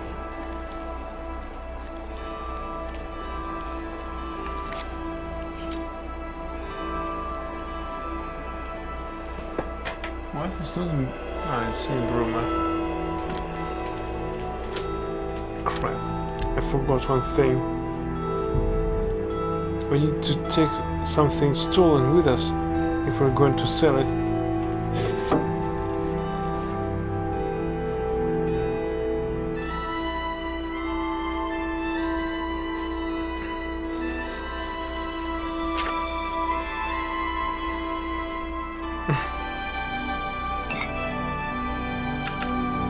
I think 4 of these will suffice.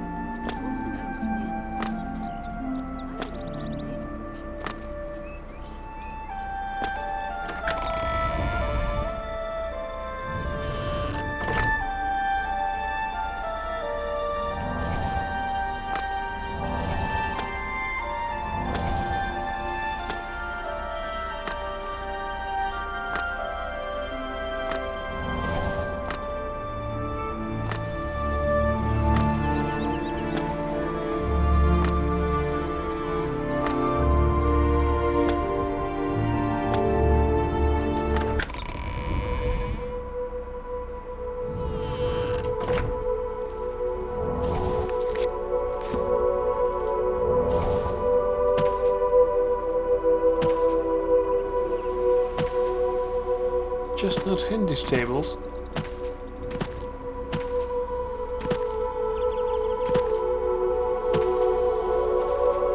Hurry up before I change my mind. Who the fuck are you? Go on. So?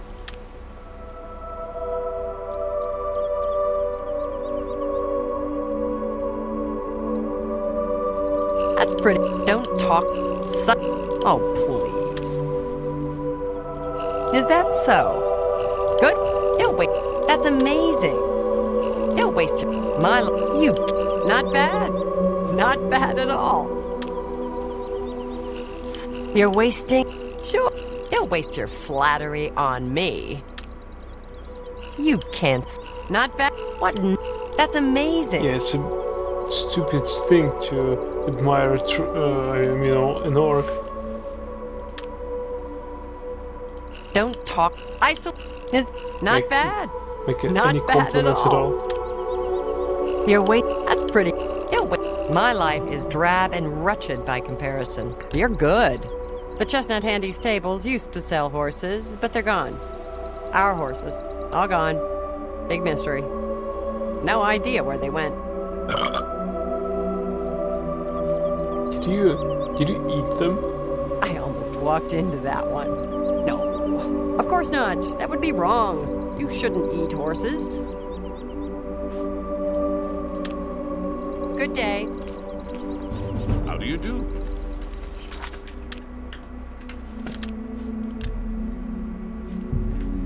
I am Brelis Gawe, and no, we don't sell horses, but we do eat well. The stables are owned by an orc, and you know, orcs and horses. I Go don't. ahead.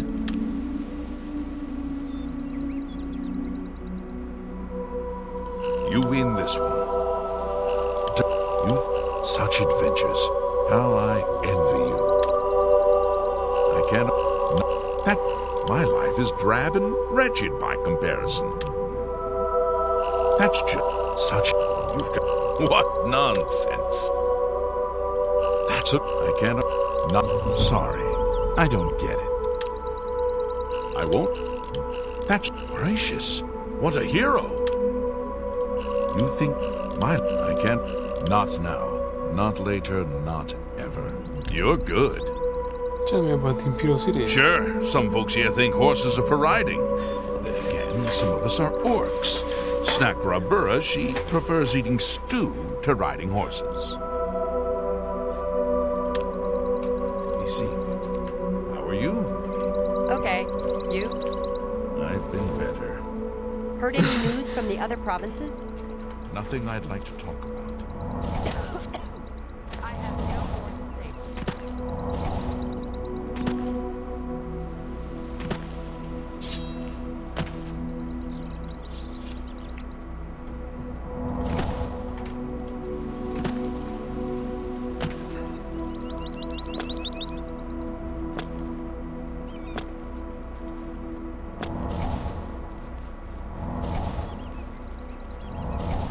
Our first big walk out of the city. But this time we mean it. Because we're going outside the city limits. I mean, we're sneaking out.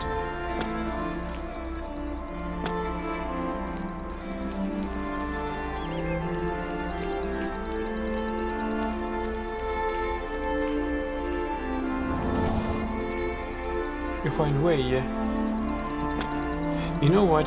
I'll return to our house and do some trading, because it's not suitable for a stream to buy arrows one by one. So tomorrow, before our stream, I'll do some trading. And with that, thank you everyone for watching. I hope you enjoyed it, and I wish you a good night. And if you like my channel, please follow it. Until next time, bye. We find Zonot Cave.